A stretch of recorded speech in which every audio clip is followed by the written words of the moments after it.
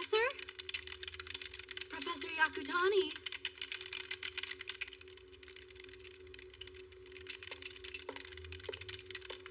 Professor Yakutani! So sorry. Can I help you? This gentleman is here to see you, regarding some joint research with his employers. I'm Kanji Yakutani, and I look forward to our meeting. Could you escort him, please? I'll try and hurry. Professor Yakutani seems to have quite a bit on his plate. Yeah, way too much. It can't be easy on him. But his research is nothing less than world class. It's gonna save a lot of lives in the years to come.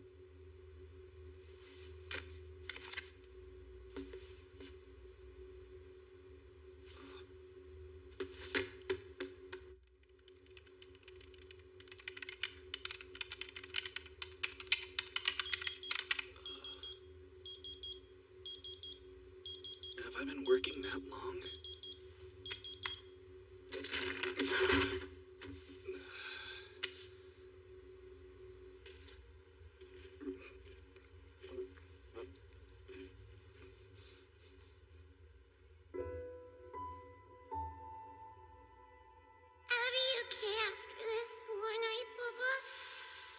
Have to take the medicine and go to sleep, right? They couldn't fully remove the tumor. Fate dealt her a bad hand. There was no path forward. And it seems the medicine didn't work. A bad hand? No path forward? What a joke! There should have been some drug that would help her!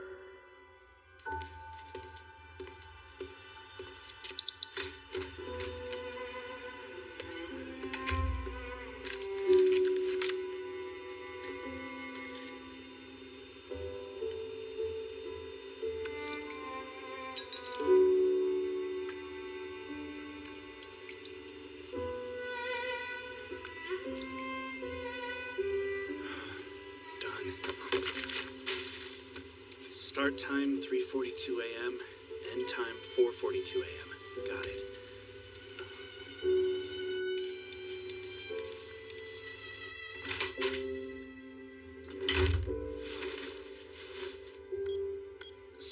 46 minutes. How long has it been since I met with a patient face to face? I think I want to become a town pharmacist someday.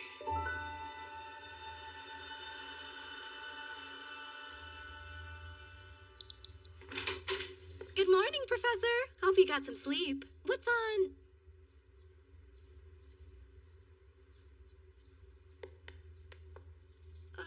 Professor?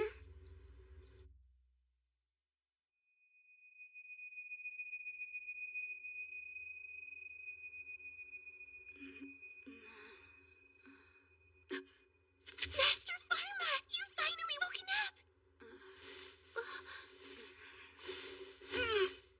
Don't strain yourself. You were struck by lightning and you haven't fully recovered. Do you remember that? What? Lightning?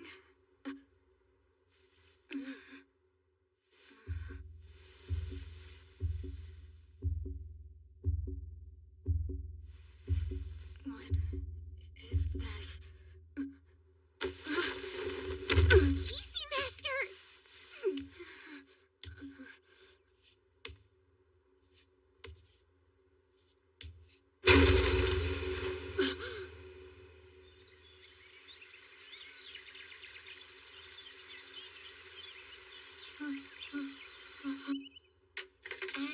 Master Pharma? Is that me? Yes! That would be you! Your Master Pharma de Medicis! Master Pharma, sure. Sounds like the name of a drug company. Am I dreaming? Or remembering a past life? Wait, does this mean I died at the office? I must have finally worked myself to death. Could it be that your memories have gotten all jumbled up? I think so. I see. Then I shall have to reintroduce myself. My name is Charlotte, at your service. But call me Lotte, as you always have. Okay, Lotte. My shoulders are getting tingly. I'll go make the preparations.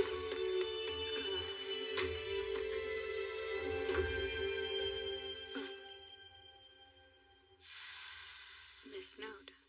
It's the last thing I wrote down, right?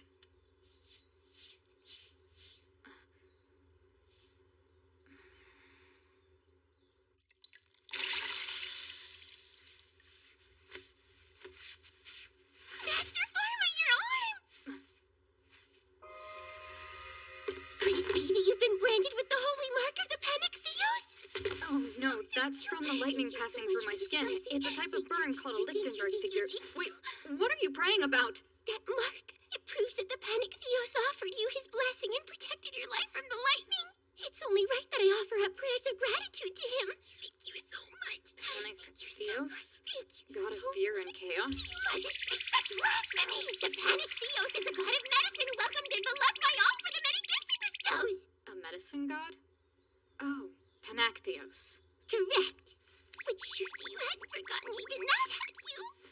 Oh no, I'm still just in a bit of a daze. So if you wouldn't mind, could I confirm a few things with you? Okay. The House of Medicis stands among the great aristocratic houses of the Saint-Fleuve Empire, home to many royal pharmaceutists. And your esteemed father, Master Bruno de Medicis, has earned for himself the title of Archduke. I see. What does that mean? The rank of Archduke is reserved for nobles who demonstrate an outstanding level of ability, a higher honor than even the title of Duke. And furthermore, the Master is president of the Imperial School of Pharmacy. Really? There's a school of pharmacy. This is Master Bruno, and to the right is his wife, Mistress Beatrice. Your younger sister, Miss Blanche, is pictured sitting on her lap.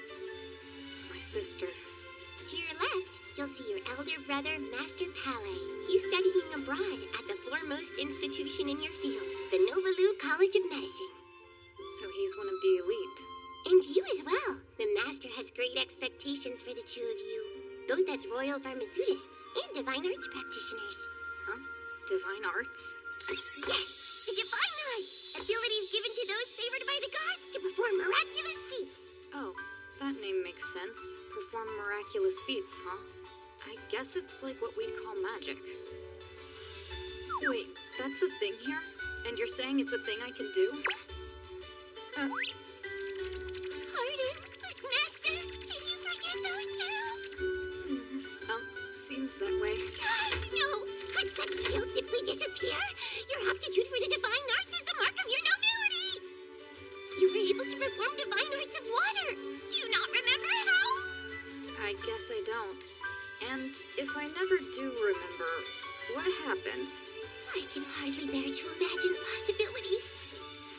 In the worst case, you could be stripped of your noble status and driven out of your family's estate in shame! Right, got it. I'll try to remember. Now I just gotta remember the divine arts of water. From what I was told, the first step is to imagine the form of water. The form of water? Like the molecule?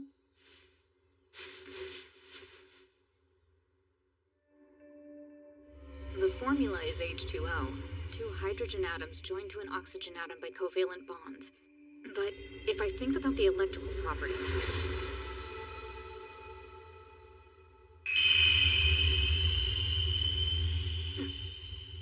Huh? Ah! Well, where is all this water coming from, and how do we turn it off?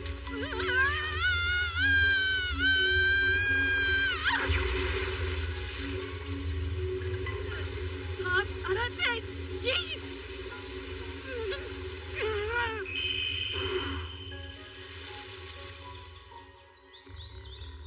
I stopped it. Master Pharma! Lotte! Thank the gods! You remembered the divine arts! Sorry, are you wet? I'm so through! However, the water from your divine art is so wonderfully brisk and refreshing, and your timing spared me the trouble of watering the herb garden for today.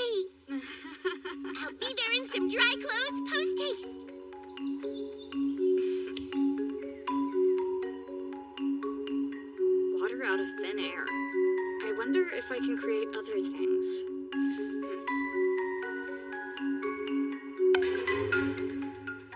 Gold, sodium chloride, sugar. I can produce elements and compounds, but not mixtures. I create substances using my left hand and eliminate them with my right, as far as I can tell. At least, I can if I know their chemical structures. Come in. You successfully remembered the sacred arts! Good job! I'm so glad you did it! Thanks. And with that, I'm sure the Master's mind will finally be... Please, Master Pharma, tell me you didn't lose the entirety of your medical knowledge when the lightning struck you? Try to remember it. Be careful. The Master likes to test you, and he tends to spring quizzes on you over the dining table.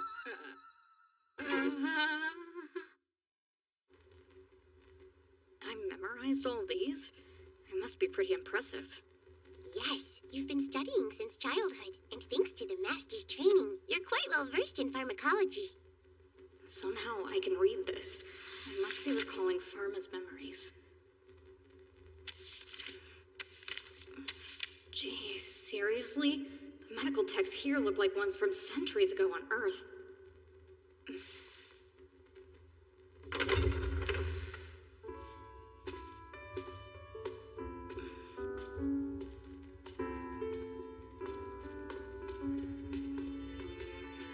You're awake. You were sleeping quite soundly, and I chose to let you be. I'm here, Father. Sorry to cause such a fuss. It's so good to see you've recovered. I had been terribly worried. Thank you very much, Mother. Big brother, are you all better now? It doesn't hurt? No, I'm okay.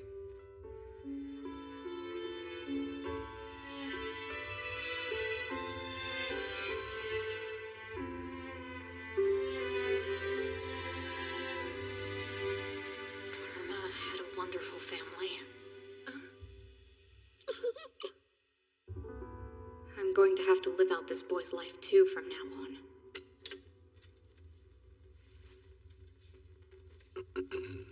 Say, Pharma, your arm injuries were treated using georite salve. Can you remind me how that's made?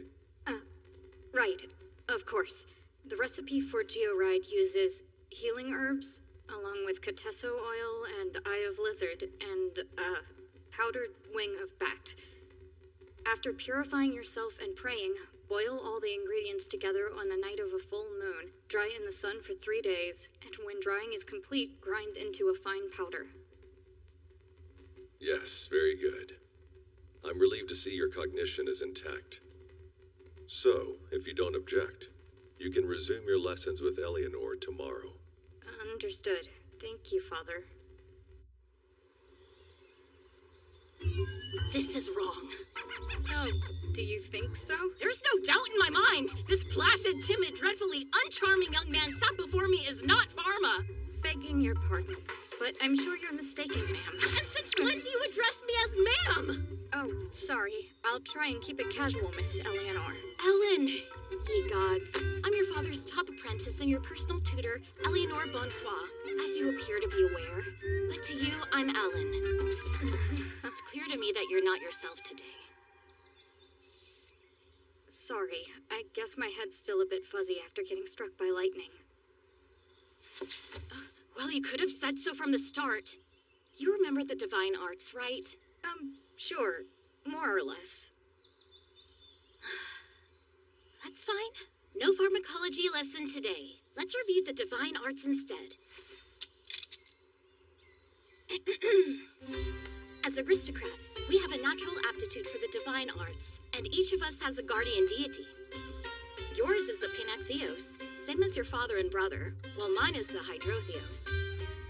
The 5 attributes of the divine arts are fire, water, air, earth, and null, each having positive and negative sub-attributes. Are you following all of this? Mostly. Fire and water and all that is pretty straightforward, but what is the null attribute? You could say it's the odd one out. It is mentioned in the literature, but even assuming it existed at some point, it hasn't been witnessed in 300 years.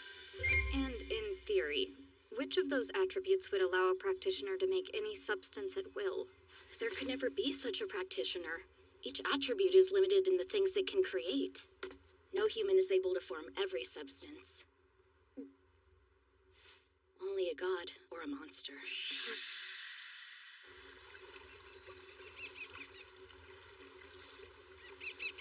Good. This will be a fine spot to practice. Pharma, did you plan on practicing the divine arts without your wand? Wand? Yes, the rod that amplifies your divine power and lets you control it. That's your divine wand. Oh, of course. I saw it hanging by my bed. Sorry, I forgot to bring it today. For this lesson, I'll let you use mine. Now point it downstream and launch a spear of water. A spear of water? Right, your brain is still foggy. I can demonstrate.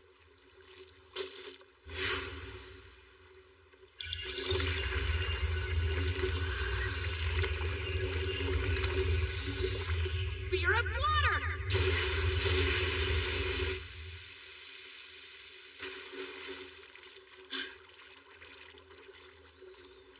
That's amazing! It really did look like a spear. It's not a very difficult art to use. I've watched you do it yourself. You have?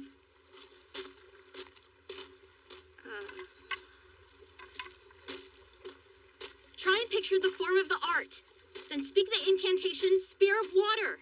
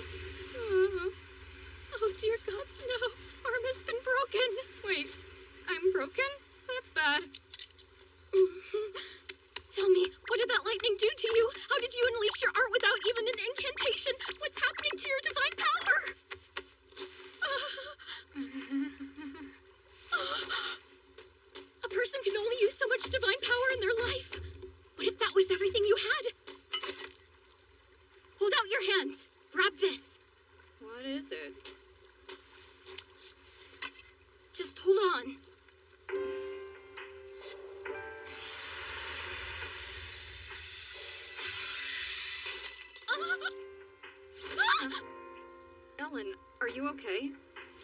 A capacity break without any color? And positive and negative attributes? What happened to you, Pharma? None of this should be possible! There go your glasses. Who cares about my glasses? Okay, so what does it mean that I broke this thing?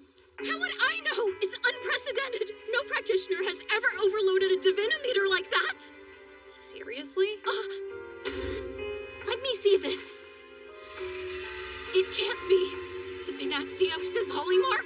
Oh, actually, they call that a Lichtenberg figure. It's just a burn mark left by the light. I've seen burn marks and they don't glow blue.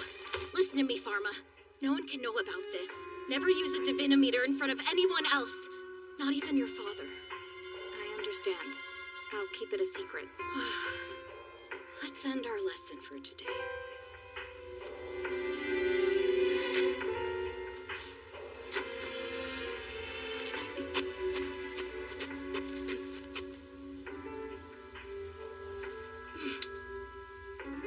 Are you okay? Your hand is shaking. Oh, I'm all right. Just a little nervous because I can't see the ground. Should we stop and take a rest? Sure.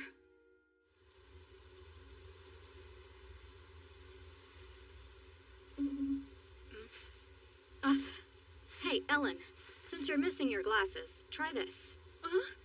Use your hands. Oh, Pharma. I'm serious. It looks dumb, but it actually helps. Make loops with your fingers and look through them.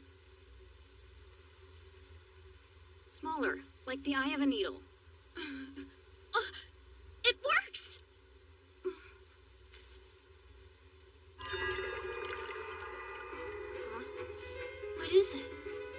sure yet. Let go! Sorry, I must have grabbed it harder than I meant to.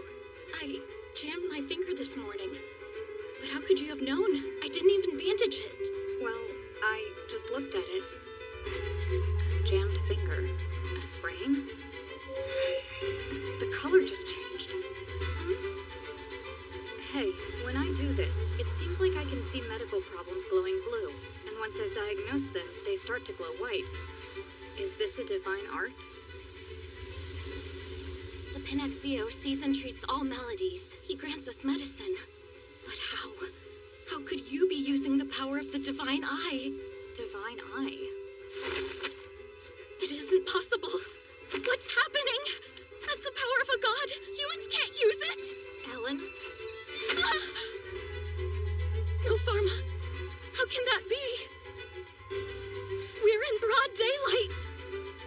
Where's your shadow?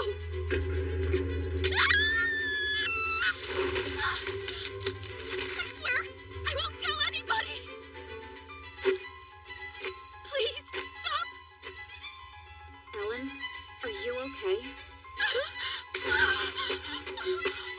Wait, don't run away!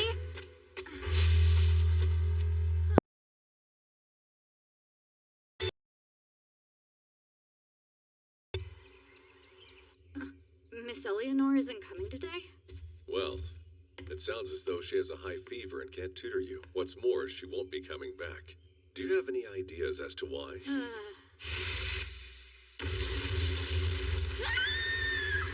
Where's your shadow?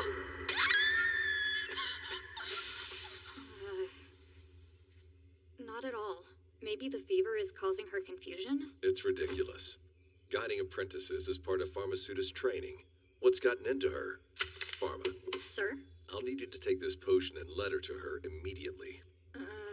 Yes, Father.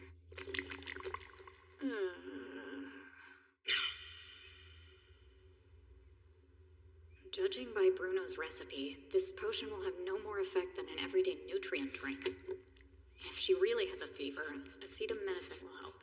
Take as needed to reduce fever or pain. Wait 4 to 6 hours between doses.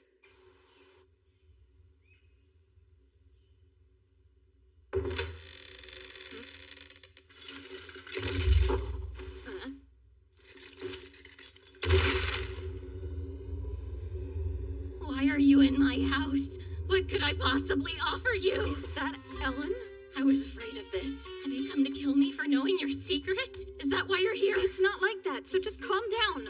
Look, no wand. I didn't bring anything.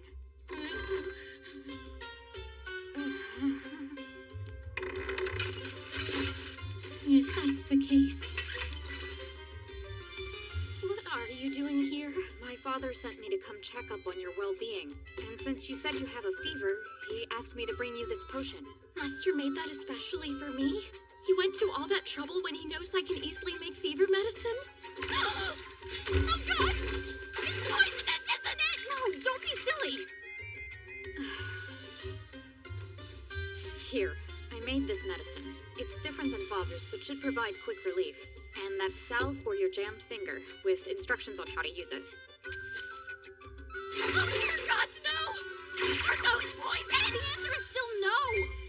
I have no intention of hurting you for any reason. The truth is, I'd actually prefer that you keep tutoring me. But why me? You have no need for further instruction in divine arts or pharmacology. What could I teach you? You're an incarnation of the Pinactheos. Actually, I'm pretty sure I'm just a human being. If that is your explicit wish, then it is my command. I swear on everything I have, nobody could pry your secret from my lips. I'll never tell your father or your family, so I'm begging you, please spare my piddling, insignificant little life. The truth is, I have no clue how to use divine arts on my own. Listen, Ellen. I need you. You're so important to me. Huh? You need me? I need your knowledge. That makes more sense. It seems the knowledge of divine arts is passed down orally. The de Medicis library has no materials on it, which means I have no hope of learning it on my own. I don't even know how to control my own abilities yet. I I'd prefer you treat me as though nothing much has changed, not like I'm your superior. Of course, if you know your mind is made up and I can't change it.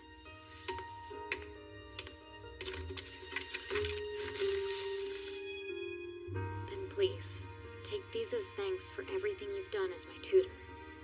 It's the least I could do. Thank you.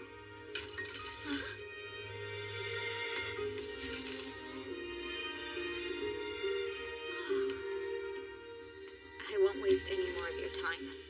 Sorry for scaring you. I hope you get some rest. Take care, Ellen.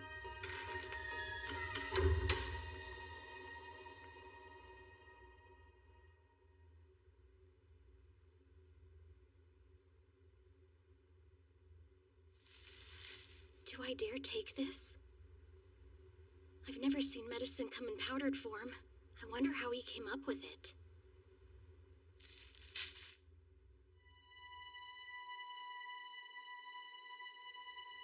Get a grip. I'm being silly. The Panactheos is a peaceful deity. I've never once heard of it doing harm to human beings.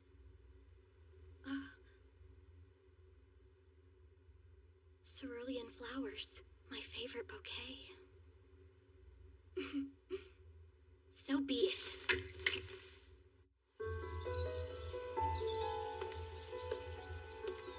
Panactheos! Good morning! Hey, Ellen. Are you feeling any better today? I guess you're still wearing all that armor, so, It's not what you're thinking at all. This armor's a necessary precaution if I'm going to help the Panactheos train. I'll need protection too, you know. So does that mean? Yes, Pharma. It's my honor to continue tutoring you. Thank you so much, Ellen. No need to go to the trouble of thanking me. If you were to lose control of your divine arts due to my lack of instruction, you could literally level the entire city. You're going a bit overboard again. More overboard than your sphere of water. Anyway, I should be expressing gratitude to you. That bitter powder and the salve you gave me seem to have worked. Even better than I expected. Well, I'm glad to hear it. Your medicine provided instant relief. Even Master's doesn't work that quickly. It was like magic. Don't mention it. And the bouquet, my very favorite flowers. Now to the next stop, a completely deserted island. Deserted island? As I said, we're taking precautions.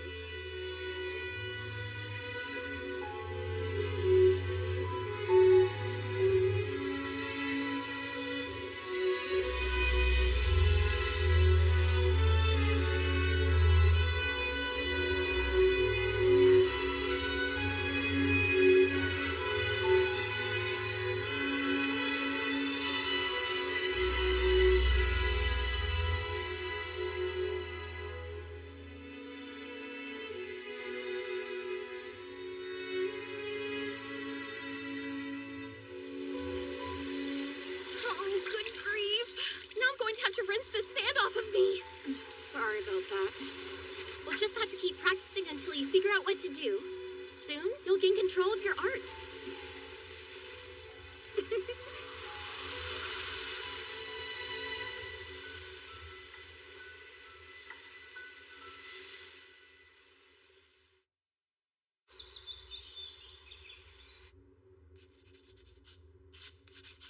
Why, hello, young master.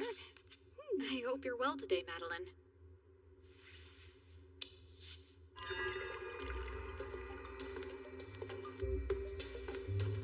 Reflux esophagitis. Fine weather today, eh, sir? You've got some pep in your step, Alfred. Left eye, sty.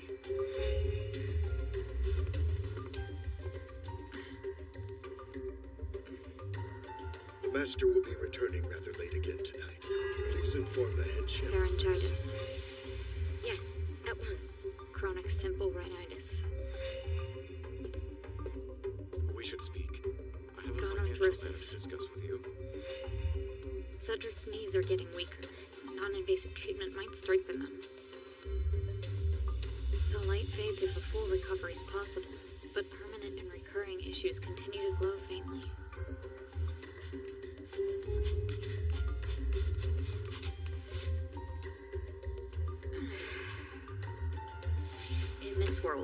existence is heresy.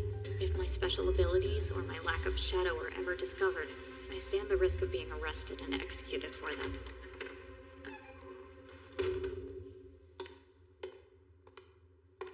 To prevent that fate, I need to make myself indispensable and prove my worthiness to the people here. Regatiform eczema.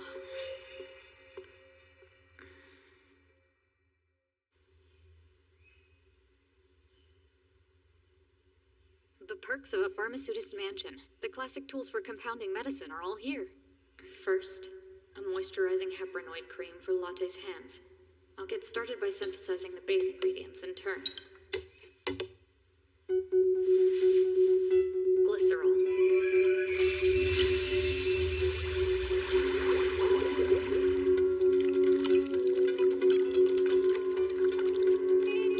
Great, it worked. As long as I know the substance's composition, I can create both solids and liquids, and even viscous substances. For the emulsifier and surfactant, I'll use glycerol monostearate. After producing heparin, I'll depolymerize it to obtain the main heparinoid medicine. The oil phase will be an oleaginous base with squalene and take the oil phase and the water phase with the base and ingredients mixed in and warm them both with water. Gradually add the water phase to the oil phase with the emulsifier added, and stir together rapidly to combine. To finish, essential oils for fragrance, and then safe preservatives and stabilizers for shelf life.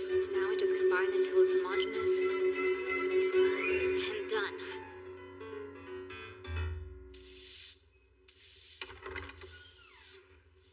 Huh? You made a present for me? Yeah, with everything you do for us, it's only fair.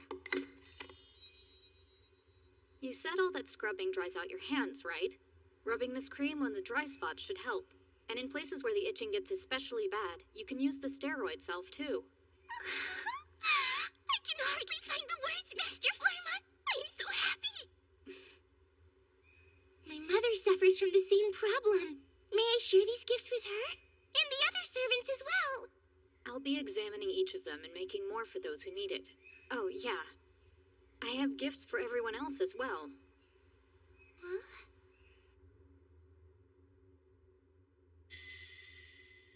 Oh.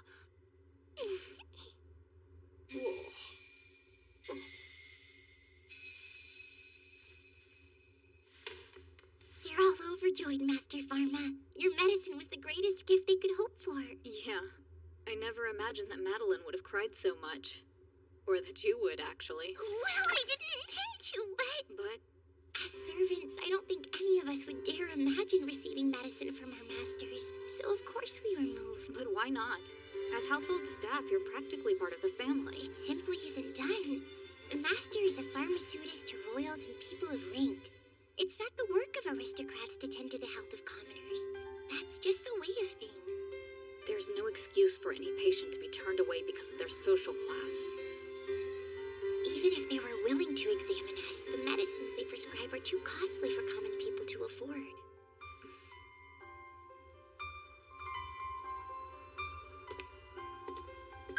A class-based society with drug price problems, and with the state of medical science, most of those expensive drugs are probably useless, and the commoners have nothing to turn to but superstition and sham treatments, so their mortality rates are horrific. If they could have access to effective medicine. You know, Master Pharma, you'd never examined me either till you decided to make that medicine. What? Not even once? Never. Though I'm sure that was at least partly because the master had prohibited it. Really? I get it. It would be dangerous to let an apprentice treat patients based on incomplete knowledge. But as I go forward, I want to make good medicine available to everyone. And that should be part of my pharmaceutist training. You're too kind, Master Pharma. I don't know if I would say that. You've done so much lately, and you're dedicating yourself to treating people in need, regardless of their social class. You'll be a splendid pharmaceutist. Well, I'll certainly try. Thanks, Lotte.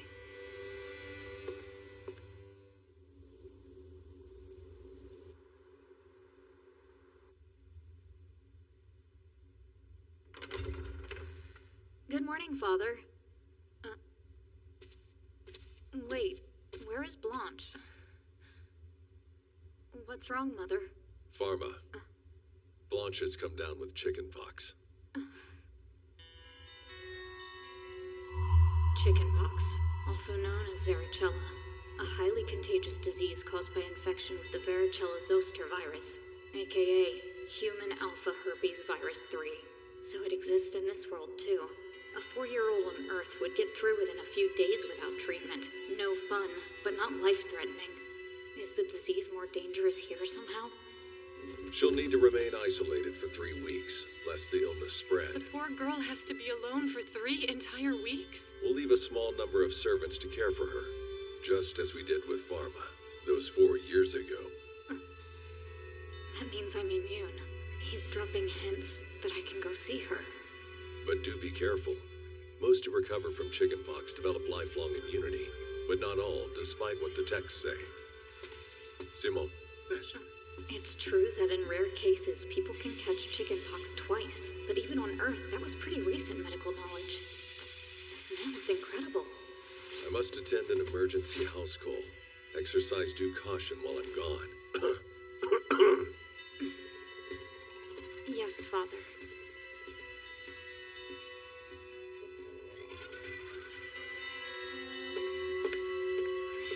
A safe treatment for a 4-year-old chickenpox patient.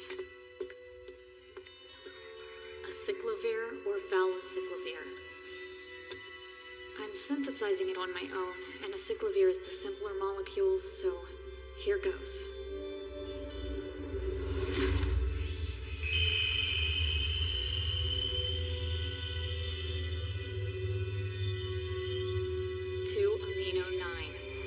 Hydroxyethoxymethyl-1, 9-dihydro, 6H-purin, 6-1. Create acyclovir.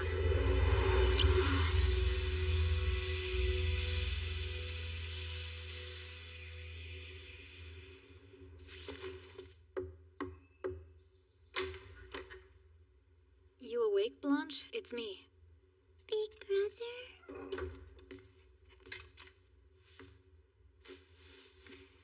How are you feeling?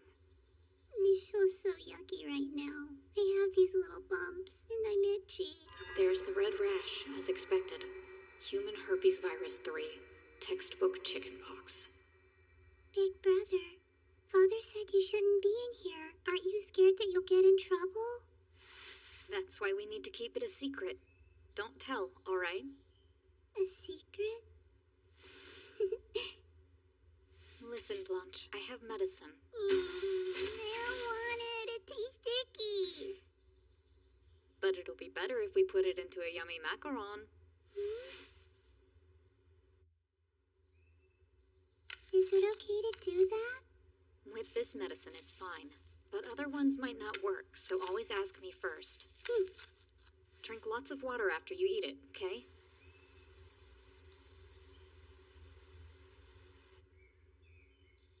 Can I ask you something? Yes, of course. Why did Father say there wasn't any kind of medicine that would make me feel better? Well, there didn't used to be, but I found one in a book that just came out. In one of Father's books? Did he not know? He reads them too, right? Right, but he's too busy to read lately, and this book is still brand new. I want to surprise him. How about we keep that secret too? Okay. I'm so itchy. Wait, try not to scratch it. Breaking the blisters could spread the virus. Virus? Crap. They don't know about viruses or bacteria in this world. Is the virus making me feel yucky? Teach me about it, Big Brother. Well, it's kind of like an evil spirit, but it's so tiny you can't see it. It's a ghost? I'm scared. Oh, you'll be okay. This Azaline ointment will help, and I'll stay here with you a while. Hey, Big Brother, you seem different. Huh? But why? Did something change? Well, what seems different about me? There's a lot. You never come in my room to play, and now you are even though I'm sick. And you've never fed me like this before either. I think you must have suddenly got a lot nicer for some reason. Is it weird that I'm acting different? I'm not sure. But still, it's okay, because I'll always love my big brother. I love you, brother.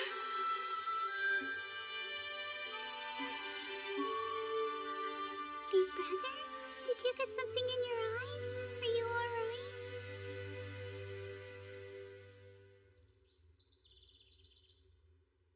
How is your appetite? Any pain? No pain, Father. But I am hungry. So you've recovered. That happened unusually fast. Yes, well, it's because... A secret!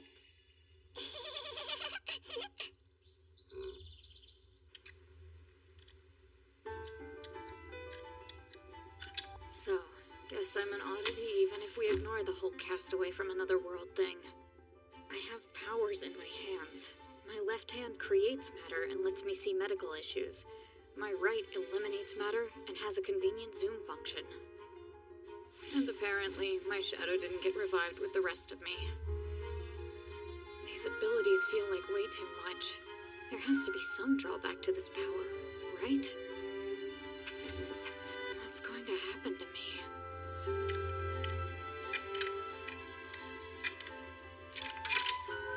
Great, it works.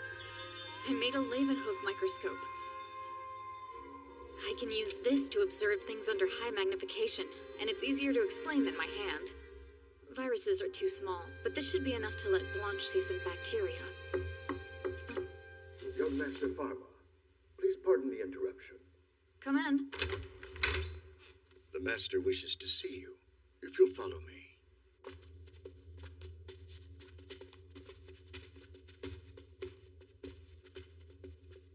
Excellent. You're here.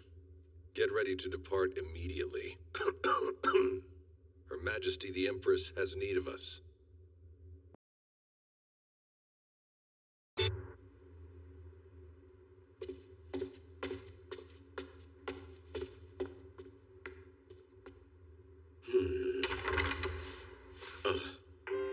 Archduke! Head physician. How is Her Majesty's condition? Not promising. Her lungs appear to have weakened considerably.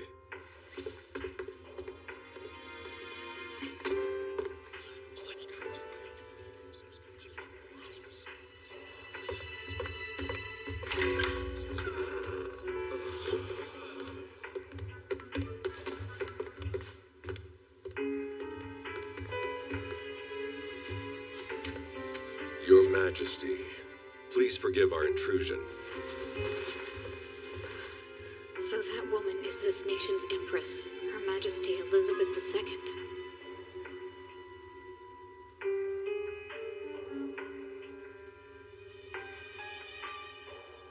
Pharma, my bag. Yes, Father.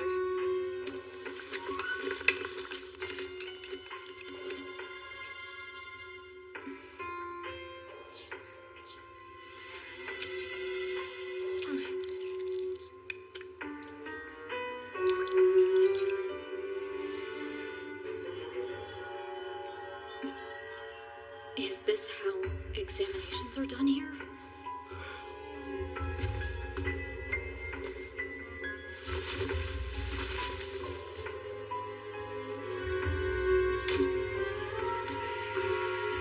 So, it's as we feared. Indeed, the stars portend disaster. I'm sorry, but I fear her destined end is nigh upon us. So they're consulting the stars? Nevertheless, I'll continue what treatment I can. Pharma, I need your assistance. Yes, sir. Treat her, you say? In this world, pharmaceutists have independent prescribing authority. They prescribe and compound drugs. I smell opium and mandrake, used for anesthetic effects. Is it just an anesthesia potion? Majesty, I hope you're in good spirits. Please, Bruno. We gain nothing by mincing words. Tell me, am I beyond recovery? Not in the least, Your Majesty. In fact, I brought a powerful medicine. Please inhale this. The vapors should help your breathing.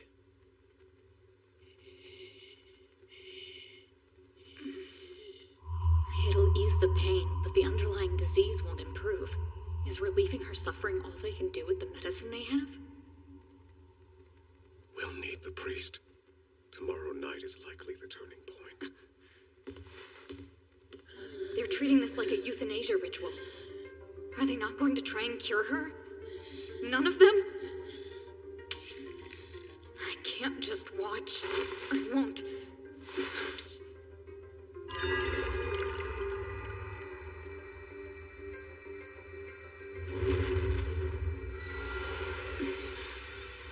Lung cancer?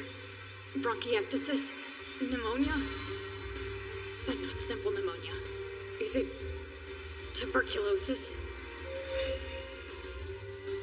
That's it. The White Death. Injections are off the table. I'll have to compound something that can be taken orally. Ideally, a 4-drug cocktail. Rifampin is a must, but it's a massive, complex molecule, and I have to keep an accurate image of its structure in my head to synthesize it. If I screw this up... I get it. This is what it means to deal directly with a patient. Mother! What's happening? Your Highness! Prince Louis. I don't understand. When are you going to get better again, Mother? Louis, dear. Your Highness, we have to leave Her Majesty be. I won't go! You must! I won't!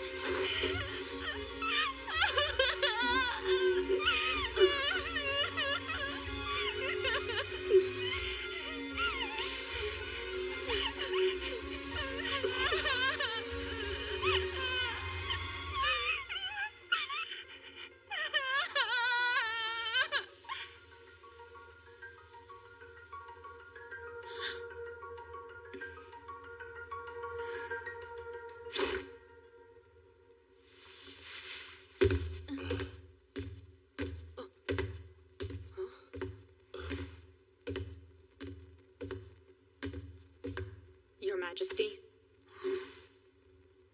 Begging pardon. May I be permitted to treat Your Majesty despite my station? A new medicine exists for Your Majesty's illness. Pharma, what are you thinking? New medicine? Could there still be some way? Yes. This is no time for such childish jests. Hold your tongue. Bruno, let him... You know a treatment. If that's true, then you must know the name of my affliction as well. I believe so. Very well, then. I shall allow Your it. Majesty. Claude. Before this illness brought me low, I was the Empire's foremost practitioner of the divine arts. Whatever toll the years have taken on my abilities, I trust in my powers of discernment. Now then, young man, in spite of my state, you think there is hope I may yet recover? I do. My thanks. I am in your care.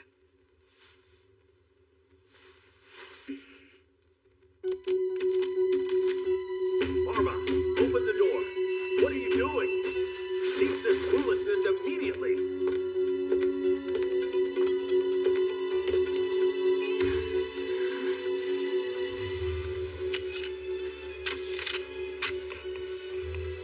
Bacterial infections can develop drug resistance.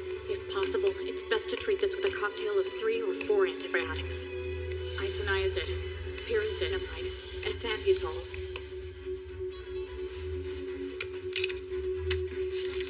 And finally, rifampin.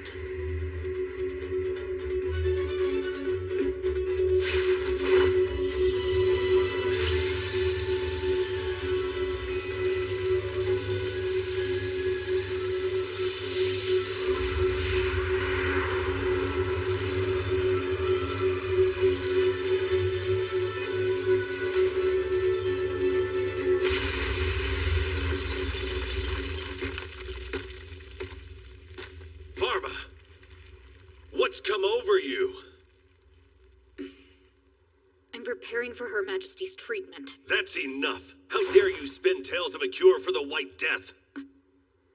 That's unexpected. You already knew Her Majesty had the White Death? Of course I did. The signs have been showing for long enough. I had to use a superpower to diagnose her. He did it the old-fashioned way. He truly is a brilliant pharmaceutist. Our craft is not something to brandish in pointless bids for attention. You know better. Our knowledge is a tool to soothe the hearts of our patients. Pharma, think of the patient's needs. The White Death is an incurable illness. She will suffer its effects until her death. Why burden her with more false hope? Enough of this flight of fancy. Recant your nonsense talk of new medicine and shame me no further. No, Father. The medicine does exist. Huh? I swear. And once I've made it, you need to take it too. Stop! What are you making?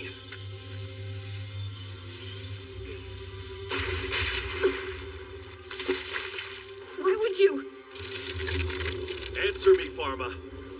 Stop what you're doing this instant and tell me what you're trying to compound. Put your wand away, Father. Using divine arts here could destroy the whole lab. Answer me. If you can't explain what you've made, I'll assume it's poison. Sword dance! Abide!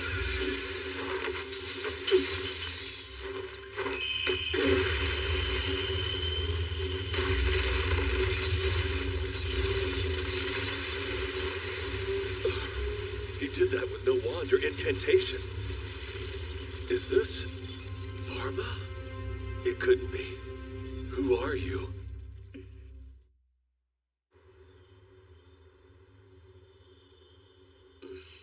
I won't leave till you answer.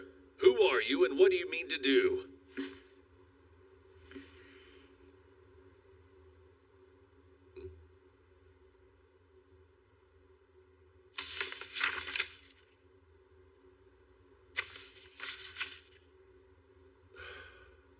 What's in this book? Knowledge of novel medicines. It came to me in a dream after the lightning struck. In a dream? It came to you that day? Yes. Your shoulder. That's the holy mark. Did the Panactheos grant you wisdom? I couldn't say that for certain. It's becoming clear now, but no easier to believe. The Panactheos gave his blessing to none other than my youngest son. Please listen to me, Father. Go administer this medicine to Her Majesty. You can take credit for compounding it. Your standing within the court will be preserved. No. Any medicine of your own creation is rightfully yours to administer. That is my teaching, and I expect you to abide by it. Her Majesty placed her faith in you and your assessment. She resolved to stake her life on your medicine. You'll do the same. Administer her treatment and bear its consequence. To do so is your duty and your pride as a pharmaceutist. I will, Father.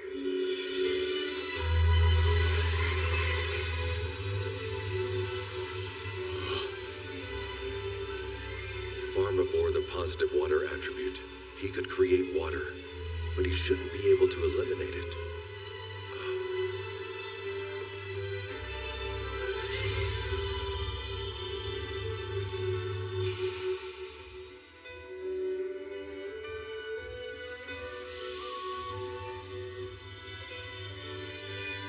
I beg you, please tell me, are you Pharma? Are you really still my son? It's hard to say, but I feel like I am.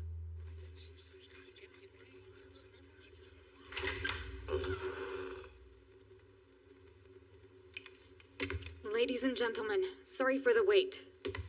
Why would he come in with his face covered? How could he so brazenly disrespect Her Majesty?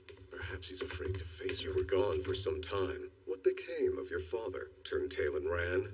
No, sir. Nothing of the sort. The time is hardly of import now. Come closer.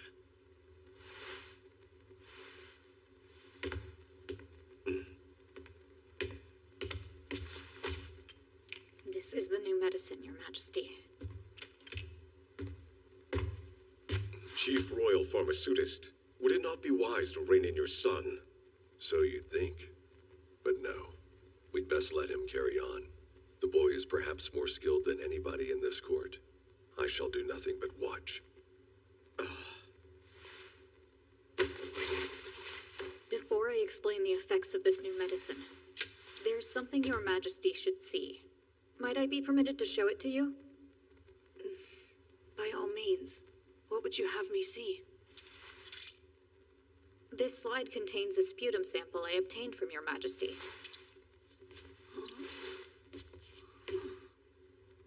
Please hold that near your eye and gaze through it while pointing it toward a light source.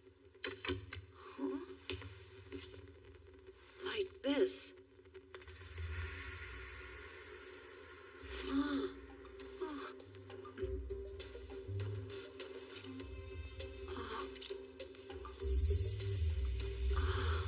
What am I seeing? Are these some kind of living creatures?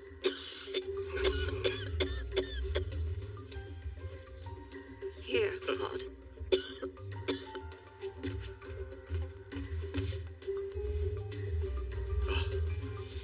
Pardon me. Let's see. What are these things? Bugs? Head court physician, what is it you see? Incredible. They look just like caterpillars. Are these living organisms? Tell us, Pharma, what is this strangeness we've witnessed? They're tiny life forms called bacteria, the true cause of the White Death. They live within the human body, giving rise to the symptoms afflicting Your Majesty. Bacteria, you say? And like the White Death, many diseases that plague humanity are the result of microorganisms invading our bodies. The medicine I've given to Your Majesty is deadly to the particular type of creature responsible for the White Death, and with half a year of consistent treatment, we can expect a full recovery. That's a long course of treatment. The White Death is quite a tenacious malady. Well, Pharma, if what you say is true, our entire conception of disease is set to be turned on its head. So be it. I'll take your new medicine, come what may. Your Majesty.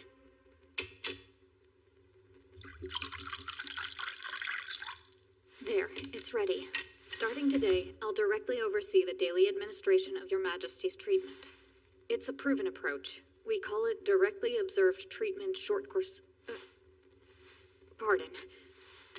Then I shall remain in your care hereafter, Pharma. Your Majesty, I, Pharma de Medicis, hereby stake my life on the safety and efficacy of this treatment. Now.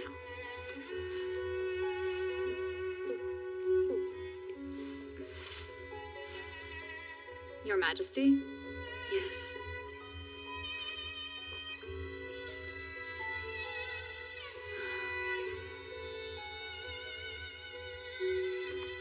Ladies and gentlemen, through the use of this new medicine, the bacteria attacking Her Majesty's body will be destroyed, and the White Death will no longer be incurable. Humanity can at last be free of this illness, once and for all. Young man, what is this marvelous contraption?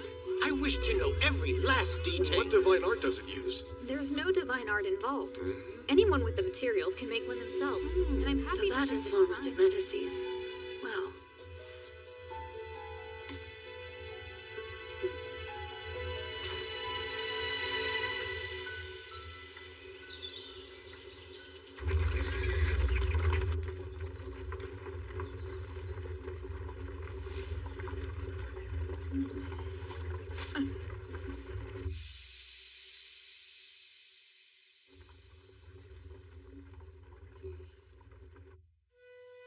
Pharmaceutists must be close with their patients. Our craft leans not on skill, but on heart. In accordance with that conviction, throughout my interactions with my patients, I've always sought to understand their hearts. And yet, in the course of rearing my own son, I failed to make any such effort. As to what occupied his thoughts, or how he felt about the life I gave him, I could hardly guess.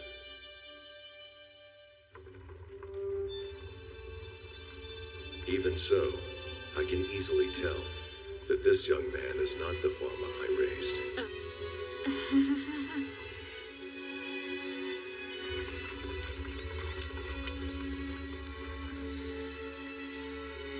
I'm glad to to know Her Majesty was able to get to sleep. Hopefully she'll wake up feeling rested. Ah, indeed. And your medicine is sure to be of help. Well, I certainly hope it will be.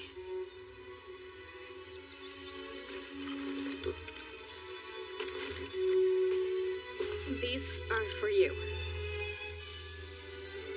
Though I won't take offense if you're reluctant to try them, of course.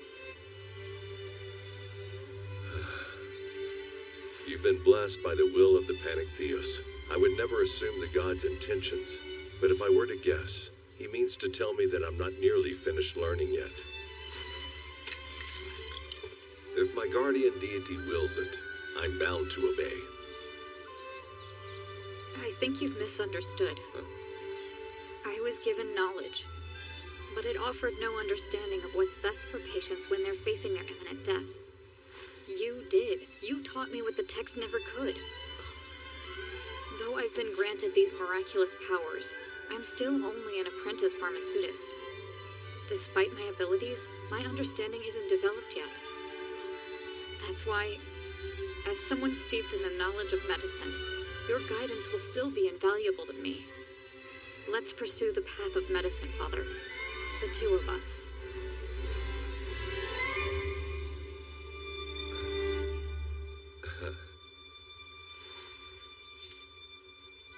So we shall, and I thank you, my son.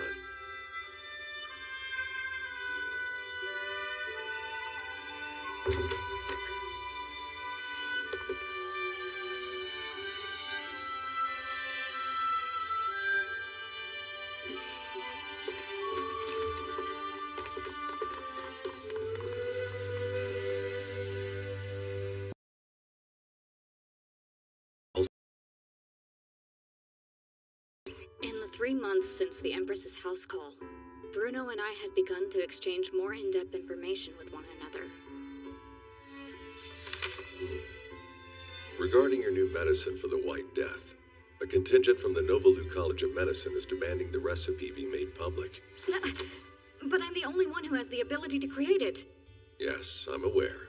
I fabricated a reason and sent them on their way. It is a miracle wrought by the Panic Theos. I doubt there's any point in telling others.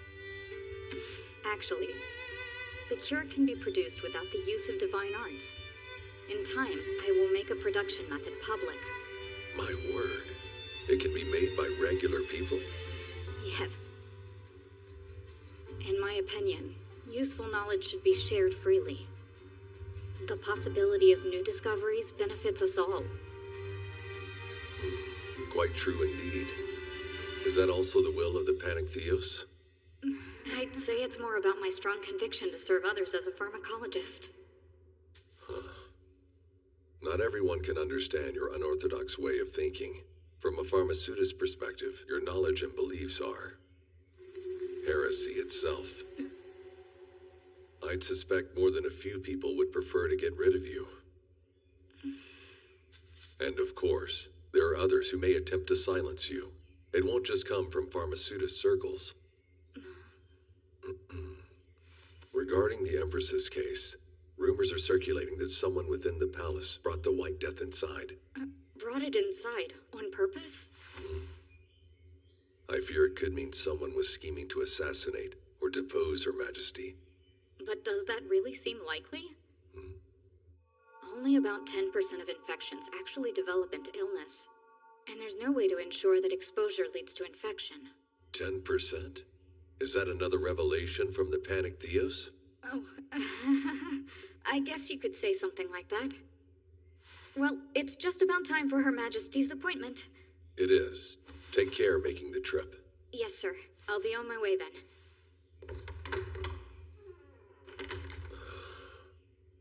How much devoted study would it take most people? Who could even come close to his level? A heretical pharmaceutist? Oh, Bruno, how do you still not see it? This world's unavoidable and beautiful truth!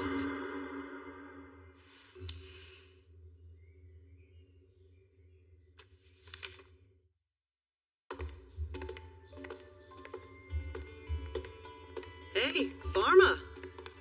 It's that time again. Greetings, Lord Noah. How is Her Majesty? Well, before that, can we talk for a bit, please? That way. Listen, I got some really tasty gossip for you. Do you want to hear it? No, not really. I can't help but think Her Majesty is trying to decide what kind of reward she'd like to give you. A reward? How can you be surprised about that, you fool? You're the one who saved Her Majesty the Empress's life! And offered examinations and treatment for the entire court! Truth is, no one has ever rendered greater service to our nation! Huh? Okay, just between you and me, what piques your fancy, Pharma? Money? Territory? Status? Oh no, I don't need territory or anything like that. Idiot! You're a noble, so claim anything you can! Honestly, I just don't think that way. There must be something you want. Like assistance with your own goals in the future. I won't tell a single soul. Promise. My own goals? When you put it like that, I'd want to open a pharmacy right here. Huh? A pharmacy that serves all people, one they can trust to provide safe and affordable medicine for everyone. That's what I'd want. What?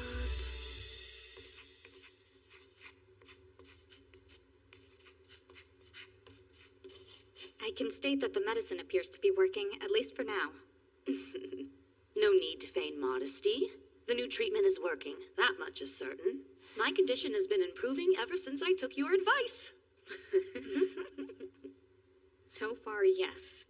But with medicine, as with people, there are many variables. You can't know what will happen tomorrow.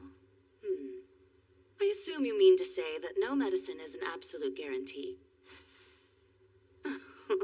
Where is the demeanor you showed when you gave your grand speech to the court physicians? I understand. At the time, I was wallowing in the depths of despair, just waiting to die. You spoke so definitively, I couldn't help but believe that I would recover. You struck the spark that rekindled the flame of hope deep in my heart. After I was afflicted with the White Death, and my euthanasia was ultimately decided upon, my authority as ruler, the perception of my power and value, plummeted to the ground. Your Majesty, that's not the truth. After having been deemed worthless once, how can I prove I'm fit to occupy the throne?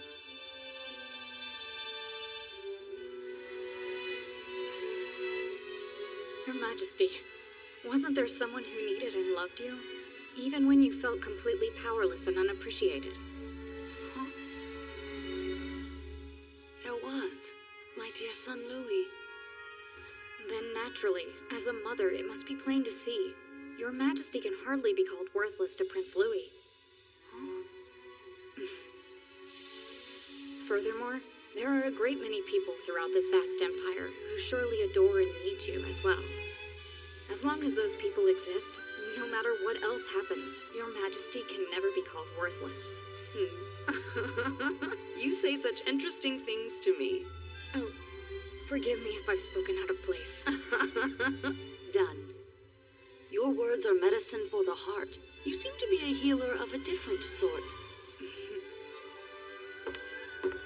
I shall take my leave, Your Majesty.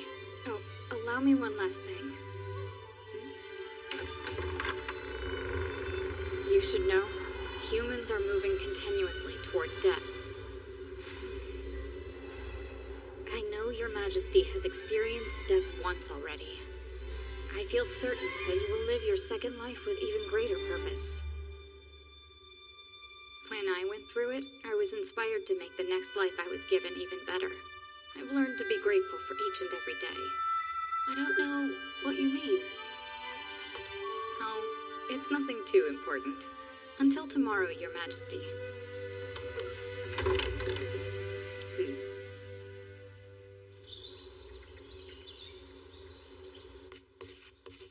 Your Majesty's health is restored. Please accept my congratulations. Yes. I hope my sudden summons did not startle you.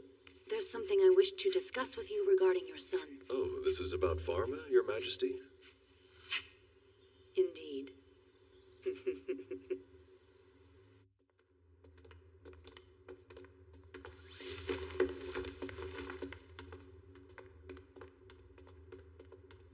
Father, are you positive it's proper for someone like me to attend such an important ceremony as this one? Why would you think otherwise? As the son of an archduke, you must bear yourself with more pride. Of course, sir.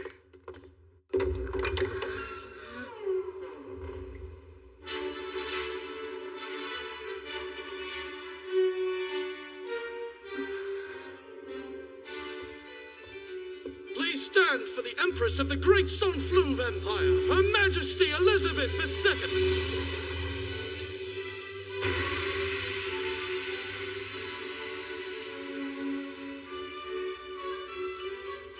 Chief Royal Pharmaceutist, Bruno de Medicis. Ma'am. We are here today to honor your service in my treatment and in training the next generation of pharmaceutists.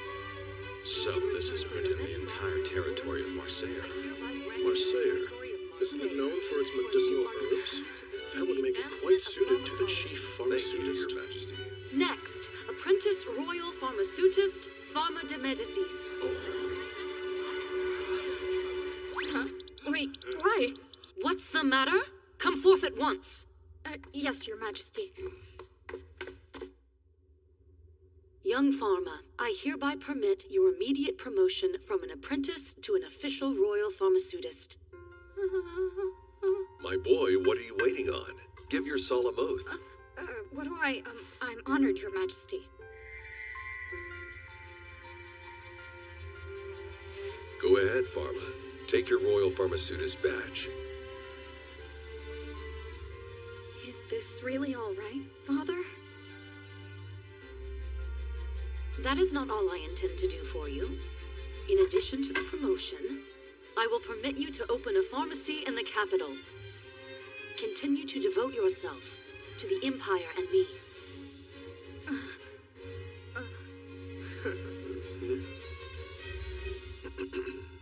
Congratulations, my son. Thank you. Thank you so much, Father.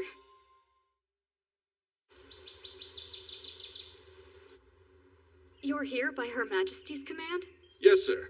We've been ordered by her to begin construction today. But I haven't had time to prepare yet, mentally or emotionally or at all. I understand if this is rather sudden, young man.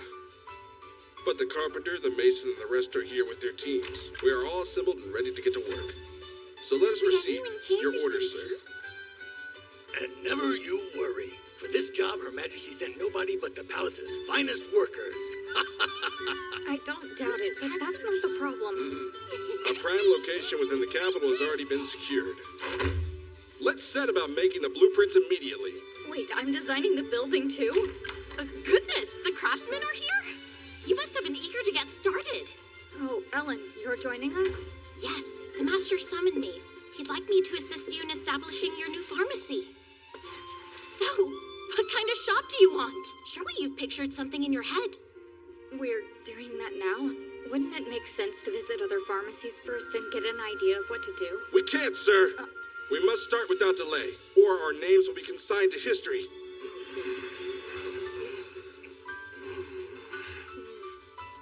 Indeed, they would be disgraced, and shortly thereafter, killed. No, but I think it's important to consider the customer's experience. It is not to your liking. Simply raise it and build anew. Her Majesty. Good, right?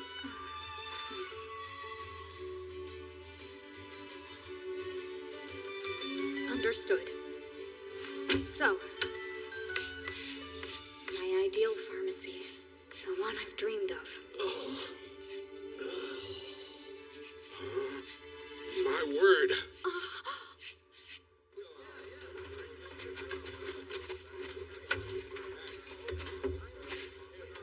Well, thanks to the degree of detail in those plans you drew up, construction's been proceeding without the least bit of trouble so far. So, what are you thinking for the name? What, I have to pick that now too? It affects the construction time. Something like Imperial City Pharmacy. I feel like that might come off pompous. I suppose the most obvious answer would be to call it the de Medicis Pharmacy. But I don't want to throw the family name around to promote my own business. This is my dream. I'm finally starting my own little pharmacy.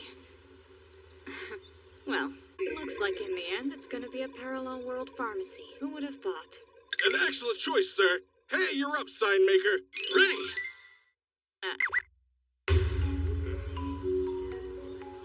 We're not open yet.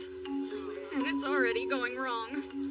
Oh my! You've chosen a rather distinctive name. No, I just gave my foreman the wrong idea. Is that so? Well, it certainly is memorable, and that's good. Not if we're remembered as the pharmacy with the gibberish name. It's hardly your main concern, considering that numerous prominent members of the Pharmaceutist Guild are surely going to take issue with this grand venture of yours. The son of an aristocrat, an archduke no less, running a store? It's utterly unheard of. I was hoping things would stay peaceful until we hit our stride. But just think of the publicity you'll get out of it. Oh my. Oh goodness gracious me. A storefront as impressive as the rumors claimed. You there, boy. You work at this establishment, don't you? Could you fetch the proprietor? I am the proprietor. What can I do for you, sir? Oh, do forgive me. My name is Veron, and I'm head of the Sanflu Pharmaceutist Guild. Pleased to make your acquaintance. Pharma de Medicis, Royal Pharmaceutist. The pleasure is all mine, Veron. Quite the storefront you've built for yourself. But exactly what sort of medicine do you intend to sell? Considering your age, I should expect you'll have a rather wide selection of hard candies available. You would do well to think. Indeed, sir. We'll sell numerous dosage forms, including lozenges and the like. Numerous dosage forms, you say? There's no denying you're a genuine student of the trade, young man. Much obliged. Now, since you were so courteous to come visit, may I ask if I'll be required to join your guild in order to operate my store? Well, I'm sorry to inform you that the guild doesn't currently offer registration to aristocrats. We represent only commoners within our trade. But if you truly wish to join, I'm sure we could make accommodations. I'll have to respectfully decline. As I thought. After all, what interest would a noble have in the ways of his inferiors? I trust each of your numerous dosage forms will carry a hefty price tag, yes? Oh no. We should have affordable treatments for most ailments. Affordable? And by what art does a child of the noble class conjure up some notion of what's affordable to the common folk? Now, sir, that's enough. Have you forgotten you're a grown man addressing a boy? If you plan to drive his store out of business, then just say it. And I shall see to you here and now. Beg your pardon, madame, but that wasn't my intention at all. I'm here to give my greetings. May we develop a fruitful relationship. Until next time. Keep your greetings and your relationship. Forget you ever came here.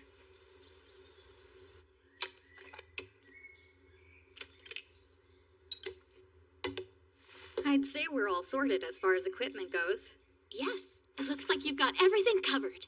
Well, almost everything. We're set on compounding, sales, and customer service, but there's still the issue of accounting. Oh, here!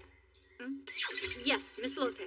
That's me, Lotte! I'll do it! I'm good at arithmetic, and I can read and write. I would be happy to be your accountant. Would you now? Very much, and I have neat handwriting. Kind of. I appreciate it, but you're just 9 years old. You need to be an adult to work here, so... That isn't fair! You're only 10 and you run the entire shop! See, that's different, 'cause, I beg you, please give me the chance to work here at your side, Master Pharma! Even if it's just cleaning or odd jobs, I want to be of help to you! I'll do anything you need!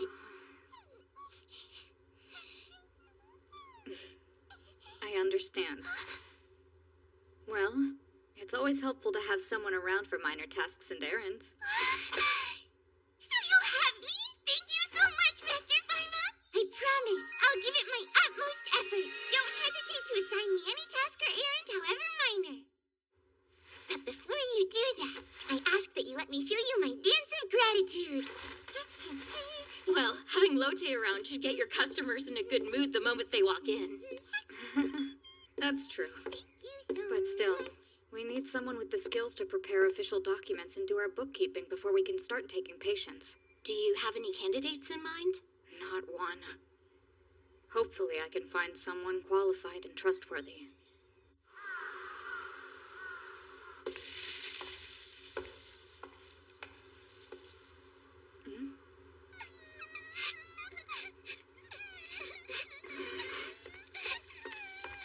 What's going on? Ah, Master Farmer. I'll never forget my time with your family. Mr. Cedric, what do you mean? I shall be retiring from your family's service, effective immediately. But why would you leave so suddenly?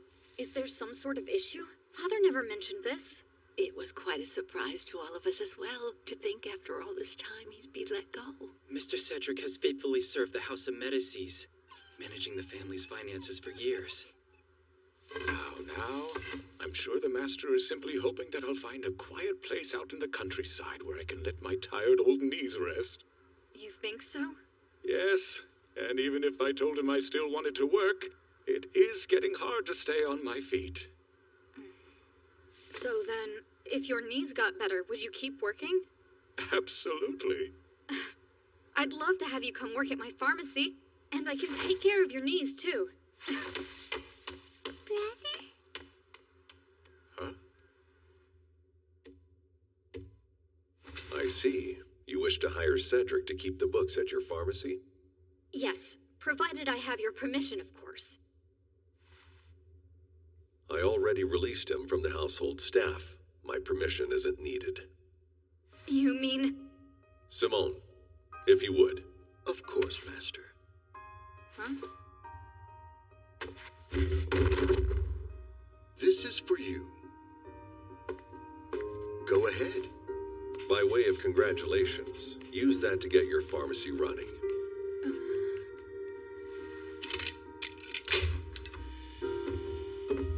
There's so much here. New business ventures come with many costs, some of which arise without warning. It's wise to keep some capital on hand. But how could I possibly accept this much money? My dear son has embarked on a new endeavor. I hope he'll indulge my wish to make a grand gesture in support of his work. Cedric has been an honest and loyal employee. He has worked tirelessly for our family, and he'll serve you well. Now give it your all. Yes, Father. Oh, could this be why he was dismissed so suddenly?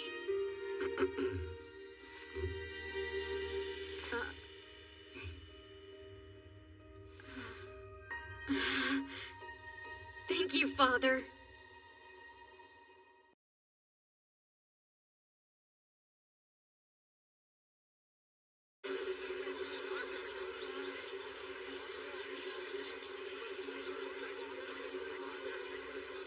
It is an impressive pharmacy.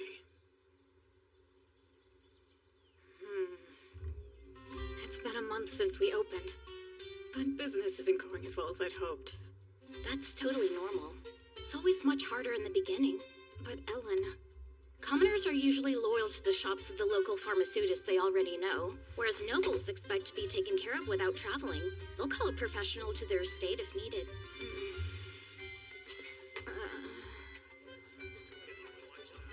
A pharmacy that caters to everyone. We might have a long road ahead of us. There are only a few royal pharmaceutists in the whole empire, and on top of that, you also happen to be the second son of an archduke. I can understand how that could make commoners anxious. I wonder what we can do to help more people feel comfortable coming into our store. Patients in the greatest need are the ones I want to attract the most. After all, those are the people with the least access to quality medicine. Pardon me, Master Pharma. I recently conducted a survey in regards to the townsfolk's feelings about the pharmacy. You took a survey? How'd you even find the time? I make it a point to frequently chat with people in the city while I'm out. Here are the results. A survey of 100 Imperial City residents and their feelings about Parallel World Pharmacy. Multiple answers allowed. We can start with the most frequent response given by the residents. The Imperial Seal scares me. Wait, it scares people? The next most popular response, I don't know how to talk to nobles, and I'm worried that I might be punished for slighting one. I don't have the appropriate clothing to enter a noble's shop. It's not like I care what anyone wears here. The knights outside intimidate me. I understand that, but if they looked inviting, they wouldn't be effective guards. The proprietor is a child. Well, I obviously have no rebuttal for that one. Sounds like these issues are pretty much at a fundamental level. What a shame. No one said anything about all of the different medicines we have available. There were also quite a few responses like this. The pharmacy makes claims that their prices are negotiable. I assume that means crazy expensive. But it's not expensive at all. Our prices are fair and reasonable. I see my mistake. I put negotiable with the intention of helping patients to afford their medicine, but instead they were suspicious that we meant the opposite. I think we should specify concrete prices and exam fees and display them in front of the store for complete transparency. I agree. Anything else, Lute? I never learned to read, so I don't really understand what the signs in front of the pharmacy say. I didn't think of the literacy rate. These are all things worthy of consideration. Let's brainstorm some more ideas. Great thinking. I can see there's still some hope for us.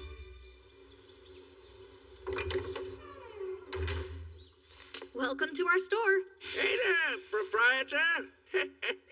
Oh, hi, Mr. Jean. I'm here for 3 more of those special sailor's candies. Got it. Thank you for all your business, sir. All righty. I'll grab myself some water. That older gentleman. I see he came back. That's right. He's the pharmacy's first regular patron. I wonder when we'll get our second and third regular customers. Young man, that water you make here is exceptionally delicious. So tell me, do you go out to sea very often?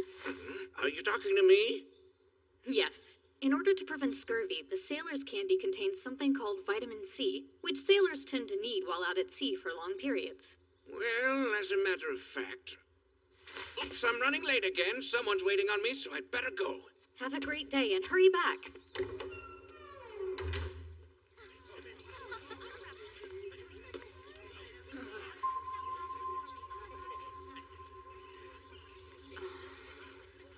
My, oh my, what a lovely store. Hello there, young man. Are you the proprietor of this store? What are you doing here just like that, Mother? And you, Father?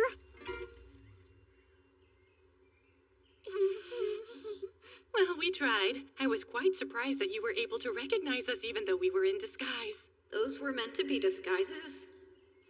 You know, Mother, you could have just told me you were planning on coming today. We'd hoped to avoid interrupting your business, though. We simply wanted to take a sneak peek and then leave. They were actually trying to be sneaky. Pardon me, proprietor. Yes, sir? May we take a look around your new facility? Of course. Allow me to give you a tour. As you can see, the first floor is the storefront. It has a merchandise area, a compounding lab, and a waiting room for patients.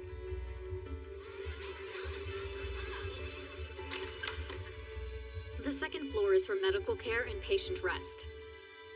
There are 4 beds and a private isolation room. There's also a bathroom. The third floor is a break area for the staff to enjoy privacy while they eat.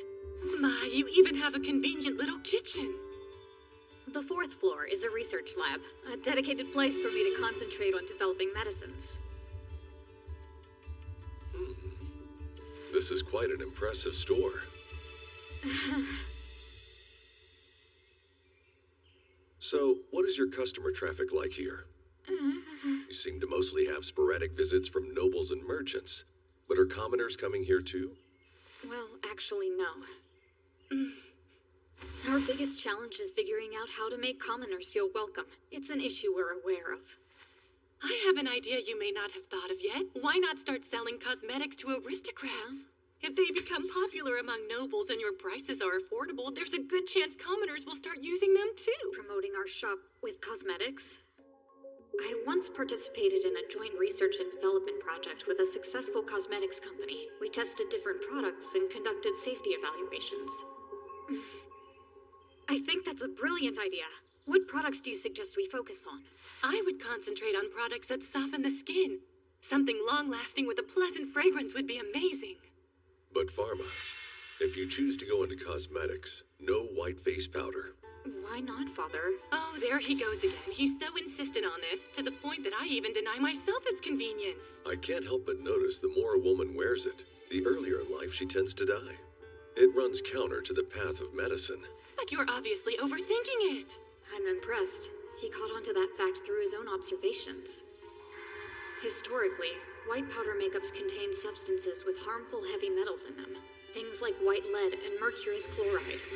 The heavy metals could be absorbed by getting the powder in your mouth, so using them demanded great care. In an effort to obtain the pale skin that's now fashionable, some ladies have even undergone repeated bloodletting. You have someone remove the excess blood. It's become very popular at salons. It's the height of foolishness. Injuring yourself in the pursuit of beauty is completely backwards. They're missing the point.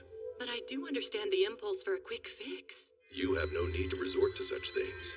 You're already perfectly beautiful. Why? Please go on. So you still find me perfectly beautiful, huh? Come on now. Let's not make a fuss in front of our child. Well, I guess it's nice to know they've still got the spark, right? Pardon me. Is the pharmaceutist here? The lady I serve collapsed without warning. Could you please come examine her? Mother, Father, I'm afraid I must go.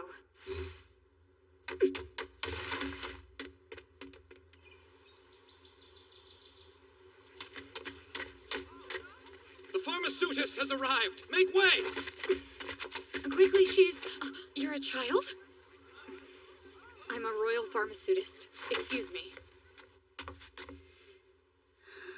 Look, Lady Chloe, we've summoned a pharmaceutist for you.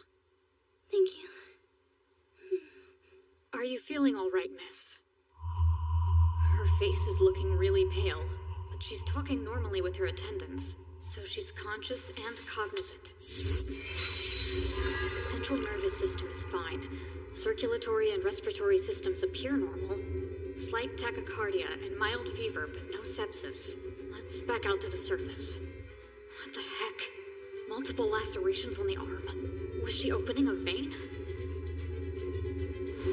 Self-harm? No. The cuts are too small and too precisely centered on the veins. They're intentional incisions by someone versed in anatomy. It has to be bloodletting. You don't appear to be suffering from any ailments, but I believe that excessive bloodletting is making you feel unwell. But how could it? I had a doctor perform it. You've been undergoing bloodletting even though you're already in good health? Those repeated incisions kept your wounds from healing, and you've developed an infection. I'm sure I'll be able to help you, so please come visit me at my pharmacy. I hoped to woo the gentleman I fancied, and he spurned me. What he said to me was that he strongly preferred women with pale, delicate skin, so I thought he might like it if my own skin were a shade lighter. Honestly, miss, your current complexion is the very picture of good health. Yet I dearly wish for perfect alabaster skin. I understand, but bloodletting saps your strength, and before long it could very well cost your life, too. Who is that young lady, sir? I believe she's the daughter of the Marquis de Chatillon. He's one of the capital's most prominent entrepreneurs himself. I'm giving you a syrup to help your anemia, and the medicine in the pouch is for your infection. 3 doses of each per day, morning, noon, and night. And in addition, no more face whitening powder. I'm sorry to tell you, but it might be taking years off your life. There's no way I can give it up. If the one for whom I long will never long for me, then what's the good in my so-called good health? Master Pharma, is there anything you can do to help this poor lady? A safe foundation that helps give the appearance of pale skin. I think so. If you could, I would like you to come here again in a week's time, Lady Chloe. That should give me enough time to prepare some safer makeup. With all due respect, Pharma, what in the world have you done to your face? This is pale enough, right? To be frank, I'd say it's absolutely beyond the pale. That shade of white was genuinely shocking to see. I think it's lovely, Master Pharma. This is a prototype for Chloe's foundation. I thought I should test it on myself before I sell it to her. But isn't it a safety issue? The master told me that face whitening makeup is dangerous. And I can't imagine a face more whitened. I promise you it's fine. This makeup uses no dangerous lead or mercury compounds. It's absolutely safe, and the ingredients are easy on the skin. But most every kind of facial makeup uses lead or mercury. How does leaving them out make products safer? They're both highly toxic. What? When the body absorbs more than trace amounts of metals, they cause damage to both the nervous system and the kidneys. If what you say is correct, then cosmetics that use those ingredients shouldn't be allowed on the market. Yes, I agree. And I'll be bringing that up with Her Majesty. Amazing, Master Pharma. Pharmacology is one thing, but who knew you'd be so well versed in cosmetics, too?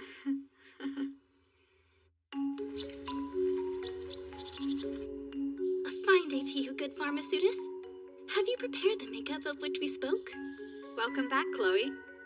As promised, your new cosmetics are ready for use. You should start with the face wash and moisturizer. Once that's done, you can apply the makeup itself. From that tub in your hand? It's not a powder, though. Right. I opted to make it a cream, which should be more suitable for use on the face. And it'll protect your skin from the sun. Oh. That seems quite remarkable. How can it protect me from the sun? Well, titanium oxide was one of the pigments I used to make it. Not only does it reflect the full visible spectrum of light, producing a bright white color, but it even reflects the invisible ultraviolet rays from the sun, which tan the skin. I beg your pardon, but this is all beyond me. And lead to a heightened risk of skin cancer. To summarize, even a thin layer can block the sun's rays. Huh? You have a complexion that tends to tan easily, but this cream will prevent the ultraviolet radiation from reaching your skin and keep it pale even when exposed to sunlight. Really? And we'll add a bit of this loose powder to top things off. Just gently brush it on, like so. Why, you're shimmering, Lady Chloe. I used cerussite. You indicated that you were looking for a snow-white aesthetic. That was my inspiration, to create a finishing powder that sparkles like fresh snow under the morning sun. It's incredible. My face has dimension. I've never seen a product like this. Utterly remarkable. Is it to your liking, then? At the end of the day, when you're preparing for bed, you should use this makeup remover. It contains ingredients that will help your skin. Maintain that routine, and you can have the skin you desire without using whitening powders. How absolutely wonderful. I'm so grateful to you. I'll never have to endure the pain of bloodletting again.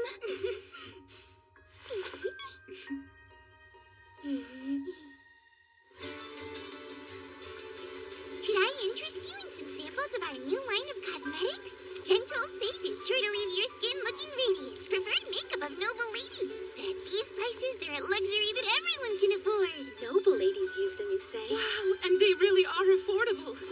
I'll have a set, please. Of course. We appreciate your patronage. Could this stuff do anything for an old lady like me? Yes, absolutely. We created these products because we believe beauty is for everyone. And we would be honored if you would come visit us. Well, that's kind of you to say, little missy, but unfortunately I can't read. It's perfectly fine. We have these simple illustrated guides. So please, ma'am, we'd love to have you. I've seen enough. I must have one of your cosmetic sets. Ask and you shall receive. Who could have imagined a noble shop having such affordable prices? I'm using it as my regular pharmacy from now on. I hired them for a general health consultation, and it was absolutely worth the money. Really? Perhaps I should do the same. Seems like things are really taking off for you lately. They are. It's a good thing. Bit of a strange face to be making when you say that. Well, of course I'm happy to see that business is going well, but there's just one... What? You've sold through your cosmetics inventory again? Lady Chloe. You'd run out when I was here the other day as well. And my friends are eager to try the new products for themselves. Sincerest apologies. The truth is, demand got so high so quickly that production hasn't been able to keep up. We have too many customers seeking our cosmetics, and frankly, our current staff is nowhere near equipped to deal with everything. What a predicament. Well, perhaps you could start an independent subsidiary for your cosmetics line. Subsidiary? Think so? Yes, and I would be happy to finance it, including its own team of pharmaceutists. With you as the proprietor, of course. Do you accept, Pharma? The House of Chatillon has earned a sterling reputation through the course of numerous successful ventures, Master Pharma. And don't fret over the paperwork. I shall see to it without delay. Okay, Lady Chloe. I accept. Looking forward to it.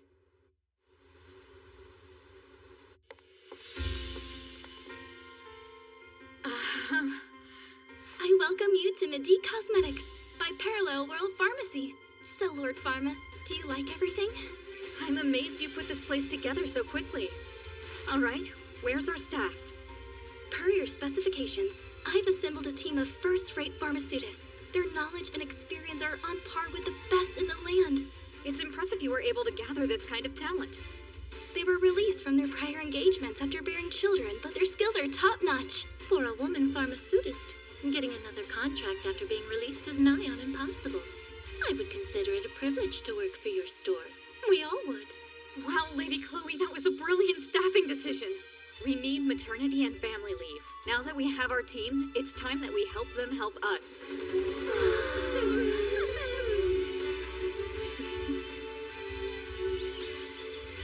Attention, please! I've compiled the results of our most recent survey. The medicine is cheap and very effective. This will be my regular pharmacy from now on. The water is fresh and the cosmetics are excellent. The proprietor has my respect. You've turned it around, Pharma! Your shop's prospects for the future have grown bright. Because of all of you. Now let's keep working to make it even better. This is it? The makeup that's the talk of the entire city? Yes, Your Majesty. It's filled with beauty-enhancing ingredients. So I hear. But going forward, you must bring any new products to me before distributing them, Pharma. Of course. 1,000 pardons, Your Majesty. On that note, I did happen to bring a brand new product for Your Majesty to try. It's a medicated lip gloss, which can be easily applied using a fingertip.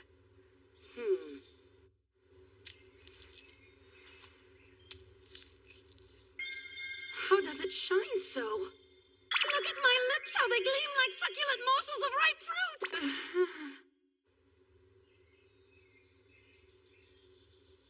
Your Majesty, those emergency edicts will save lives. My sincerest gratitude. Yes. It was a shock to learn that such common products could be so toxic. However, many have earned their livelihoods making and selling whitening powder, and in the face of these new edicts, they're now on the verge of collapse. Regardless of your cause, the state mustn't place your store at the head of an oligopoly. Understood. That's why I'm going to share the production methods for a number of our shop's products with Your Majesty. My hope is that the state will disclose them to the public. 'Tis another fine idea. But I shall insist upon one further measure. You must raise your prices. If your store dominates in fine goods, other merchants starve. Those of means, especially nobles, must allow commerce between the common folk. Your Majesty. Indeed, as you command.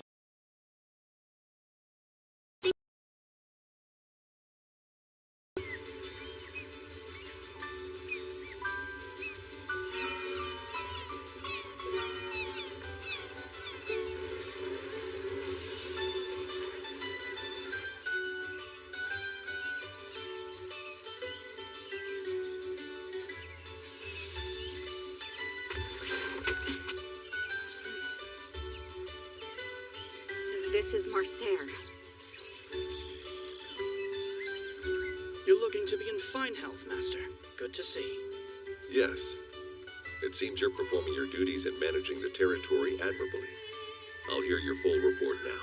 As you wish. Here we have the past 5 years of reports on trade income and expenditures. The yearly changes in imports and exports for our top 10 trading partner nations are listed here. This territory, the Archduchy of Mercer, is the land Her Majesty bestowed upon Bruno for his service in treating her. It's a prominent trading port in the nation, often called the gateway to the Empire. Mercer is also a major producer of medicinal herbs, so its bestowal holds great significance. One issue we have is, that the Netherland East Anita Company have been throwing their weight around. They have a charter from the Netherland Royals, and thanks to the treaty protection their status entails, they've been able to shield themselves from paying their taxes. I consider the free conduct of trade desirable. We should hear them out on what we can. Are you certain, my lord? By keeping tariffs low, we can improve the flow of both goods and people. Pharma. You don't have to hang around, son. Master, there are lovely beaches around to explore. Oh, thanks. I'm so excited about the ocean. I'm headed down to the beach. Bye. Don't go into the water without adult supervision.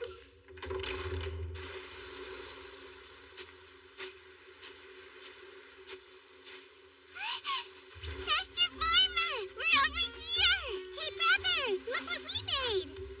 You built a giant castle out of sand, huh? It looks great. I know it could never compare to the beautiful de Medicis estate, but it's still pretty fun. Brother, can I go splash around in the ocean with Lotte now? Father explicitly said not to go in the water. Besides, neither of you know how to swim, right? Aww, just for a little bit. Pretty, please. I won't go far. Please, Master Pharma. I'd actually like to get in and cool off too. I can watch Miss Blanche while she's playing on the beach. Please. We just want to dip our feet in. Please.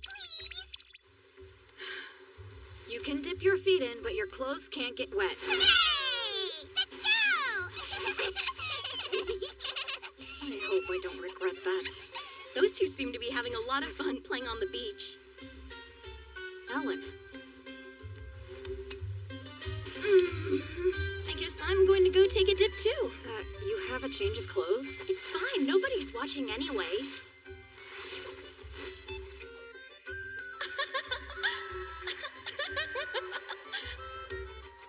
Wait, what? I'm still here and I'm totally watching! Are you going to swim, Pharma?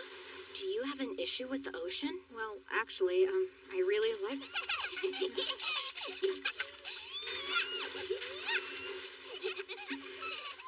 Go ahead without me.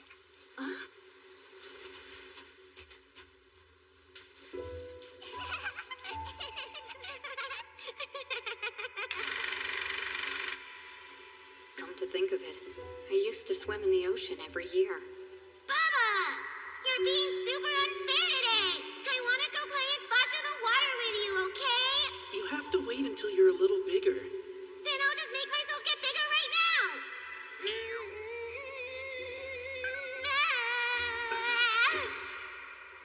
If I make myself bigger by tomorrow, then can I play in the ocean with you? I think that's gonna take longer than a day. How about next year? I can go in the water next year? You really mean it? Yeah, you can go when you're 5. Okie dokie, next year then. Let's make it a pinky promise, Bubba. Right after that, my sister's illness was discovered. In the end, next year never happened.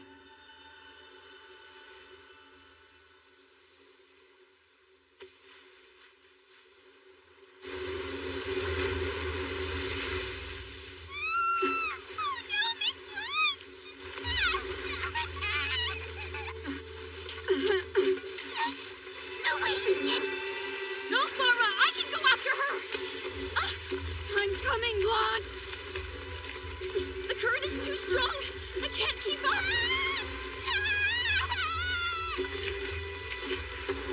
It's a rip current!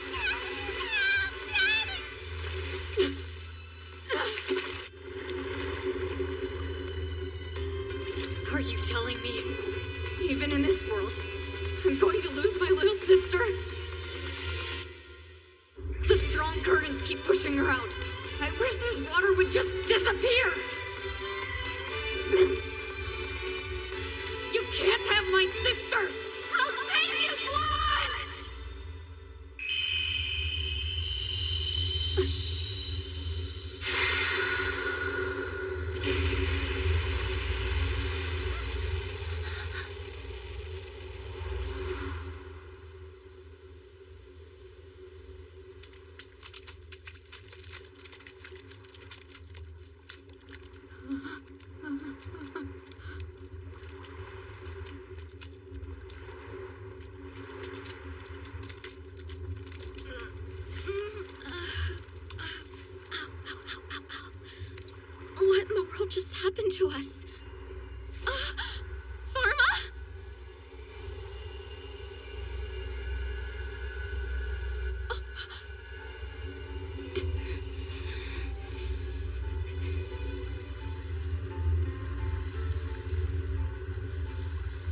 possible that Pharma's controlling the water somehow?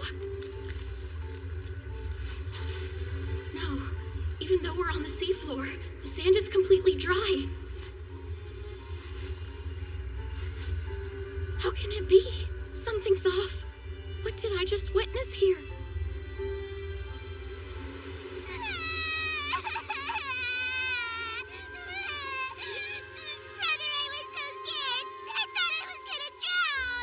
It's okay, Blanche.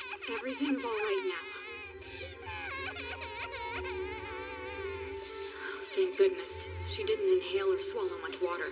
Pharma, may I ask, what was that power you used? I'm not sure if I understand it yet. Probably a negative attribute divine art. Negative attribute arts are able to decrease the amount of a substance. All the water was gone. No divine art allows you to annihilate a substance from the area around you. It's not possible.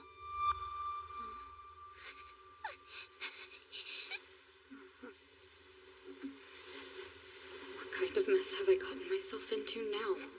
Pharma, I'm truly grateful. What you did was amazing. If I'd relied on my divine arts, there's nothing I could have done to help her. It's incredible. You saved Blanche's life today. I saved her? Mama, the beach is super fun. I'm sorry, Big Brother. I didn't mean to. At least I could save you. I'm so relieved you're okay.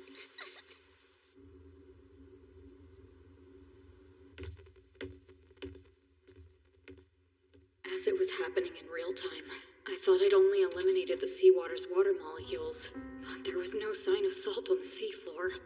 So that means I eliminated the seawater itself, along with everything that was dissolved in it.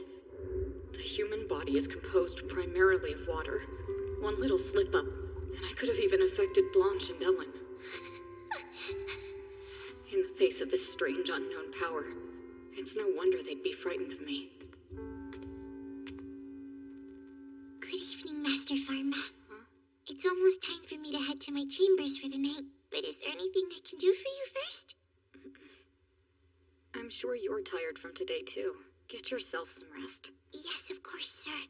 Guess I'll see you tomorrow morning, then.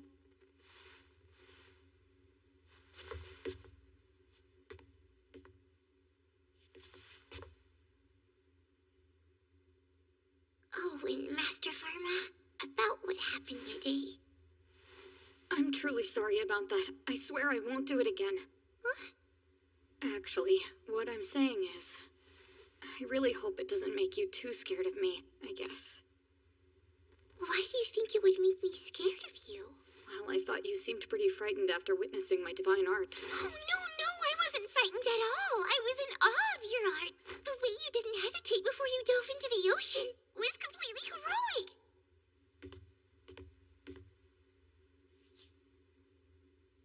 I'd like to ask for your forgiveness. Huh? I feel awful. I should have been the one to go after your sister. I'm sorry I didn't. Lotte, trying to save Blanche would be too dangerous for someone who can't swim. I'm glad you made the right decision and stayed on the shore. It's true that Blanche is my younger sister, and she's important to me. But you are too. I consider you to be as close as family. And honestly, I don't want you to ever be in danger.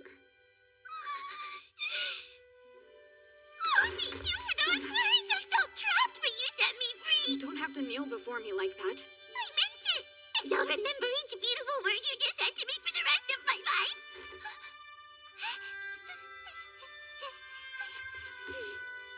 Sweet dreams, Master Pharma.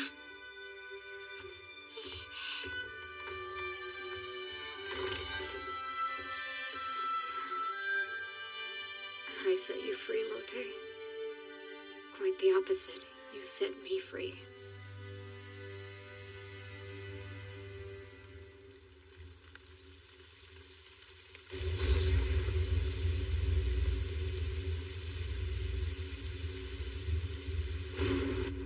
What? Are you telling me that a youth with no visible shadow completely erased seawater without a wand? Yes. Reports say a boy at an orphanage witnessed it, in the Diocese of Marseille. I'm not concerned with the child's tall tales. There's a witness, a religious instructor from the orphanage. Days later, he went there to investigate it, and he found abnormal divine power accumulations.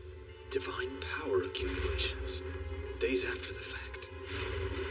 Send instructions to every diocese in the Saint-Fleuve Empire. We are to find this child with no shadow. Yes, sir. And if this report proves to be true, then we must eliminate this heretic immediately.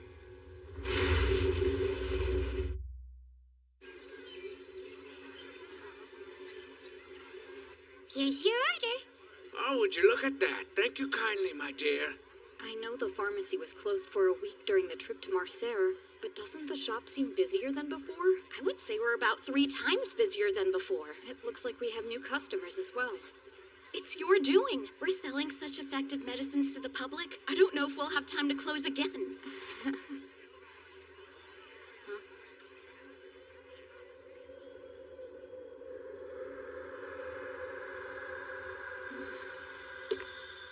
Welcome, gentlemen. May I help you find something today?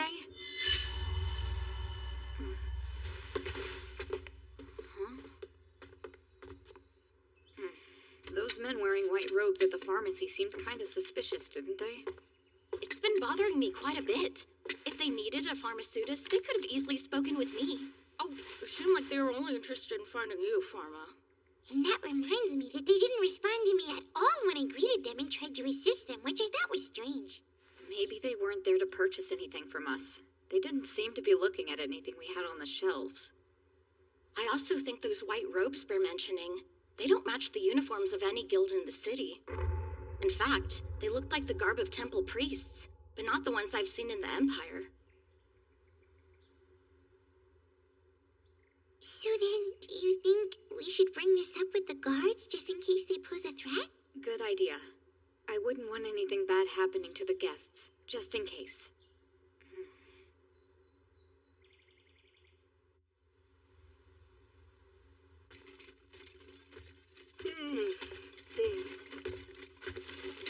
Oh, it's already time to change shifts? Yep, night duty's done. It looks like another beautiful morning.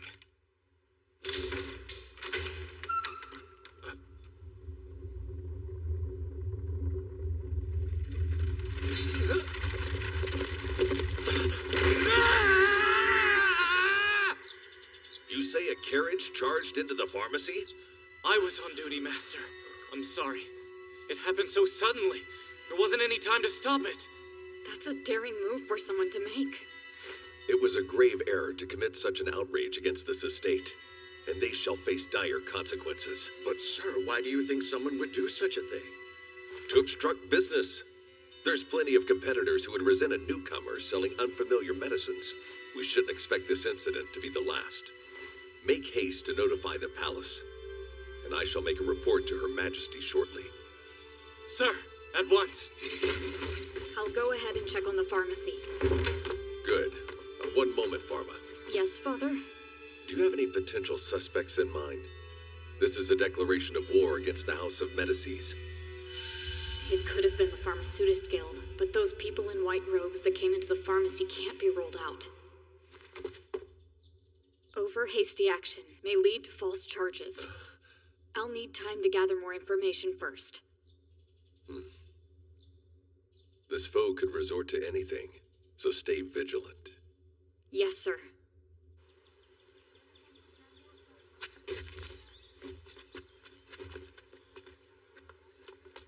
Sorry I'm getting here so late. Master Pharma. What's happening? Have there been any injuries? Everyone's fine, but you can see what kind of state the store is in. A carriage loaded with sediment crashed right into it.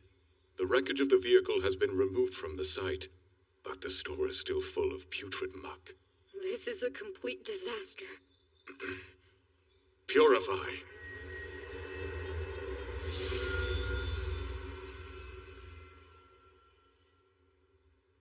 I just purified it of any contamination, and that should get rid of the horrible, rotten smell, but I'm unable to remove the muck. Thank you so much. That's plenty.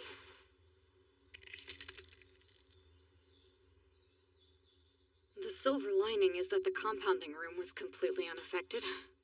I called for Lady Eleanor and Charlotte to safely evacuate to Medique. I sent some of the medicines with them as well. Thanks, that was great thinking. If we send the prescriptions over there, we'll still be able to take care of the customers who are already scheduled to come in today. That's such a huge relief, and it just leaves us with some work to... Hello there, Mr. Proprietor.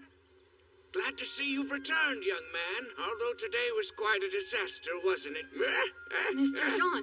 I figured you could use a little help cleaning up the mess they made, so I brought a few of my younger men with me. They all talk about how the sailors' candies I get from the pharmacy energize them. So now they're pumped up to handle some heavy labor for you. That's a huge deal. I appreciate your assistance. All right, boys, you're here to work. Let's fix up this pharmacy. You got it, boss.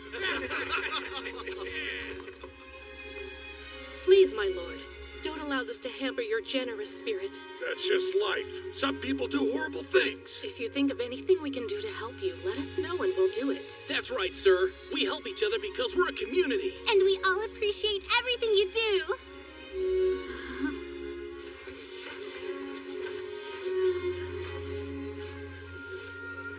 It's beautiful to see that our stores already touch the hearts of so many people. Yeah. Thanks to each and every one of you for all you've done for us. Someone please help! There's been an emergency! Is Lord Farmer the pharmaceutist in charge here? Please hurry, I need assistance urgently! I'm right over here, ma'am. What exactly is the problem? My father. I think he passed out in the heat. He's been out too long, and he isn't waking up. You do need my help. Go on and help the lady. We've got this. We have your back, so leave the cleanup to us. That's right. I'll see you later. Don't worry about any of this. I can handle it. Leave me to manage things here. Thanks, Cedric. I have a patient to examine.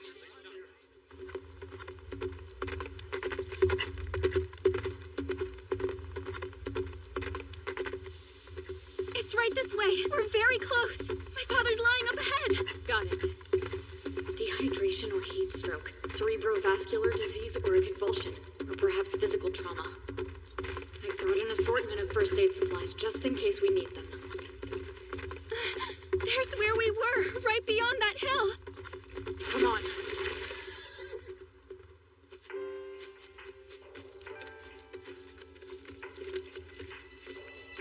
This is such a remote area.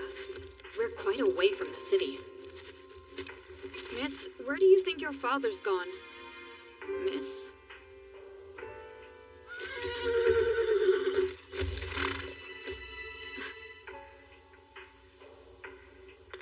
Oh no.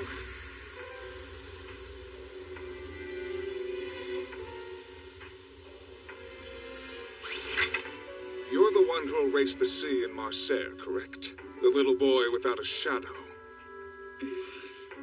You should answer. We're the Inquisitors, young man, and we have come from the Holy Kingdom.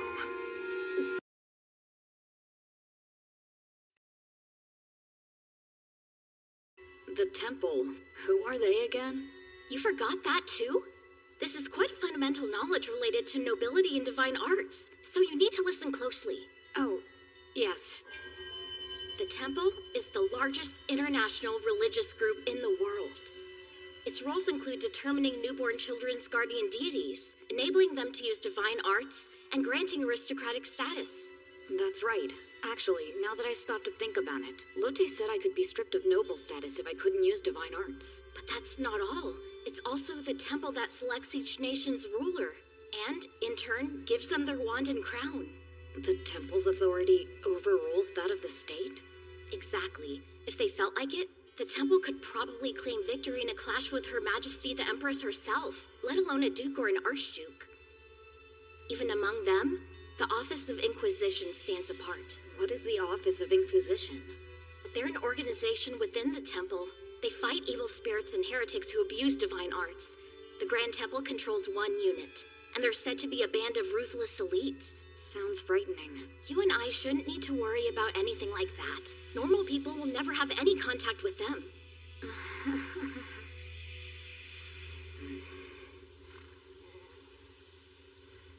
Today you stand before Salamon, an Inquisitor of the Grand Temple. And you must be the boy with no shadow.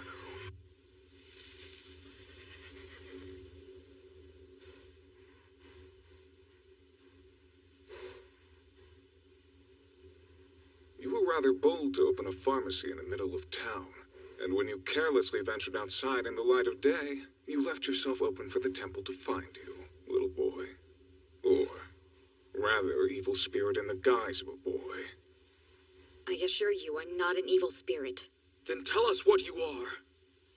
I would say I'm human. We won't require a confession to find you out. Raise your hands, then take 10 steps backward. I don't want to make this any worse. Good. Start walking backwards. And binding!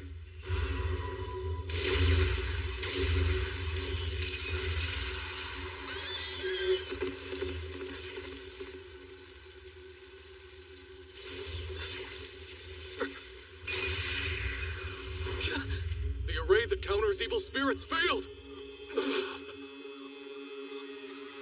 I've already told you that I'm not an evil spirit.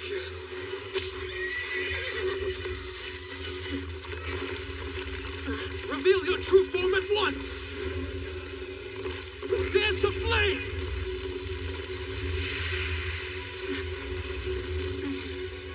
Create nitrogen. Fire shield.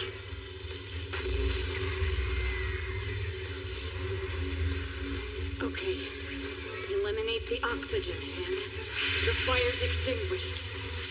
With no wand? But how? Could it be that his attribute is negative fire? In that case,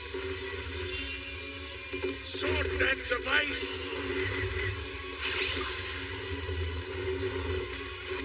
Absurd. He has multiple attributes. What in the world is he?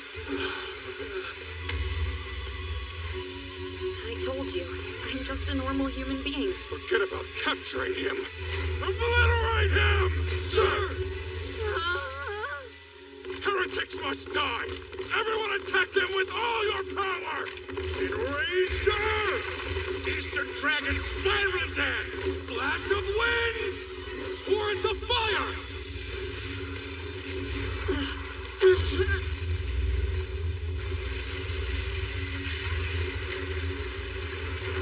Is he down?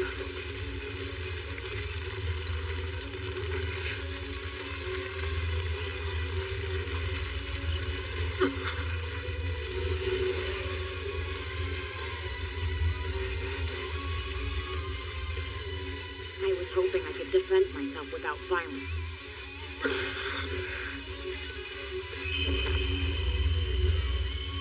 His power's accumulating. It's you. Here it comes! Defensive barrier!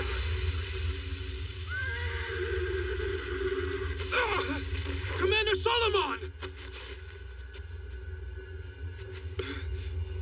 I don't understand what's happening.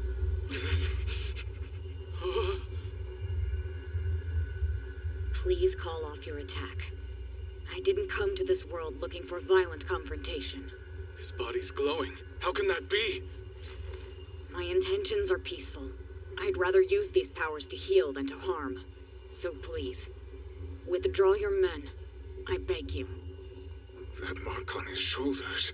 Endless divine power. A shadowless body. And the holy mark of the Panic Theos. Commander Salamon? With all these things right in front of me the whole time, how did I miss such an obvious truth? The vessel has no shadow, for the holy being is light itself. Surely, the individual standing before us is the Panic Theos! Huh?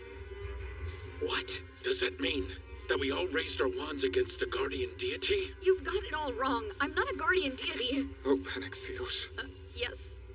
Panic Theos, I accept your divine punishment without reserve for committing such great sin. This must be why I fell from my horse. Commander Solomon, your leg! Sooner or later, this wound will most likely result in my death. Before I let that happen, I beg you to allow me to atone with my life. Hold on a minute. Please, let my death suffice to quell your righteous indignation at our blasphemous acts against you. Oh, Panic Theos, forgive us. No, don't!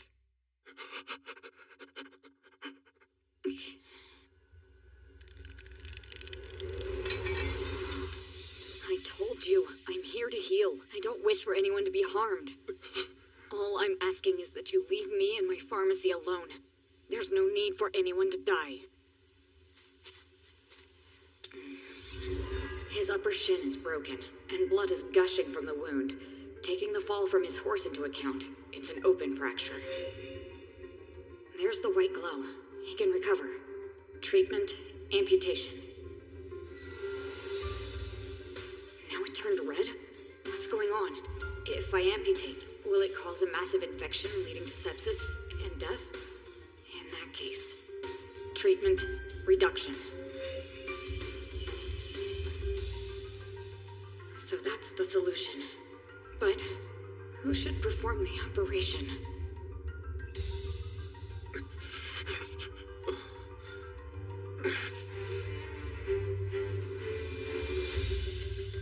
I'm just a pharmaceutist. Surgical procedures aren't my strength. But still, can I leave his operation to be performed by one of this world's doctors? Even in Novalu College's latest surgery data, success is practically a matter of chance, and the risk of infection can only be kept low for about 6 hours after the injury. His best chance is to be treated immediately. No choice. All of you, please forget about everything you're about to witness here. What are you doing?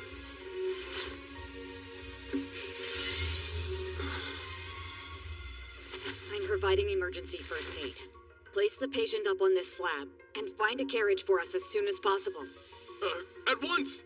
How can it be that you've chosen not to punish our transgression against you? Never mind that right now. It's not the time.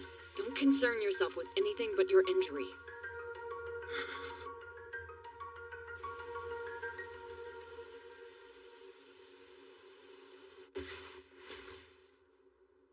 Inquisitor, I will now treat your bone fracture. First, we'll administer antibiotics to prevent infection. Then I'll inject you with anesthesia. After which, I'll thoroughly clean your wound. Foreign matter and contaminated tissue will be removed. Finally, I'll stitch the wound with thread and bandage it, so we can move you elsewhere to conduct fixation of the fracture. Will you consent? Do as you wish unto my body, O guardian deity.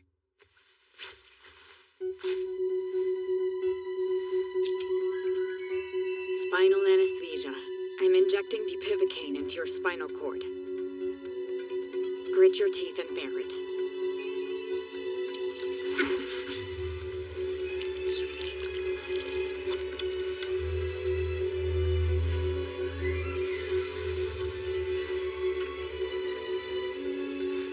How does this feel? Is it cold? Any pain? It's as if I'm being prodded with a finger through my clothing, and I can't feel any pain anymore. Is this the miraculous power of a guardian deity? I've conducted numerous successful surgeries on lab animals. If I do nothing, he'll most certainly die. I'm a pharmaceutist, not a physician, but right now, I'm the only one who can save him. Panic Theos. I can't say how much this emergency procedure will do for him in the long run. But for now, his life is no longer in danger. You can move him to the temple to rest. I'll come evaluate him later, and check up on how his leg is healing. We're humbled to be spared from your punishment and granted such benevolence instead. How can we ever show our gratitude? Don't worry about that. As one who pursues the path of medicine, and as a fellow human being, I only chose to do the best I could for him. Nothing more. More importantly, I'd prefer you keep this between yourselves. As the Panic Theos commands.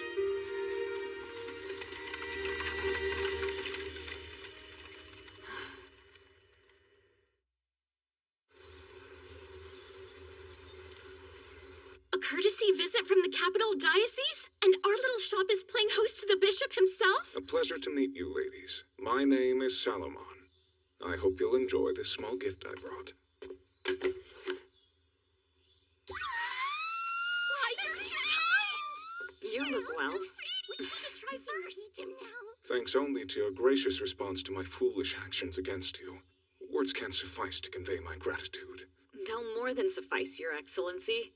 And you've gone from an inquisitor to the bishop of the capital city's diocese. So, would that be considered a promotion? Yes.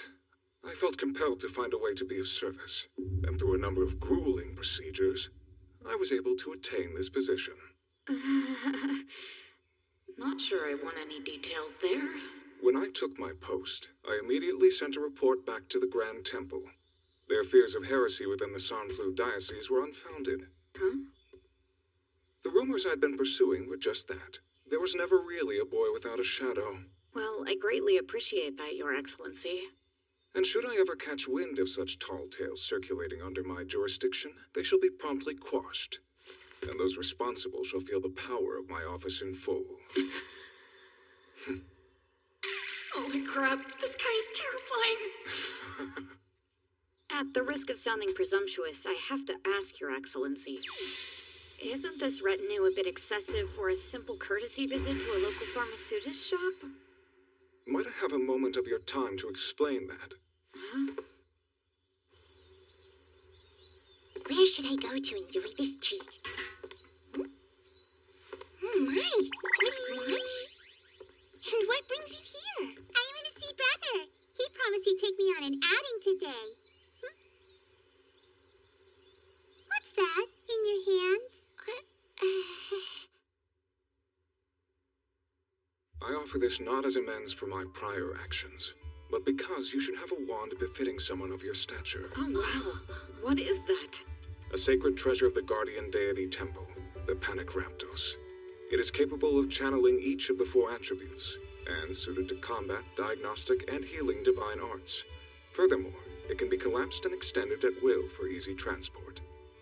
By the gods, it's exquisite! Are you sure I should be carrying around something that valuable? I know the wand would like nothing more than to be in the hands of a worthy practitioner. Thank you, but it seems like a risk. Aren't you afraid it could get damaged or stolen? Pick it up and let your fears be put to rest. If you say so.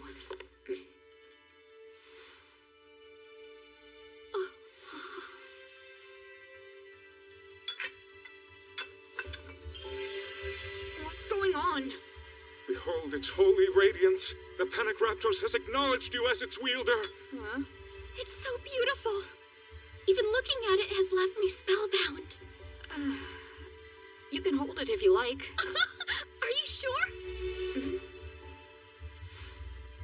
Well then, just for a bit.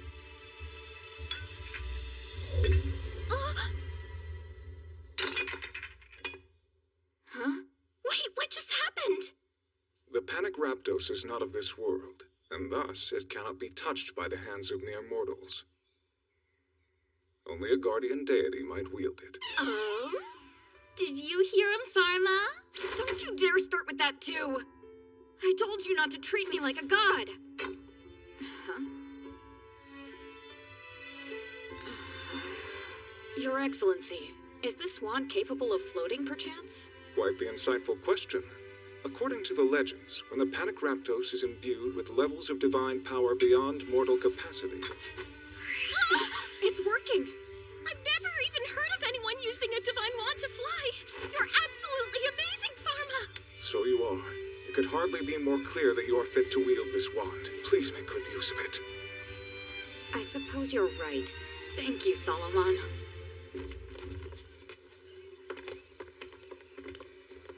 My thanks for agreeing to see me today.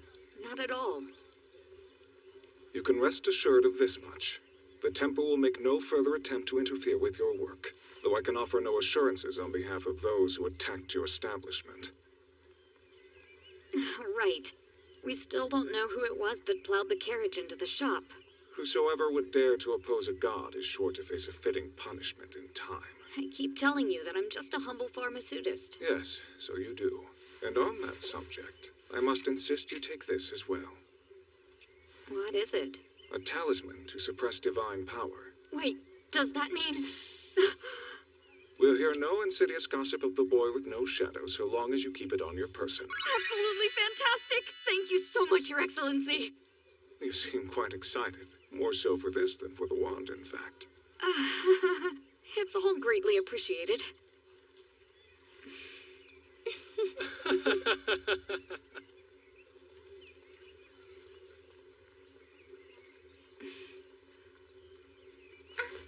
brother!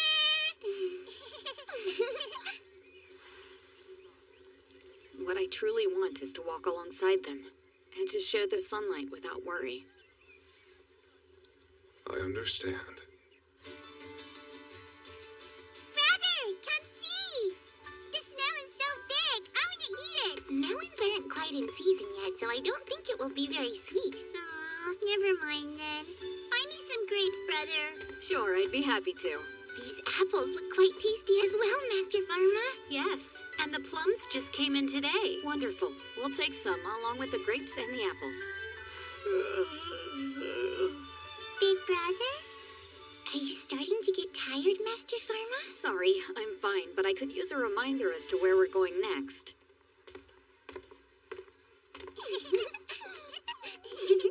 I've sorted things out with the Office of Inquisition, and the customers keep on coming. It might be time to start bringing on more staff. But getting aristocratic pharmaceutists on board isn't easy. And all the experienced commoner pharmaceutists are already tied up with the guild. So then... But why? Doesn't anyone stock the medicines they make at Parallel World Pharmacy? Every time I've tried to go, it's been packed full to bursting. But I can't get any of their products here. I'm afraid it's out of the question, ma'am. In any case, the place is heretical. Selling unheard of medicines at impossible prices? I can't imagine a less trustworthy shop. But their reputation around the capital is excellent. Indeed. Their medicines are said to be quite effective. You were here, sir. Mr. Pierre. So then...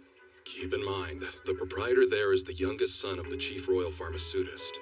As an aristocrat, he has the means to buy a strong reputation as easily as build it. That's ridiculous. Even assuming his drugs are as effective as we've heard, they haven't been approved by the Pharmaceutists Guild. We couldn't sell them here. I have to work within their restrictions. As a commoner pharmaceutist, I have no other options in the capital. This is just absurd. Must medicine sellers be so stodgy and conservative? I understand your frustration. I'm sorry. Brother! The shopping's all done now. Let's go home. Right, let's. And then we can all have tea.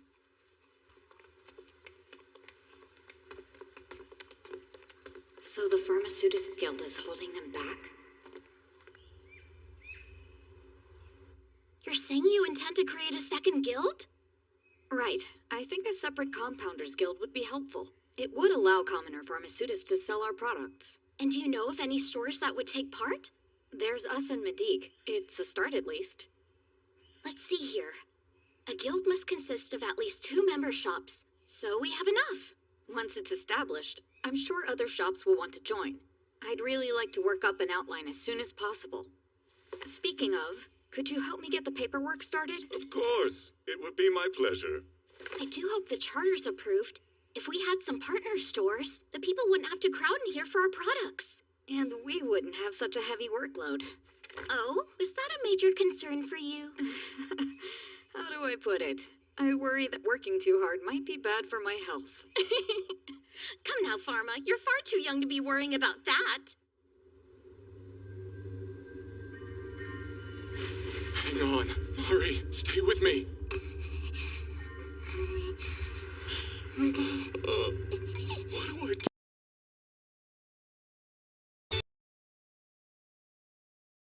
Confound it! That aristocratic whelp and his blasted shop are still on the rise with no signs of slowing down. This cannot continue. Parallel World Pharmacy's abuses must be stopped. Even the lowliest of paupers can afford their goods at the prices they charge. They managed to recover from the carriage incident without missing a single step. No doubt the proprietor's divine arts played a part, unless he used his father's money instead. Bruno de Medicis. Our enemy has the backing of both his father, the chief royal pharmaceutist, one of the world's leaders in our field, and Her Majesty the Empress! Hey, I hear the carriage was no accident. They say Veron arranged it. Yeah, that seems likely. He was out for blood even before they opened. That pharmacy gave rise to all our problems. We must rid ourselves of it, whatever it takes. We're all familiar with the games nobles play, and it's only a matter of time till he's found out. So hold fast. Soon our fellow commoners will recognize his treachery for what it is and remember who they can really trust. But for now, we must stand together and weather this storm. Thusly, all of you guild members are prohibited from having contact with that shop. Violators will be punished swiftly, and the penalty will be steep. They'll be expelled from our ranks and stripped of their license. Here. As well they should. Dr. Donald, are you there? Please, my daughter's in a bad way. She needs help. Answer me. Please, doctor. I'm afraid that clinic is closed until next week, sir. Did your daughter suddenly fall ill?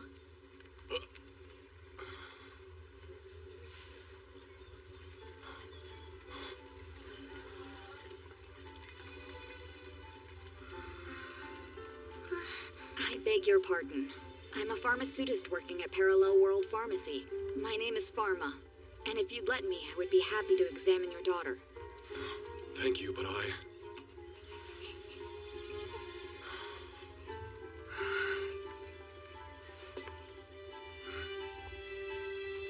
Master Pharma, I'll head to the shop and make sure everything is prepared. Thank you, Lotte. This way. Please follow me.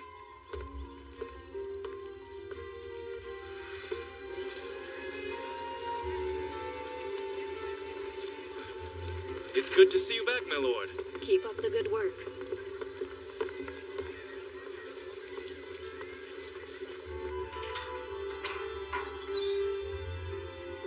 Through here, sir.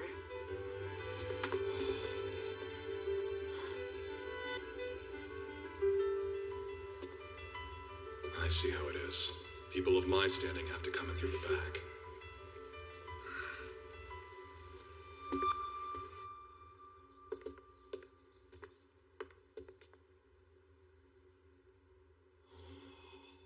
Please lay her down right there.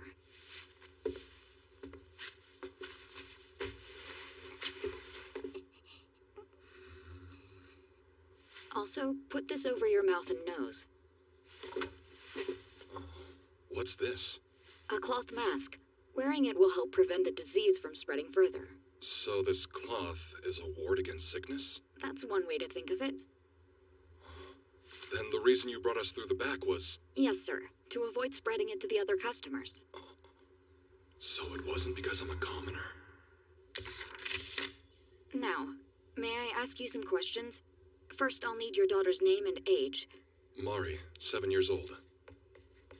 And when was the last time Mari had anything to eat? Yesterday, around noon, I think. She has quite a high fever, looks a bit dehydrated, and doesn't seem fully conscious. Has she Amazing. He's going into this much detail. 2 or 3 minutes. All for a single patient.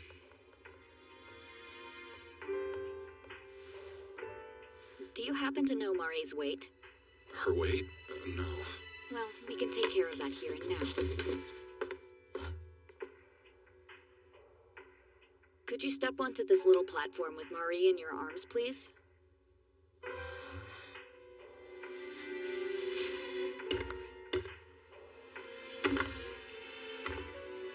Thank you. What is this? I'm recording the weight. Then I can weigh you alone, and the difference will be Mari's weight. Uh-huh. Once I've calculated her weight, I'll be able to determine the proper dose. If we give her too little, it might not be effective. But too much could cause side effects. At commoner-run pharmacies, we offer all adult patients the same dosage. And for children, we simply cut the dosage in half. It's standard practice. Very good, thank you. One last thing. Great, no encephalopathy. Are you using a divine art? Oh, yes, that's exactly it. I've diagnosed Mari's illness, sir. Your daughter is essentially fighting off a bad cold. What? You're saying this is a cold? Yes. But her fever was so high. I saw her convulsing and foaming at the mouth during the night. Surely this is more than a cold. Are you sure she's not possessed by an evil spirit? No, sir. Just a severe form of cold. Something called influenza. Pardon? You see, Mari's body is fighting off an attacking virus, which is the cause of her symptoms. What's a virus? Thankfully, I have a medicine here called zanamivir, a powder administered by oral inhalation. It's most effective if used within 2 days of symptom emergence. So then, she has to breathe it in through her mouth? That's right. The body doesn't absorb it well through the digestive tract, but inhaling it carries it directly to the respiratory tract, which is where the virus multiplies. You see, the infection uses... Well, basically her body is fighting a battle, and this will help her soldiers drive out the invaders. We'll practice taking the medicine in a bit, okay? You called it a battle? Right. That high fever is one of the ways Mari's body can fight back against the invasion, and a very effective one, too. This pathogen is vulnerable to high temperatures, so the fact that she's running a fever is actually a good sign. It will improve on its own as the disease runs its course. But having a high fever is draining, so we'll bring it down with acetaminophen.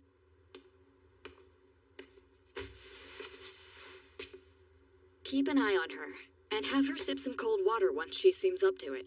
I'll be back to check on her soon.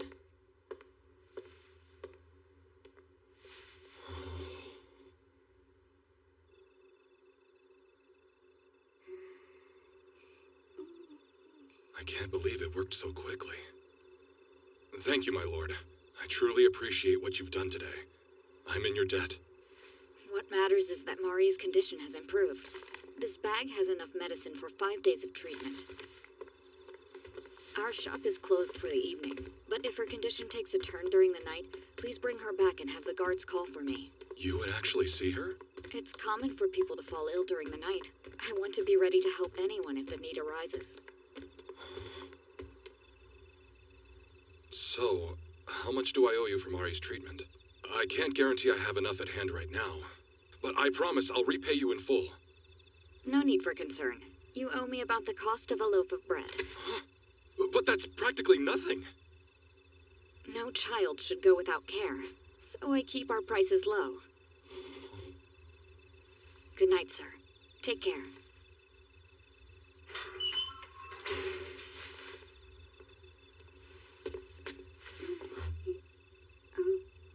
Wait, Dada? Relax, sweetie. We're going home. Parallel World Pharmacy. I see. Why the guild can't keep up.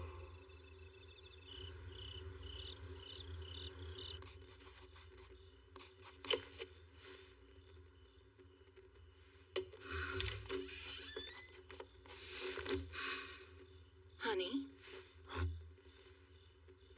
How's Mari? She fell straight to sleep. That's a relief. So, it seems the medicine is working.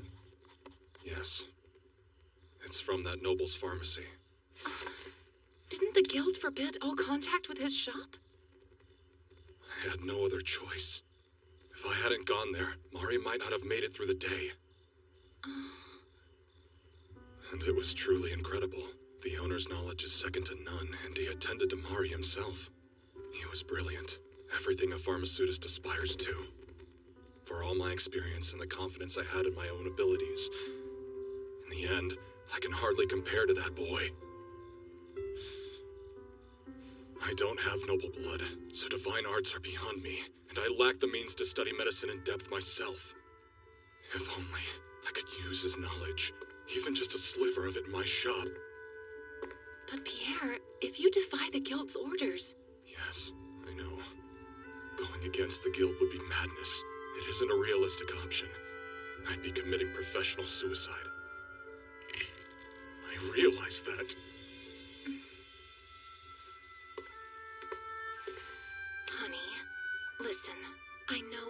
hard you've worked. You've poured your heart into the shop, done so much good for so many people. I really believe that.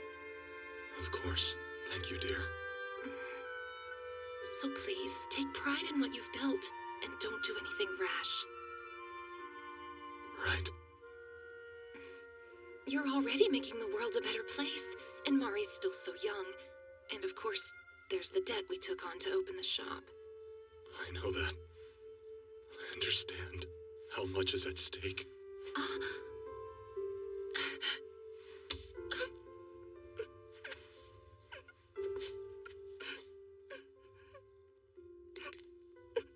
But I also know the guild's treatments, so I know if you or Mari were to fall ill, there's no way I could save you. Oh, Pierre. Forgive me.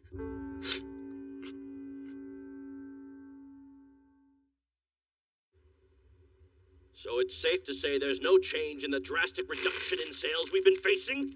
Curse that wretched parallel world pharmacy! My sales have fallen another 20% in the last month. They just established a new branch for their cosmetics line, and now there's even talk of opening a third store. Well, much to my chagrin, I recently discovered that my wife had secretly been buying their cosmetics. So I smashed them to bits! Their cosmetics are extremely popular. My female customer base was snatched away. That's not all, unfortunately. I've heard people saying the new bishop goes to Parallel World Pharmacy practically every day. The Empress and the Temple are backing them? How could we compete? That makes them basically invincible. Pierre, as proprietor of the Ray of Sunlight shop, what are your thoughts? You're asking me? Your pharmacy is suffering the greatest financial losses since it's in the closest proximity. What is your opinion on the matter?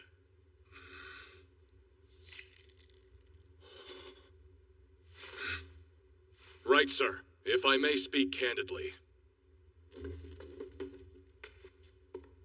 I'm curious if any of you gentlemen have ever set foot inside that store. Do any of you have knowledge of the medicines they carry? And why would we go there? They're our competitor. That's all the more reason to pay attention. Once you see what they've been able to accomplish, it will become painfully clear to you exactly why our customers abandoned us for them, and why they won't be coming back. Just as it did for me. Did you actually enter that shop? Yes, sir. The proprietor was able to quickly lower my daughter's fever after I was unable to do so. It didn't take him long to cure her. Everyone who visits his store is treated fairly. It doesn't matter whether they're rich or poor, nobility or commoner. They all receive equal treatment and effective medicine.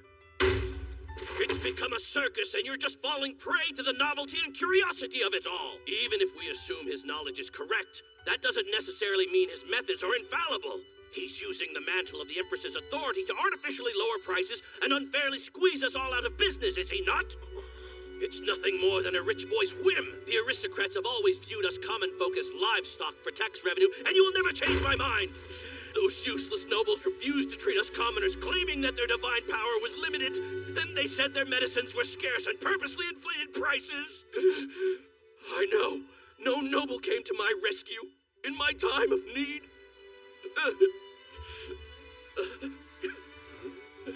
Mr. Veron had to bury his child. I see. Why trust a kid who's just having fun? No one can predict when he'll adapt to aristocratic society and abandon his pharmacy. We can't be so easily replaced. We've spent years working in service to build our reputations, and we've provided quality medicine to the common folk. Then this intruder shows up and turned our community inside out. If all the customers keep gravitating to him because everyone believes his pharmacy is superior, then it won't be long before we'll wind up having to shut down our businesses. But if that were to happen, and this little brat disappeared, then what? I think the truth's obvious. We'd literally have nothing left. The medical infrastructure for commoners would collapse. We can't allow it. We must excise this intruder.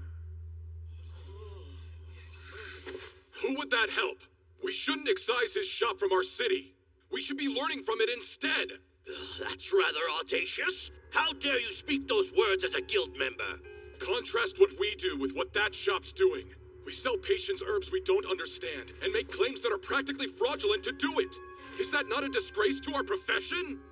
We don't know what else we can do. Our predecessor's knowledge is absolute.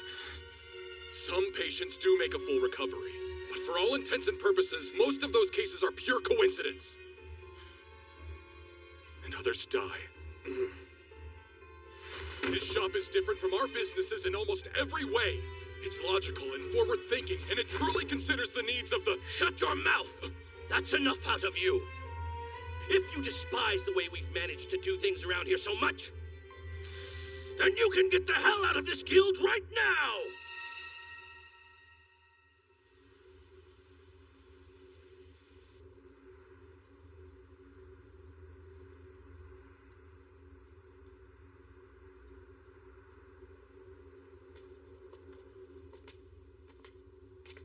Awful. Mr. Pierre, are you all right? This looks bad. I had no idea you were a pharmaceutist. Can you tell me what happened? As you can see, I am the proud proprietor of this shop. Or, I suppose I was. I blame myself for foolishly being honest. I told the guild about my experience at your store, and they took my merchandise and revoked my business license. I have nothing left. I understand. I'm sorry for putting you in a tough position. Oh no, no need to apologize. Your medicine and your pharmacy made such a deep impression on me. My hope was that the guild might change for the better and learn something beneficial. But now, I've been expelled from the guild. I can't do business here anymore. I'm thinking of moving to another country and starting over from scratch. Because I know I can't give up being a pharmaceutist. Does that mean if you joined another guild, you could continue to do business here in the city? Yes, but the pharmaceutist guild here is the only one to work with. And commoner pharmaceutists are required by law to belong to a guild in order to do business. So, there are no options. I see the issue. As a matter of fact, sir, I recently received Her Majesty's approval to establish a brand new guild. It's called the Compounding Pharmacy Guild, and it deals exclusively in novel medicines. If you were so inclined, I would be honored to have you as a member.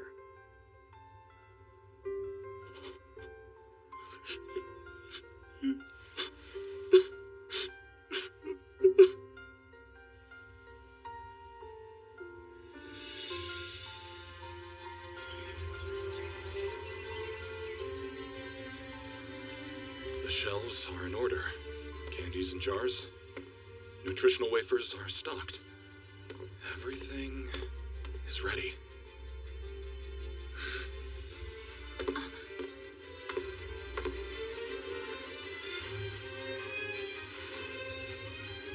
But, am I good enough?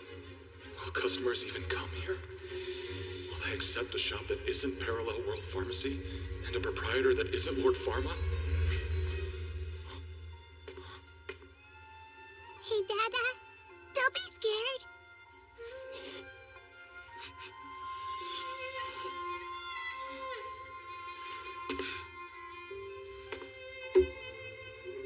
Stand tall, Pierre. You're a legitimate pharmaceutist. So, it's time for your grand reopening.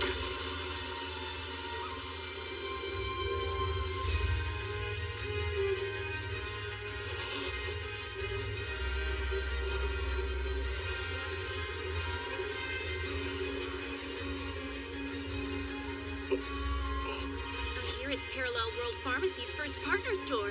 It's supposed to have the same medicine in stock. They've all come here, to my shop, where I get to deal in the world's best medicine. It's a new day.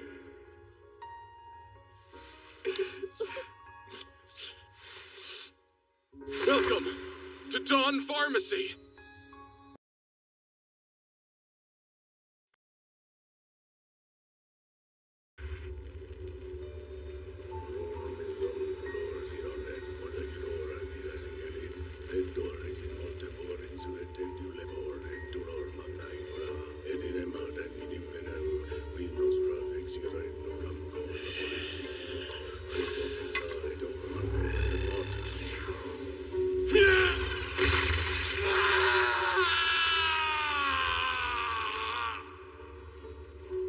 understand.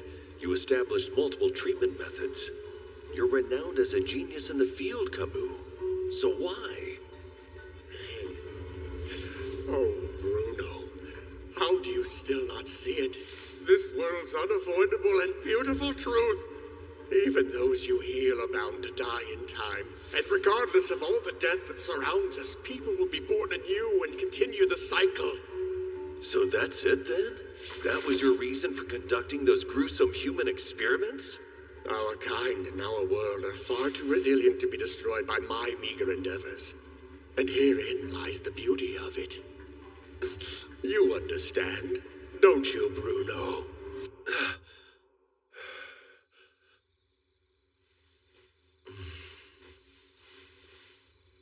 Why did you do it, Camus? Dad, my tummy is stuffed. Don't pop, dear. What's wrong? Are you tired, Father? No, I'm fine. I was just thinking back on something, that's all. An old... It's not important. Master, you've received a letter. From Palais? He came from Big Brother?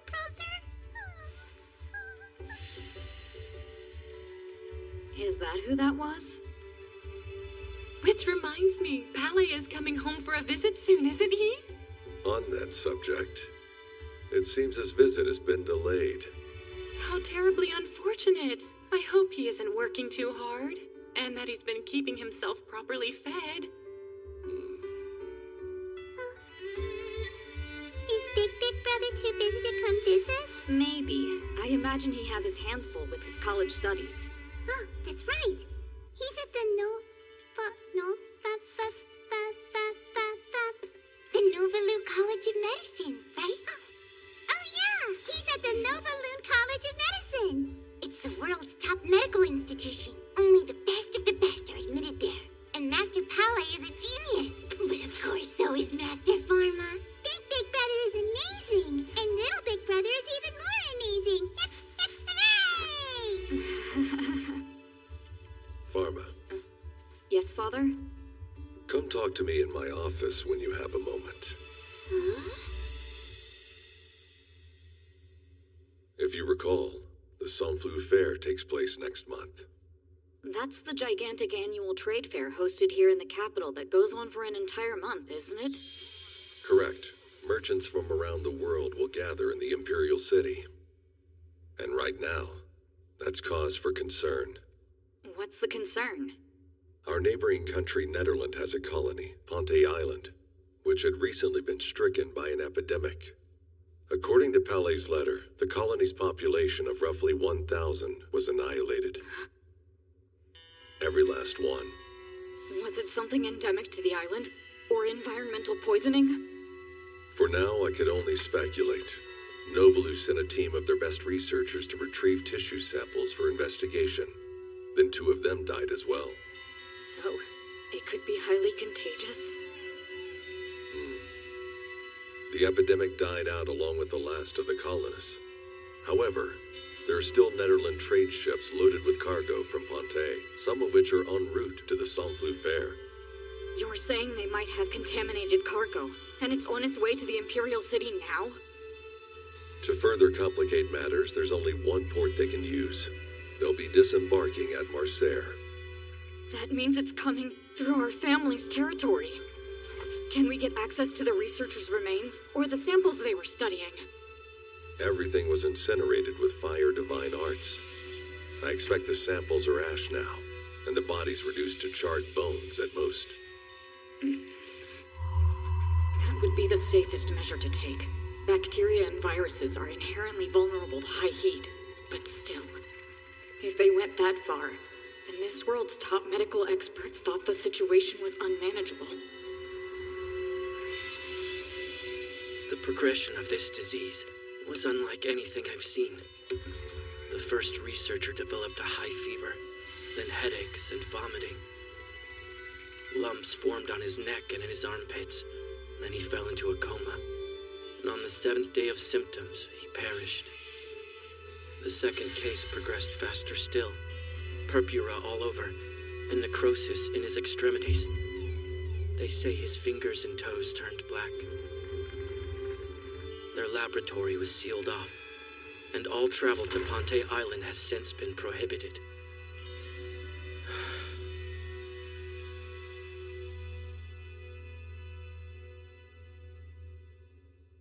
Necrosis and blackening of the extremities.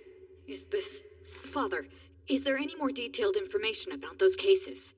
Well, the researchers had been utilizing a certain device, a tool of unknown origin introduced to them only recently. And what was it? Pharma. It was your microscope. It's even being used as far away as Novalu. It's possible that their investigation produced sketches of the samples from the island.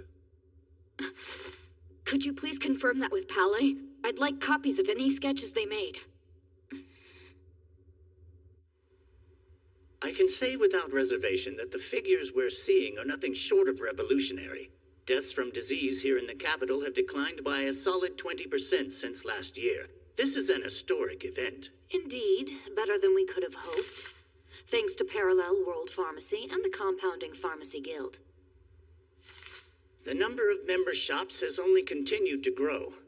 They've introduced cosmetics with minimal health effects, regularly offer open lectures on public health concerns, and work tirelessly to educate the people regarding disease prevention practices. Such spectacular feats, and by someone so young. Imagine when his accomplishments reach the provinces. The prosperity of the Saint-Fleuve Empire would be unshakable. Really? I recall you having some misgivings about chartering a pharmacy run by a child. Yet here you are now singing his praises. Oh, Your Majesty, please. As you should. Now then, I trust we all agree that Pharma de Medicis deserves to be rewarded for his service to the Empire. The rank of Archduke, perhaps. Begging pardon, Your Majesty. Unfortunately, we can't do that. By imperial law, the rank of Archduke cannot be granted to an individual until he is of age. Then I suppose his reward shall have to wait a few years. Therefore, let us put the matter aside for the time being. Next order of business. Indeed. With regards to the renovation of the Grande Écurie and the riding school, It's as I suspected. That boy has surely been possessed by some being. All I can do is use the power of the state to allow him to act unimpeded. I shall pray that the Empire's prosperity will continue onward to eternity. Top of the morning, Pharma. What's the matter? I have something important to discuss. Oh God, it's a fatal disease. And this is no time to hold a fair. The Netherland trade ships are already on their way. The fair starts in just over 2 weeks, and it's too late to stop it. Then what can we do? Well, I have thought of a few things. Pardon the intrusion, Master Pharma. Master Palais sent a carrier pigeon. Thanks, Lotte.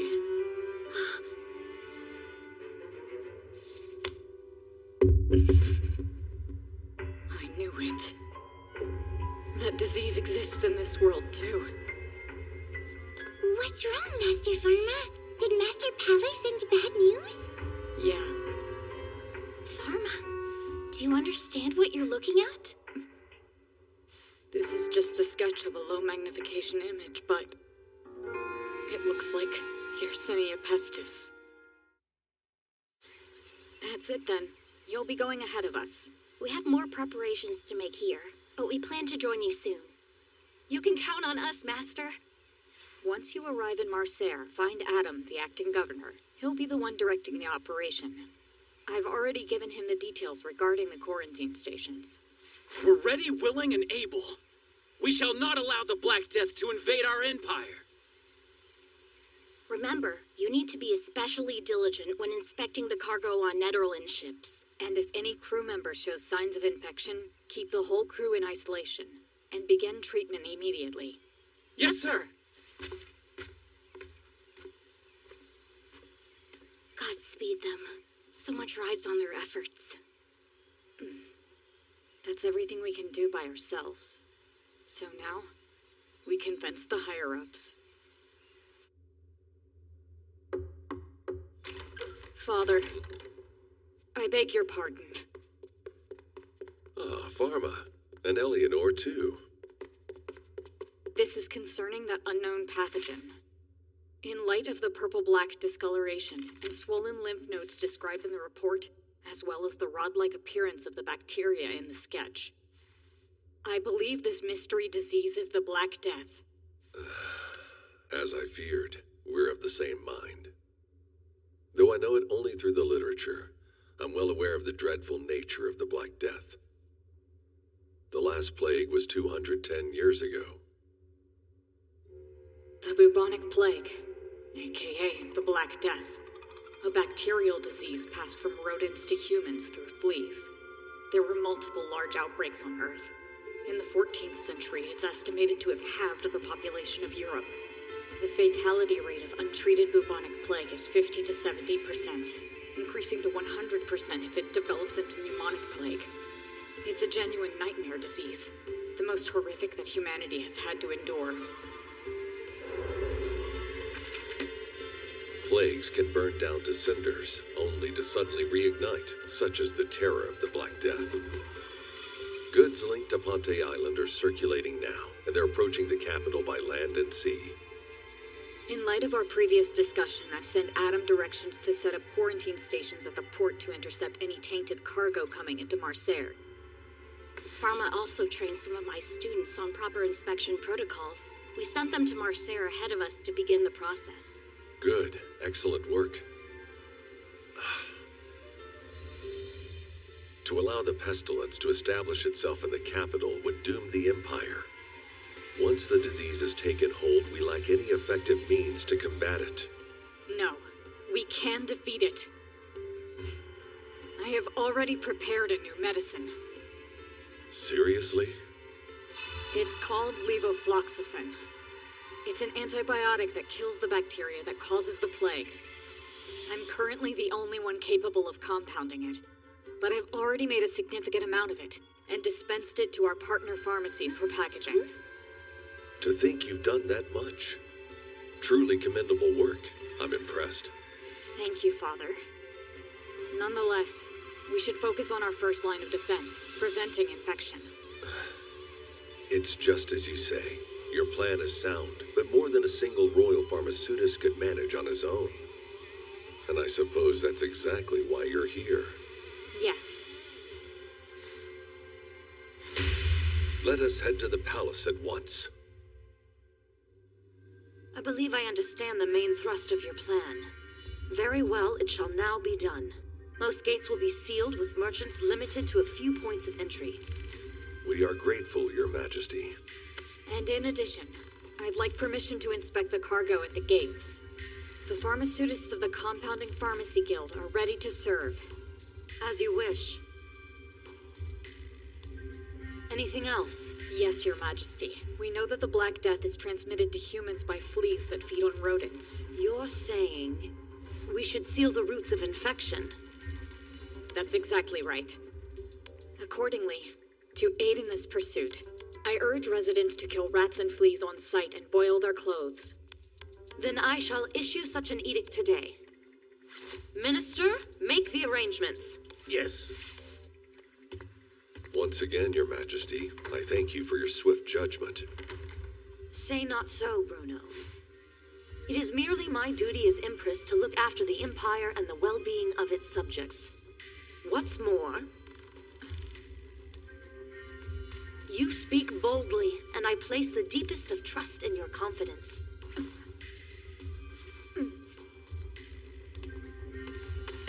Even before this dreadful plague, our nation shall stand strong. Go, put your utmost into your efforts. Right.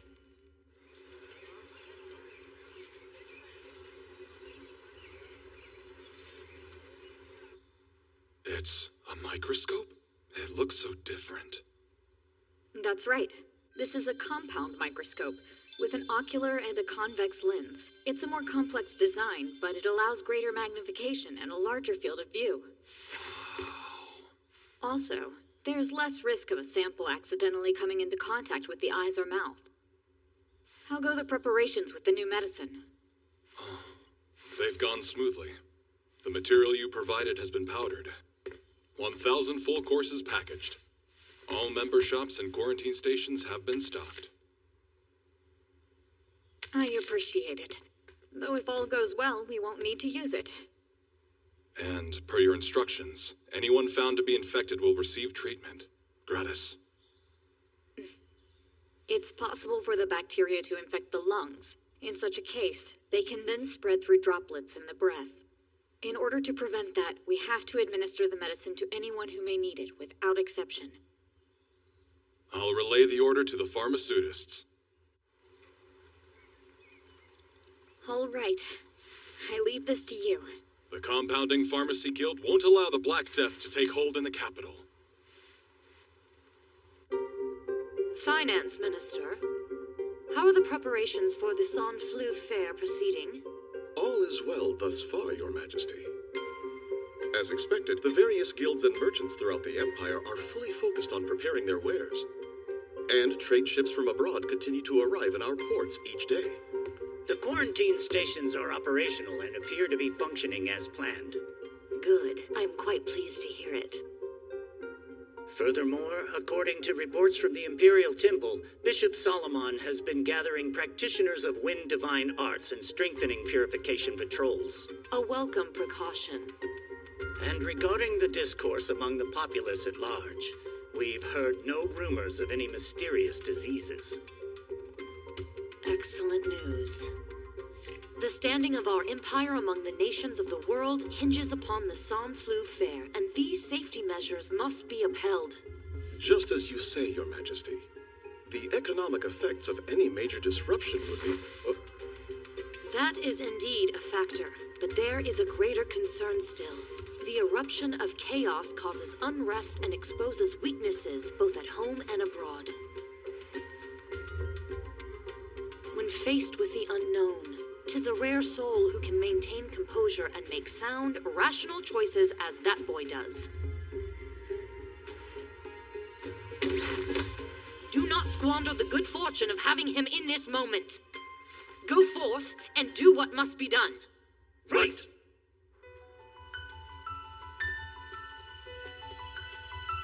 So I've already given notice to the advanced team that will be setting out from the capital today. Thanks, Ellen. I know the plague from medical texts and history books, but can I really contend with it face to face? You can do this.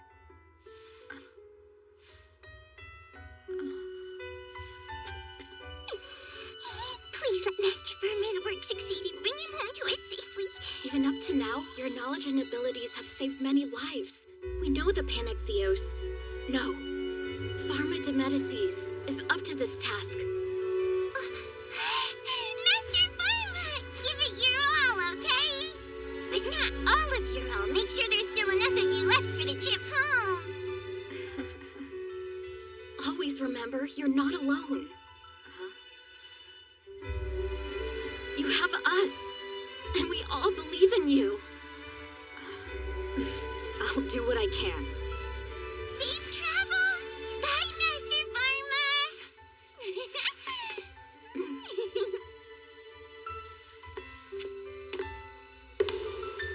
Onward, to Marseille.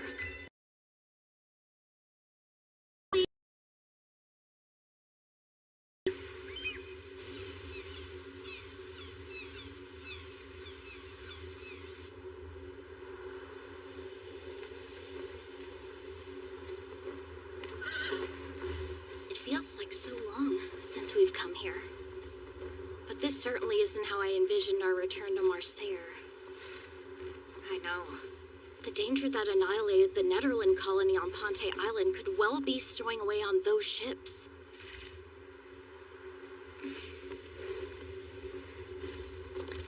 Let's go, Ellen. We need to try and finish inspecting the crews and cargo before the fair. Yersinia Pestis is coming.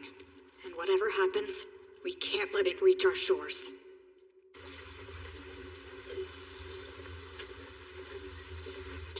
Master, Lord Pharma, we've been waiting for you.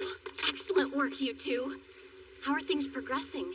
You had all foreign ships anchor at sea until we've cleared them to enter the port, right? Per your instructions, Master. And here are their cargo manifests and the results of their crew health assessments. We've accounted for all ships that had reached our waters as of yesterday. I'll check those. All vessels that passed inspection had their cargo purified with wind divine arts before being allowed to unload. And in cases where we suspect infection despite negative results, the ships remain quarantined with the crew members in question isolated. Understood. Well done, both of you. Ellen, time for us to do our part.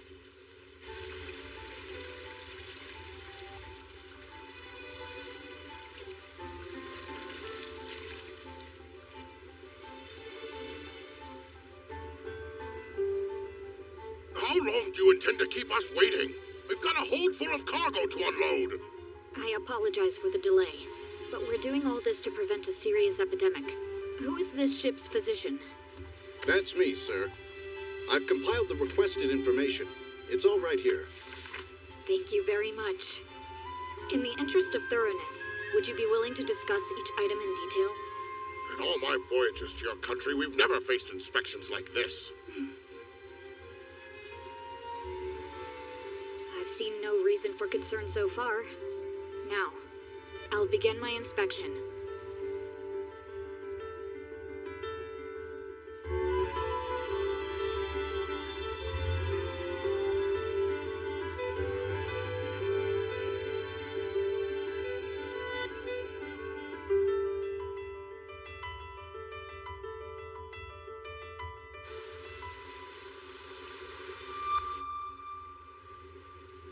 I found no signs of infection in the crew or cargo.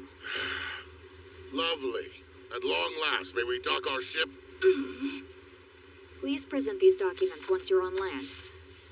Also, I wrote up a list of prescriptions. For what? I thought you said the crew showed no signs of infection. Yes, sir, but several of them displayed early symptoms of scurvy. Vitamins will be provided at the quarantine stations we've set up in the harbor. Vitamins, eh? Thank you for your cooperation, gentlemen.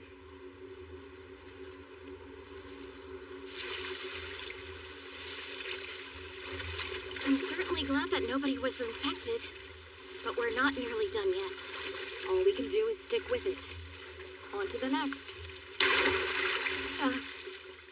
What's wrong with you? That's dangerous! How long are you gonna leave us stranded here? I need to unload this cargo today. I've got a carriage waiting for me on shore, and every hour this ship spends bobbing in the brine is money coming out of my pocket. We've been here longer than you have, so you can wait your turn. We've got a hold full of perishable goods, and at this rate, they'll rot before we make it ashore. So what? We've already spent 2 whole days at anchor out here. And why are we taking orders from a little boy in the first place? Fair question. I won't stand for this travesty. What if our cargo spoils? Will the Empire offer compensation? I demand to know who's responsible. We deserve an explanation. Do you have any idea what a carriage costs? I see. It seems I'll have to teach these churls some manners. Ellen, wait! Hold your... Fire!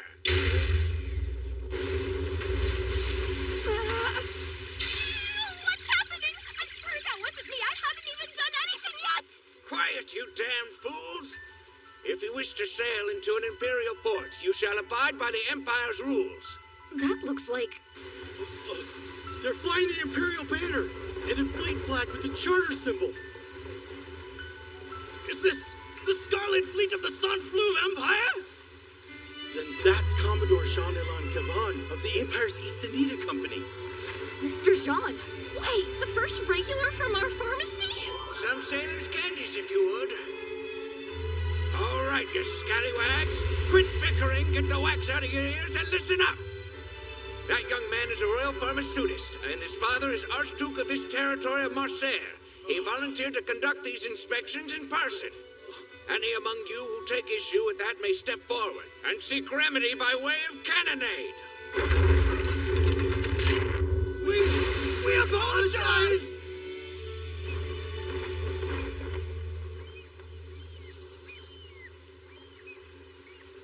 Jean. We greatly appreciate it. Why, think nothing of it, madam. Our paths were surely bound to cross out here. I can never stay away from matters at sea. But tell me, dear Mr. Proprietor, when will the shop be open again? Truth be told, I miss it terribly. It won't be long.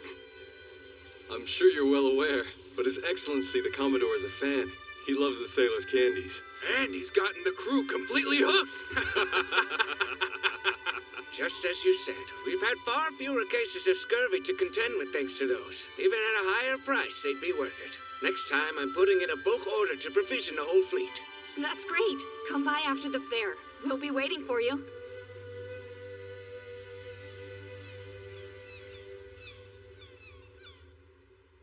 Yes, I see. Thanks for your hard work. Even going through it, there's still a part of me that can't believe what's happening. You mean what happened at Netherlands Colony? It fell to the Black Death. It's like we're doing battle with some great monster of myth. We have Pharma on our side, and that is our salvation. If he wasn't here with us, this whole nation, I can hardly bear to think of it. But we still have a chance, so let's push forward. Yes, sir. Good mindset. Now, let's get to our regular report for the day. Master Pharma! What's wrong, Adam? Something urgent has come up. It's the village of Les Talk. Residents are developing high fevers, and there have already been multiple deaths. Did you say the village of Les Talk? Yes, ma'am. It's a small fishing village to the west of the port. It seems that one of the trade ships wasn't willing to wait for the inspection procedures and dock at Marseille. So they sailed off and started smuggling their cargo ashore through Les Talk instead. It could be tainted. Where have those crew members gone? They've left the village, but that's all I know. What is the situation in the village? At first, the residents treated it as if it were a normal fever. But after the first patient died, the disease began to spread rapidly.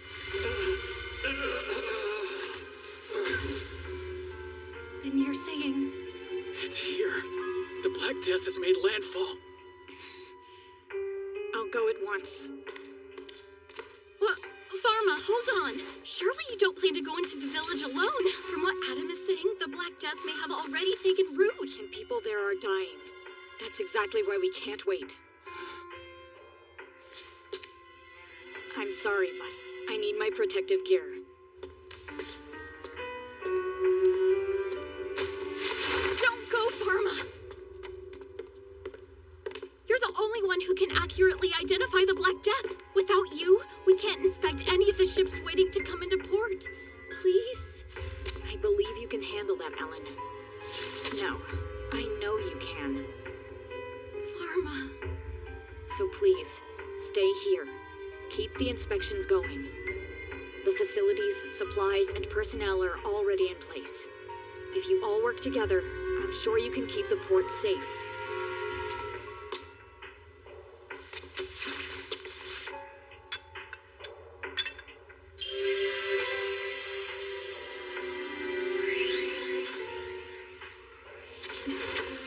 Please don't go. I'll be back, Master. I believe in you.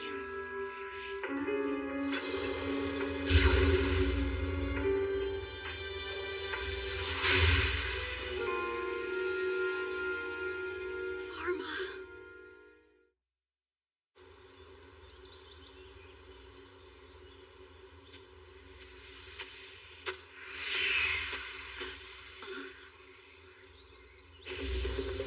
The source of the infection was probably rats stowing away among the cargo.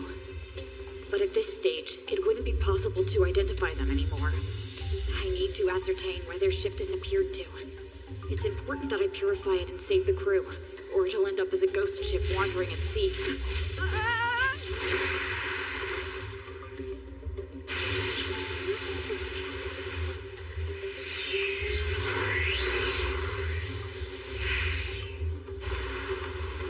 Oh no.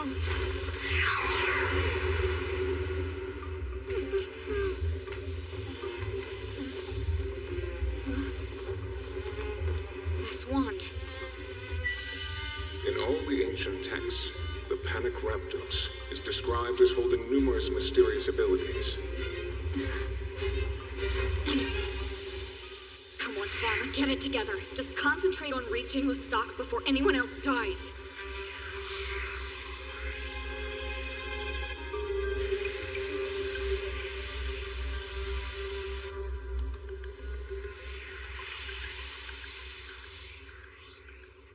Hurry up! We have to leave now. We won't stand a chance if we stay. Quickly! Come with us. Let's go. Hey, stop wasting time. If we stay in this cursed village, we'll be massacred by the evil spirit. Hold on. Where'd this kid come from?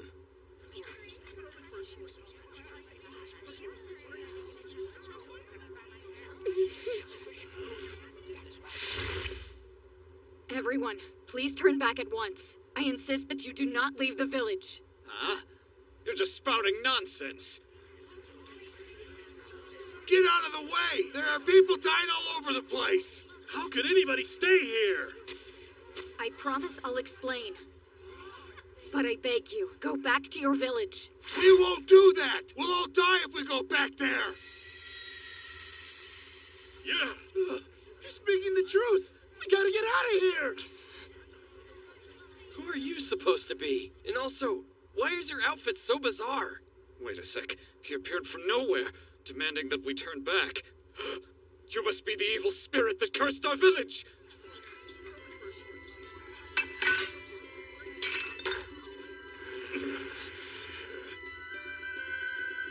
Even if you attempt to flee now, you won't survive unless you eliminate the evil.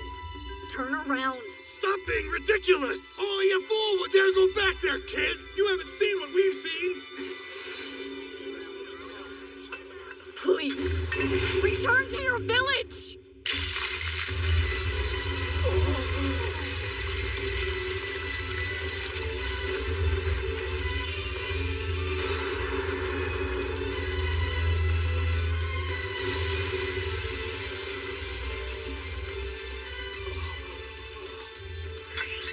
I had to enclose the village in ice. It's the only way to contain the disease.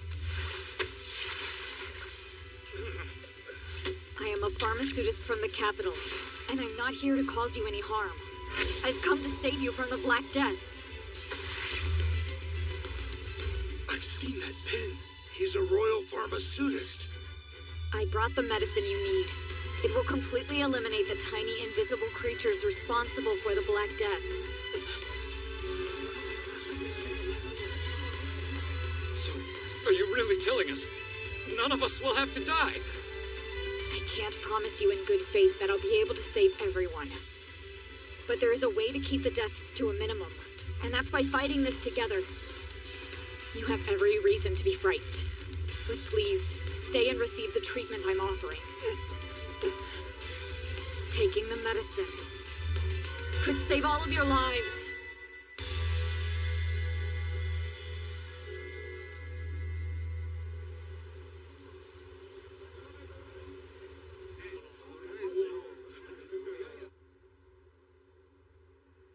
Before I begin diagnosis and treatment, allow me to offer an explanation of the process we'll put in place.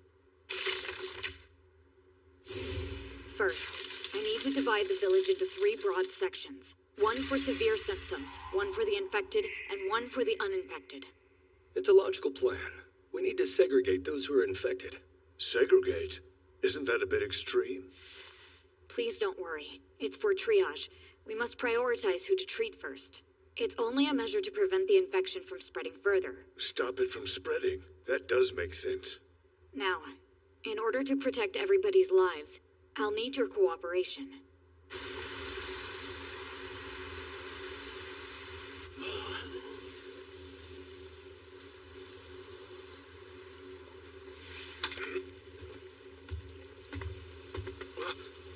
Commodore! What is it? I spotted a suspicious vessel there at portside, 10 o'clock. It's quite a ways off any course that it would normally be on, and it isn't responding to any of our hails. Then that must be. It's a renegade ship. You think it's the one we're searching for? It is. I'm sure of it. They're flying a series of 3 signal flags. The first one is a flag representing medical care in its entirety. The message from the ship reads, requesting emergency medical aid. And up there, look at that single flag. Contagion on board. That's an ominous sign. Bring our ship a little closer to theirs.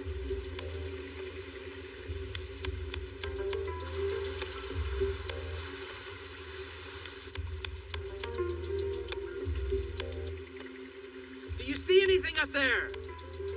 Yes, sir. I can see people on the deck. Hey, what is it? They're dead, sir. They're all dead. The ship's deck is littered with corpses. What happened to them? Commodore, how will we go about this? Should we send someone to search the ship? Bad idea. We can't send anyone. It's risky. There's a danger of the disease spreading to our ship. Does that mean we'll be leaving them here? Judging from the situation, there should be no survivors left. And if there were, we wouldn't be able to help them anyway. It's a pity, but we only have one option. We must scuttle that ship. We shall banish it and the contents of its hold to the darkest depths of the ocean.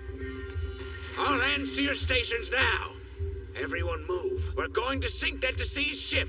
Prepare to fire the cannons immediately. Yes, sir.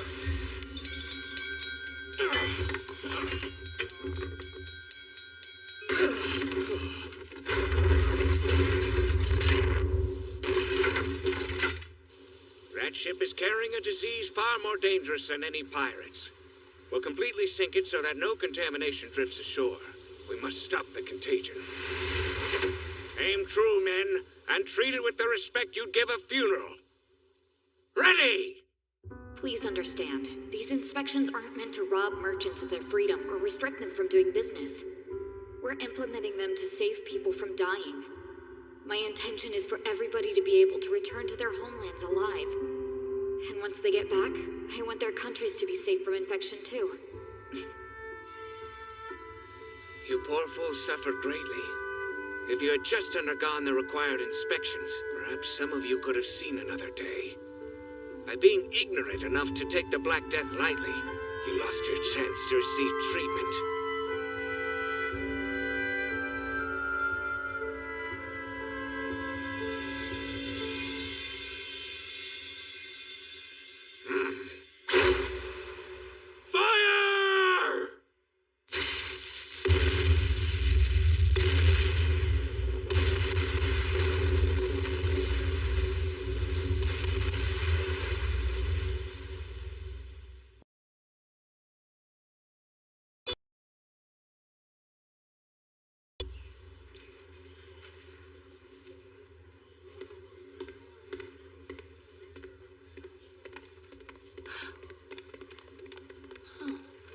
Unfortunately, we haven't the means nor the time. I could speak with the president about adding staff, but simply bringing more people aboard won't help matters. Pardon me. Do you gentlemen need some assistance? Oh. Thanks, but we'll handle it.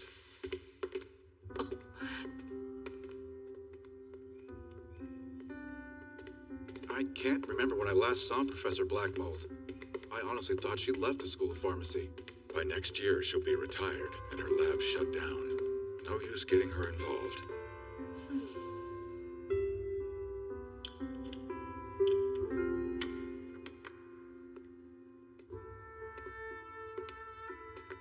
Professor Casper, it's not unexpected. I turn 60 next year. It would seem they don't want anything I can give them apart from my letter of resignation. But that's awful. It's fine, dear.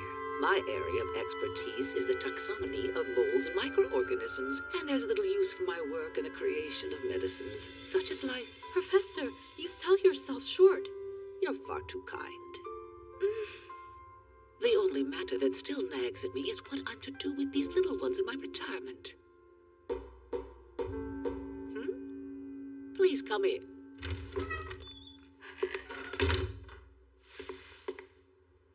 Professor Casper, the President wishes to see you.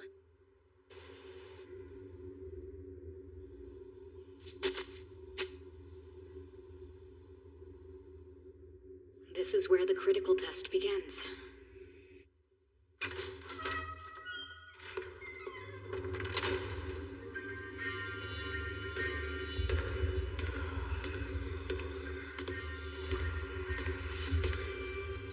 The most serious cases have all been gathered here.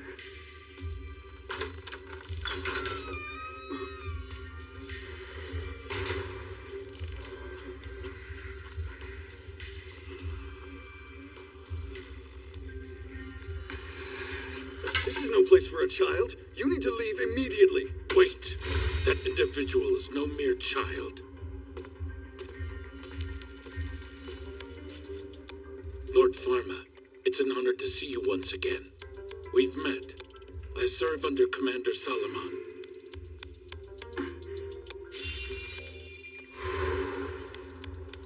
Oh yeah, I remember you. You mean this is the boy you were telling us about? Yes, the Panic Theos. More to the point. With your permission, I'd like to start treating the infected. Please, by all means. In some cases, we've been unable to conclusively determine whether the patient is infected. Even with my medical knowledge and an effective treatment in the levofloxacin, I won't be able to do much for the most advanced cases. But I have to do what I can.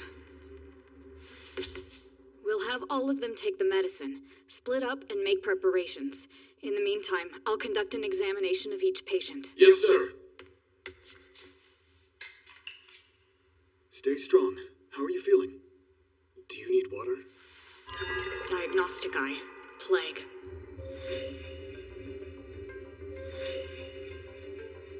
12 patients with plague. 2 with something else. And 1 appears to have passed before I arrived. Treatment for the 12 plague cases. Administer levofloxacin.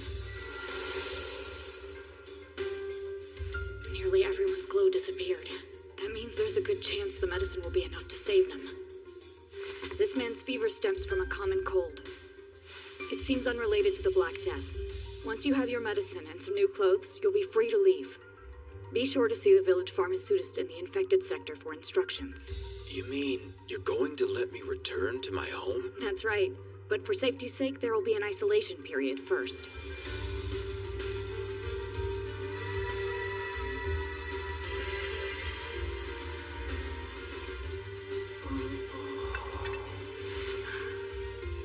I used a divine art that should increase the effectiveness of the medicine. But I still don't have enough people here to continue care or make appropriate drug choices. And the temple has serious cases too. I'm just one pharmacologist. Even with my supply of medicine, this is more than I can handle on my own. And with every moment I spend here, the Black Death draws that much closer to the capital. Lord Pharma, we've finished administering medicine to the patients. Good. One moment. All patients have now been given medicine per your instructions. Is there anything else we can do? Let's see. The people who brought this illness are still at large. They're currently on the way to the capital with their cargo. I need you to track them down, incinerate the cargo, and administer medicine to the infected. I'll follow you when I'm done treating these patients. Yes, sir. Master, I've brought in today's specimens for inspection. Thank you. Leave them over here and I'll handle the final checks. Right. The specimens from the ship have all passed. You can permit them to dock. I'll let them know. Thank you. We've gotten quite proficient at this procedure. Don't get complacent. No matter how careful we are, we could still miss something. And none of us have special powers like Pharma's to make sure we've got everything right. Special powers? In a figurative sense, of course. Remember how quickly the inspections were proceeding when Pharma was conducting them? I can't come close to his eye for detail. If only I had that kind of skill. I should have been keener to have him teach me the basics of the process. It would have allowed me to be of more use to him in the end. It's true that Lord Pharma's talent for quickly and accurately diagnosing illnesses seems almost beyond human capability, but the cargo inspections actually go faster with you in charge. Is that so? Yes, ma'am. Well then, I suppose I do have something to offer. Of course you do, and I'm glad for the opportunity to assist you. This disease once ravaged our entire continent. It's a fearsome enemy, and here we are, holding it at bay. It's like a dream. Yes, I feel the same. In any case, we're almost done. Let's stay focused. Yes, ma'am. Sorry to summon you on such short notice. May I ask why you called upon me? The answer is simple enough. We need to have a discussion about your research. Lord President, I've long known this day was coming, and I have no intention of complicating the matter. It's only through your constant advocacy that I've been able to receive the funding to continue my work this long, and I'm immensely grateful. I don't expect the school to bear the burden of my expenses until I retire. I only ask for enough time to break down my lab. Please allow me to speak first, Professor. Your research is hardly a burden. Oh? I didn't summon you here so I could dismiss you. In fact, I have important work for you. The fate of our world is hanging in the balance, and no one can save us but you. Huh? What? With all due respect, my lord, if the fate of the world hinges on this job, surely I'm not the one you should be speaking to. You are. It falls under your field of expertise. I want you to find this new microorganism and extract the medicinal substance produced by its body. A microorganism that can produce a medicinal substance, you say? Read this. Actinomycetes are microorganisms that grow hyphae as they mature. And I'm seeking a particular variety known as streptomyces. These organisms have the ability to produce medical ingredients that are effective against the Black Death, as well as many other infections. That's a groundbreaking discovery and presented in such incredible detail. What great scholar is responsible for this work? I can't disclose that, but it certainly merits further investigation. Can you help us, Professor Casper? Well, in fact, these little ones, the actinomycetes illustrated here. You're familiar with them? I'm quite familiar. I've been cultivating them for several years in my lab. We have numerous thriving cultures on hand. We do?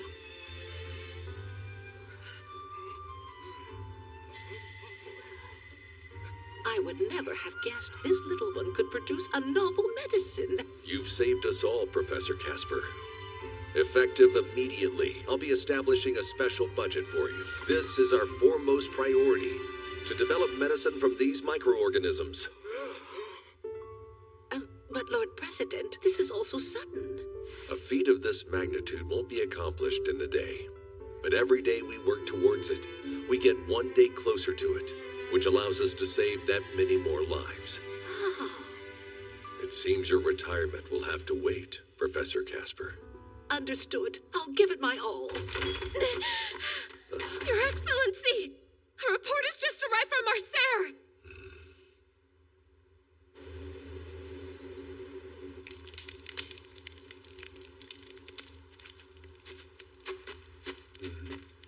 Lord Pharma, Fathers, deepest thanks to you all for working so late into the night. How are things inside? We did manage to see all the patients, but in spite of our best efforts, some didn't make it. Those who did have all received the medicine, and as of right now, half of them are in stable condition. Wonderful news. I'd been preparing myself to hear that none of the worst afflicted had survived. Thanks to your efforts, we can expect a minimal number of casualties. I hope you're right about that. We've most likely avoided the worst-case scenario, but we can't relax yet. If we're going to eradicate this disease, I'll still need the whole village's cooperation. The inside of the ice wall is protected by a divine art, so you're safe here. To increase the effectiveness of the treatment, try to avoid leaving the village for 2 weeks, if at all possible. If a flea or rodent of any kind gets into the village, kill it immediately. And if you can't avoid leaving the village, don't approach any such animals.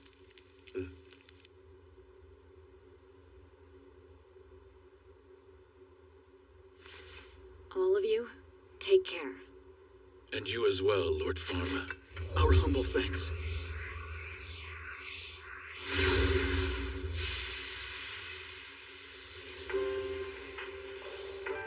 way longer than I expected. I hope the rogue crew has been found.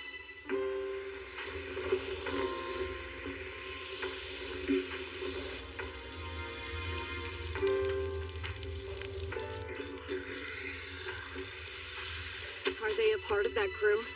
It seems they were left behind because they were too sick to keep up. Please, let us go.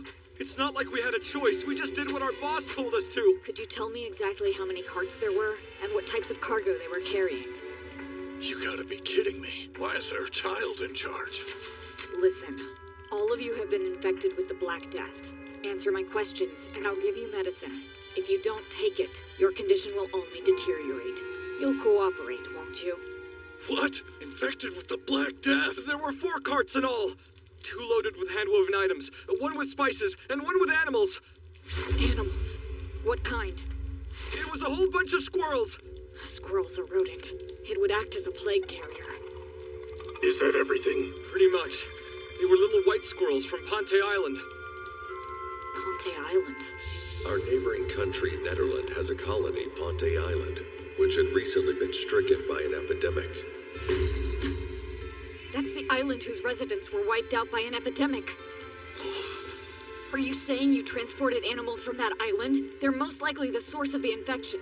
You've also had shipmates die, haven't you? And what exactly does them dying have to do with anything? Yeah, kid, for all we know, they just couldn't handle the journey. How many of your men headed for the capital? There were 24 workers left, and 5 holy knights, too. Holy knights?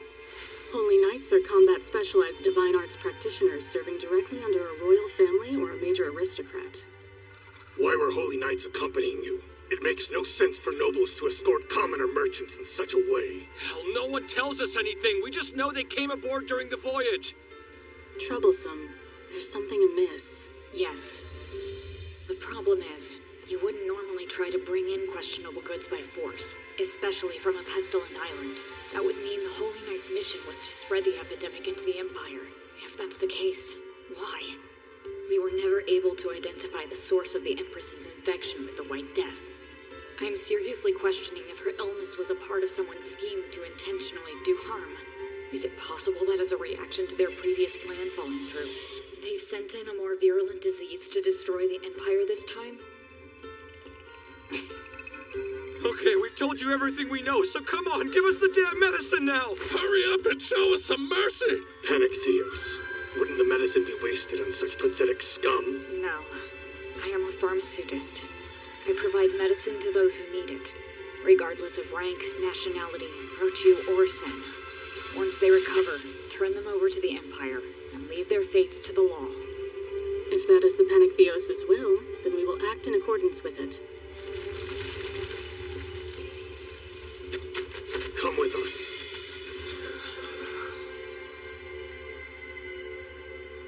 Dawn is still a long way away. What do you mean? You're saying this rogue vessel carried the disease? Yes. The crew came ashore illegally at the village of Lestock. An epidemic broke out there soon after, bearing the symptoms of the Black Death. From my understanding, Pharma is currently handling the situation. And? What is the status of this rogue crew? Though we can't say for certain, they're likely bound for the Saint-Flou Fair, that is, for the capital. What should we do? It won't be long, considering Lestock's position relative to Marseille in the capital. I believe they'll most likely be arriving today or tomorrow.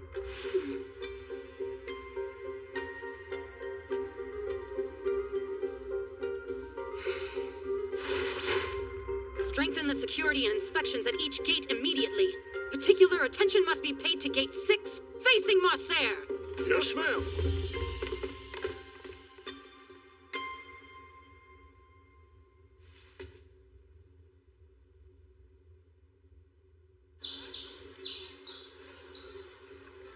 Good morning, everyone. Welcome to Saint-Flou. It's advised to wear a mask.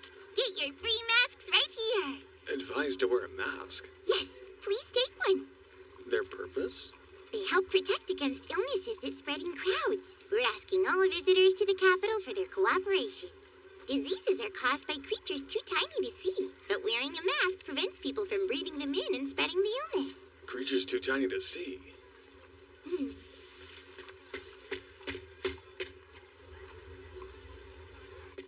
There you are, Chief Inspector Pierre. What's wrong? These are the latest specimens we were able to collect from Gate 6. We need your expertise.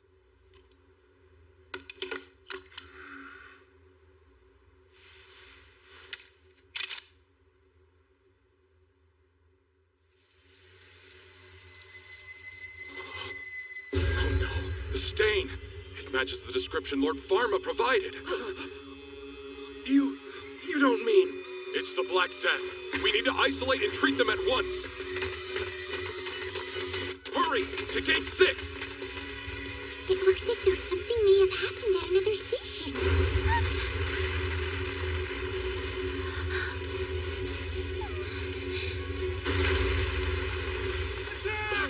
What do we do? The gate is being breached. Raise the drawbridge! Lower the portcullis!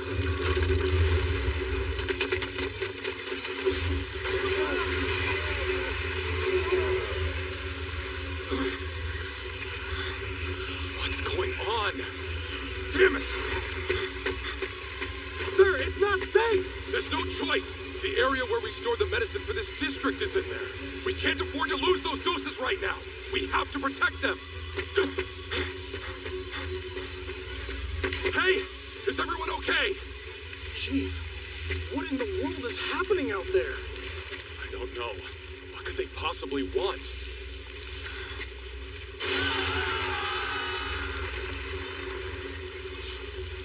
Let's hurry. Where is Lord Pharma's medicine? Right here.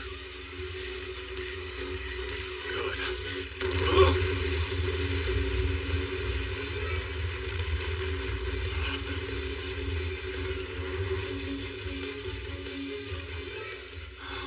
Are they transporting something? Hey, keep it together. So many of them have already died. No matter. Out you go! Oh. Holy whirlwind!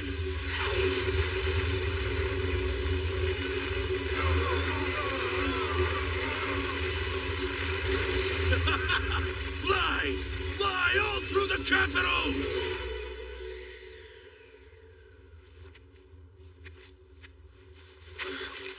Chief, are you okay, sir? Yeah. What in the world happened? Some men seem to have broken through the gate. Then they released some squirrel-like animals into the city. Squirrel-like? You'll see them over there. That's a squirrel? Oh no! If those creatures disappear into the city, it'll spell disaster for the capital! What do you mean? Rats and other rodents can spread disease. They're a known source of the infection. That includes these damn squirrels! Sound the alarm at once! Close all gates, homes, and shops immediately! Those animals must not be allowed inside!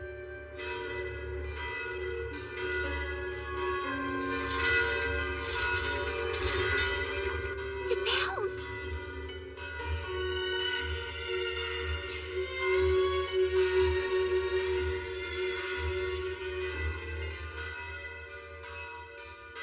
So the time has come.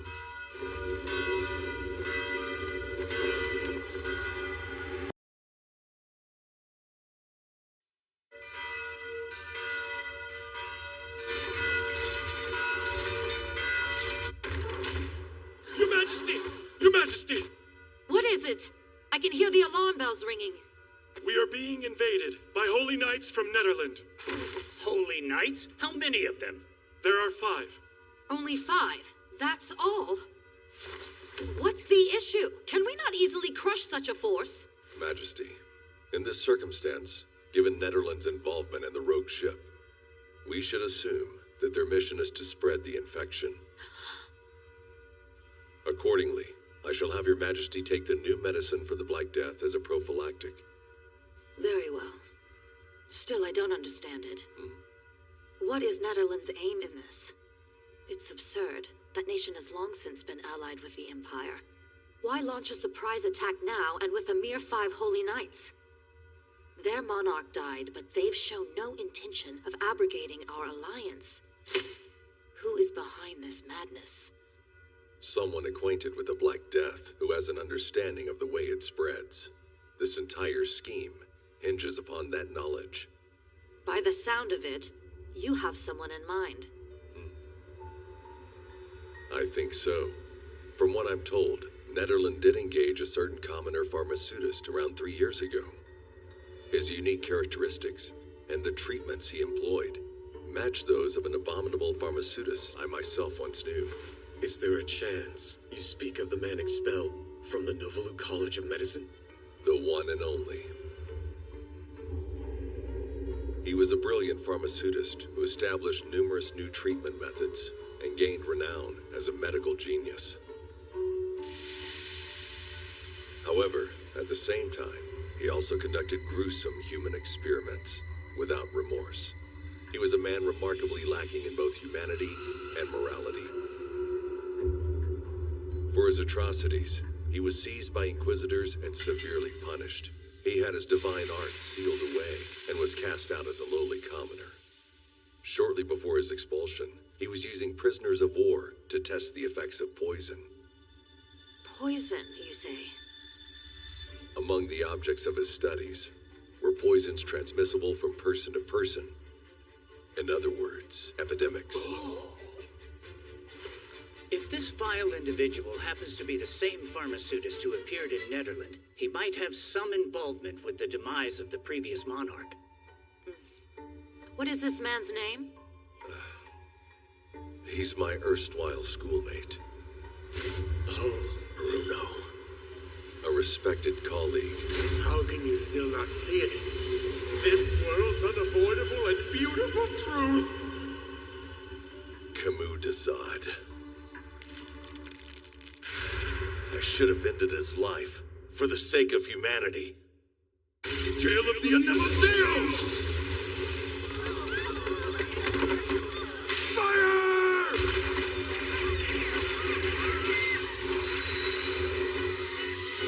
Trampling flame!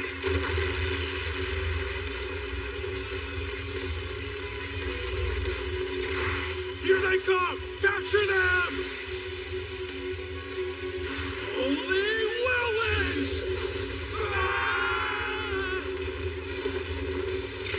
You won't escape. Fury of the earth!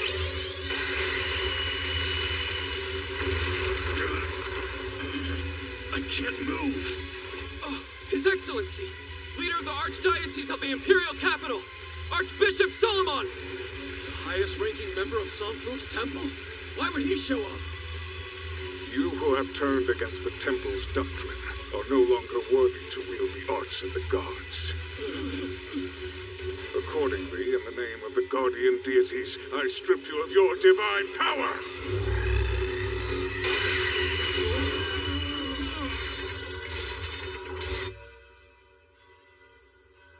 Lord Cedric, what should we do? This bell pattern indicates the city is under attack.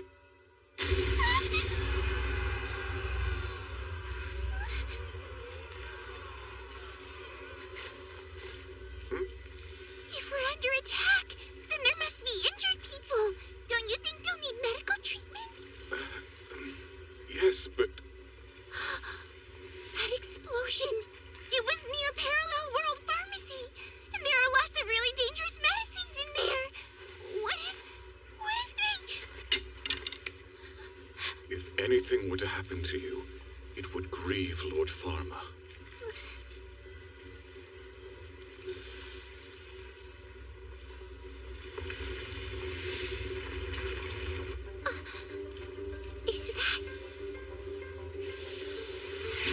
Quarantine station's been breached. How far has it gone? How quickly has the plague spread through the capital?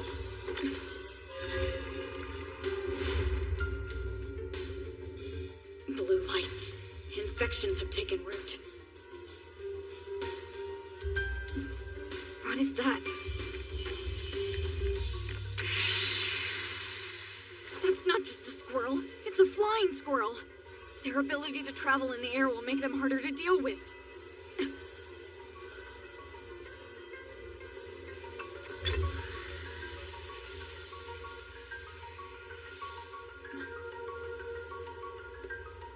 There's Bruno. there! Pharma, welcome back. How is Marseille? I left Lady Eleanor to handle the situation. It'll be fine. My real concern is...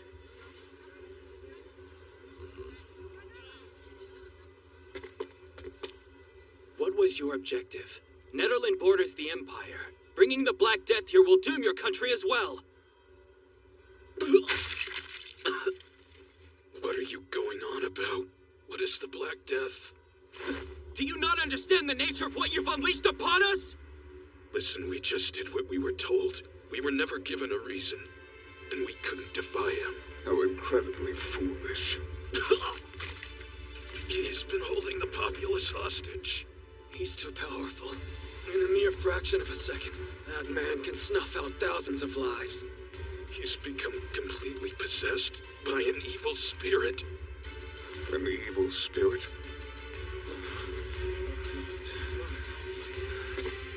Please tell me, does he have dark hair, a burn on his left cheek, and one eye? Yes, that's him. We fulfilled our commitment. Our home will be...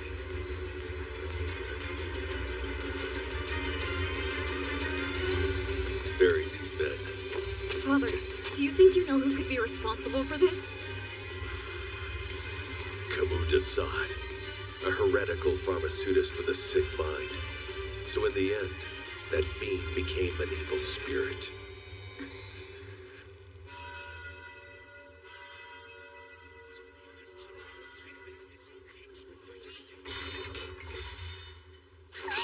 The alarm bells have stopped ringing!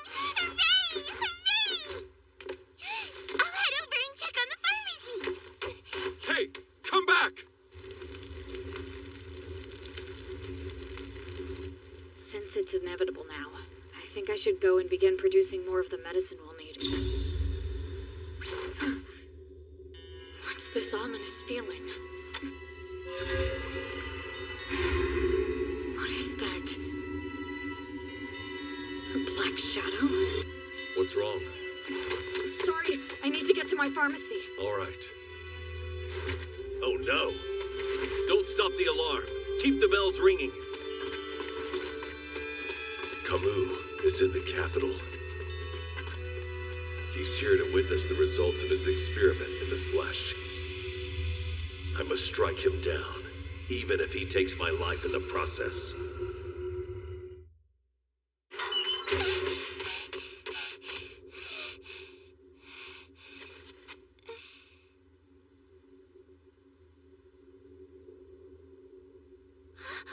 The windows! Master Pharma must have returned!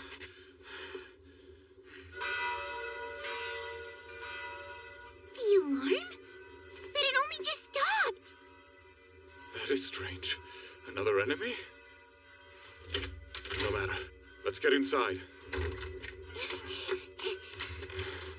Something's not right here. Neither the gate nor the door was locked. Wait! Lotte! Let me check things out first!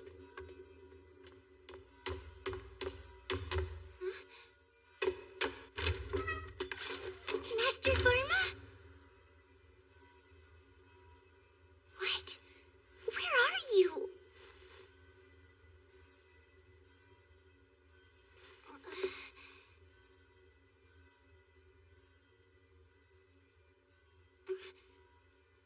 Now, who could have gone and left the windows open?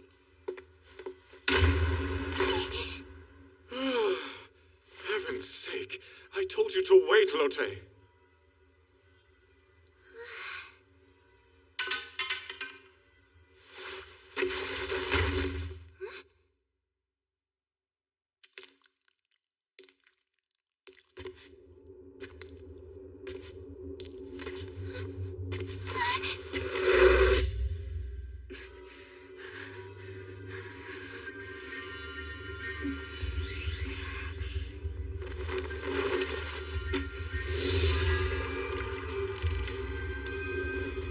What is that? Don't tell me. And an evil spirit? What's it doing in my lab? Pharma, Father.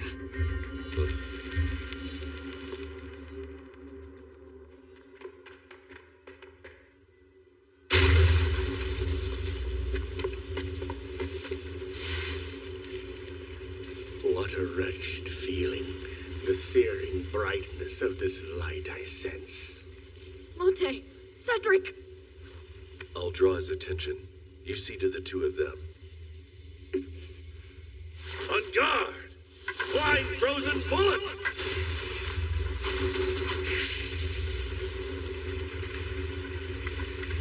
It's been a while. Camus? Bruno, here to stand in my way?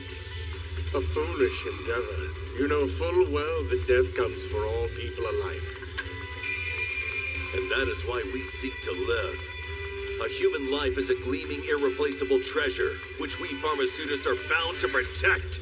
Crystalline ice spears! What is this? What has he done to them? Poison? I have to identify it immediately. Crystalline ice prison! Chemical poisoning. Inorganic compound?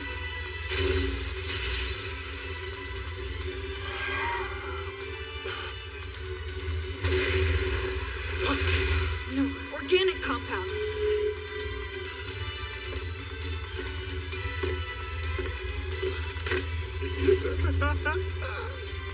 An alkaloid. Fast-acting deadly poison easily obtained in this world. Aconite? Aconitine. Eliminate aconitine. Multiple poisons? How many are there? Tetrodotoxin, saxitoxin, halitoxin, ammonitine, batricatoxin. You're kidding. Eliminate batricatoxin. So it was an arrow poison. Oh, Bruno. How can you still not see it? The beauty of the disease that their afflictions bear them onward to their end. Stop! Camus! You can't! Debilitation, despair, and death. And the ascendancy of those rare few with the strength to withstand the ravages of illness. Through this, humanity grows more resilient.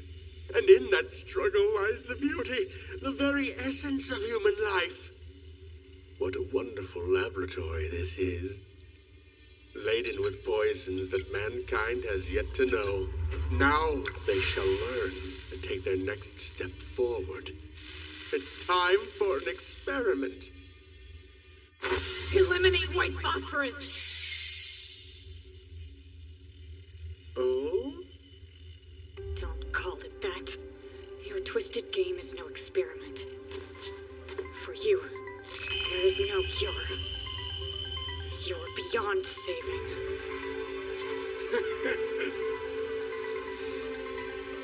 I've never seen Master Pharma look so angry. No, that's not anger in his eyes. It's sadness. Beyond saving. And what of it? Why? Why don't you see it? With such power at your fingertips, how are you still unable to recognize the wisdom in my words? I know you seek to understand the truth behind this world, as I've always done, because you're like me, one of the few who can grasp it. You know ordinary people will fear and despise you. They'll seek to destroy you as they did me. None of them, not one, can understand the virtue of my noble cause. In time, you'll find you've become like me, a twisted spirit no longer bound by the paltry laws of humanity. Even if I'm not like them, I choose to preserve their lives!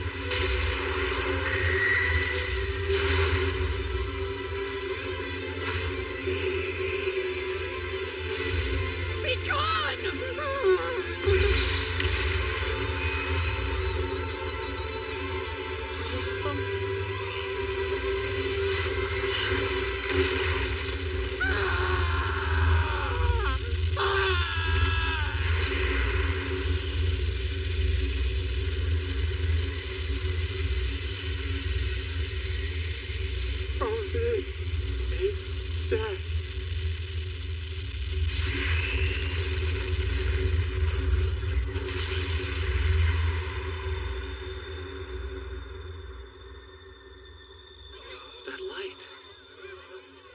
mighty, cleansing sanctuary?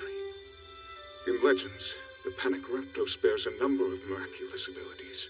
Chief among them is the power of purification. According to the ancient texts, in tandem with the works of the Panic Theos himself, a brilliant light would issue from the wands to cleanse the evil from the air and quell an epidemic. Your Excellency, does that mean... Indeed, this is the power of the Panic Theos.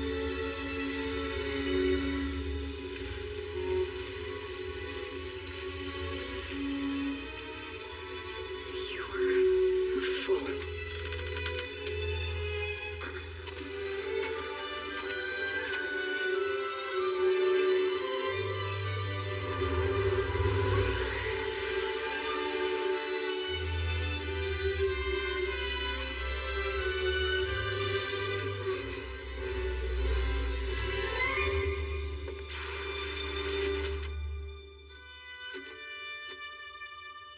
Master Pharma.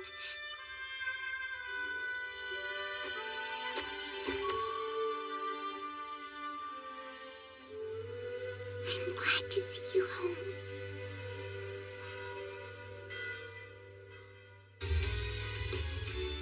And I'm sure that in the near future, the Black Death will no longer be regarded as an incurable disease.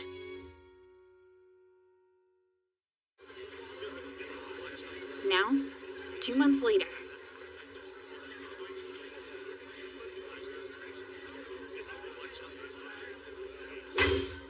This day shall mark the end of the Black Death epidemic.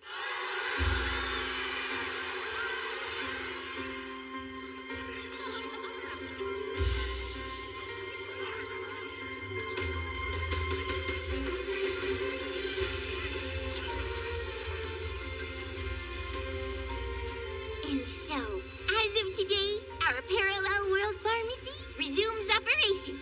Now then, let's all give a cheer. Yay! Yay! It's been far too long. Not that we had a choice in the matter. Hopefully all our customers haven't forgotten about us. Yes, and I pray that next time we close down, it'll be on our schedule. Huh? Hey there, Mr. Proprietor. Welcome back. Thanks for your help at the port, Commodore. Oh, now don't start calling me by rank. Huh? You're all here. It's been so long. Oh, Lotte. How I missed you. Hey, look here. A little something from the fair. Thank you so much, Mr. Jean. And now, allow me to perform my dance of gratitude. There was some delay, but the fair still happened thanks to you. Brilliant work, Pharma. Just as expected. It's because we all played our parts. Why so modest? Take some pride in it. Coming!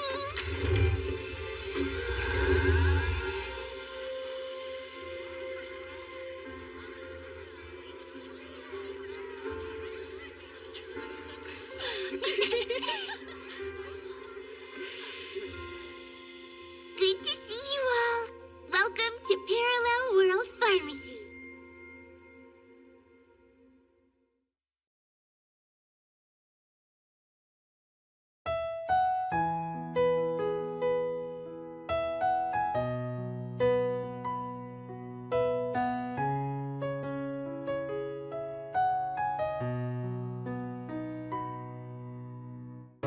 You know how to win a woman's heart because you keep winning mine. With your sweet eye of love and care, I felt that I am the luckiest on this planet. Baby, you are my tears away when I need them gone, and you put a heel green on my face in place of that. You have come into my life, make everything feel amazing once again. For that I wanna thank you a million times.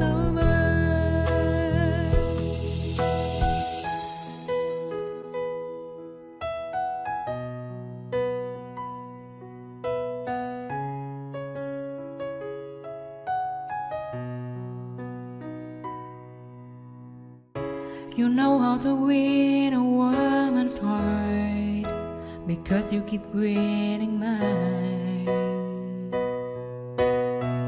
With your sweet act of love and care, I felt that I am the luckiest on this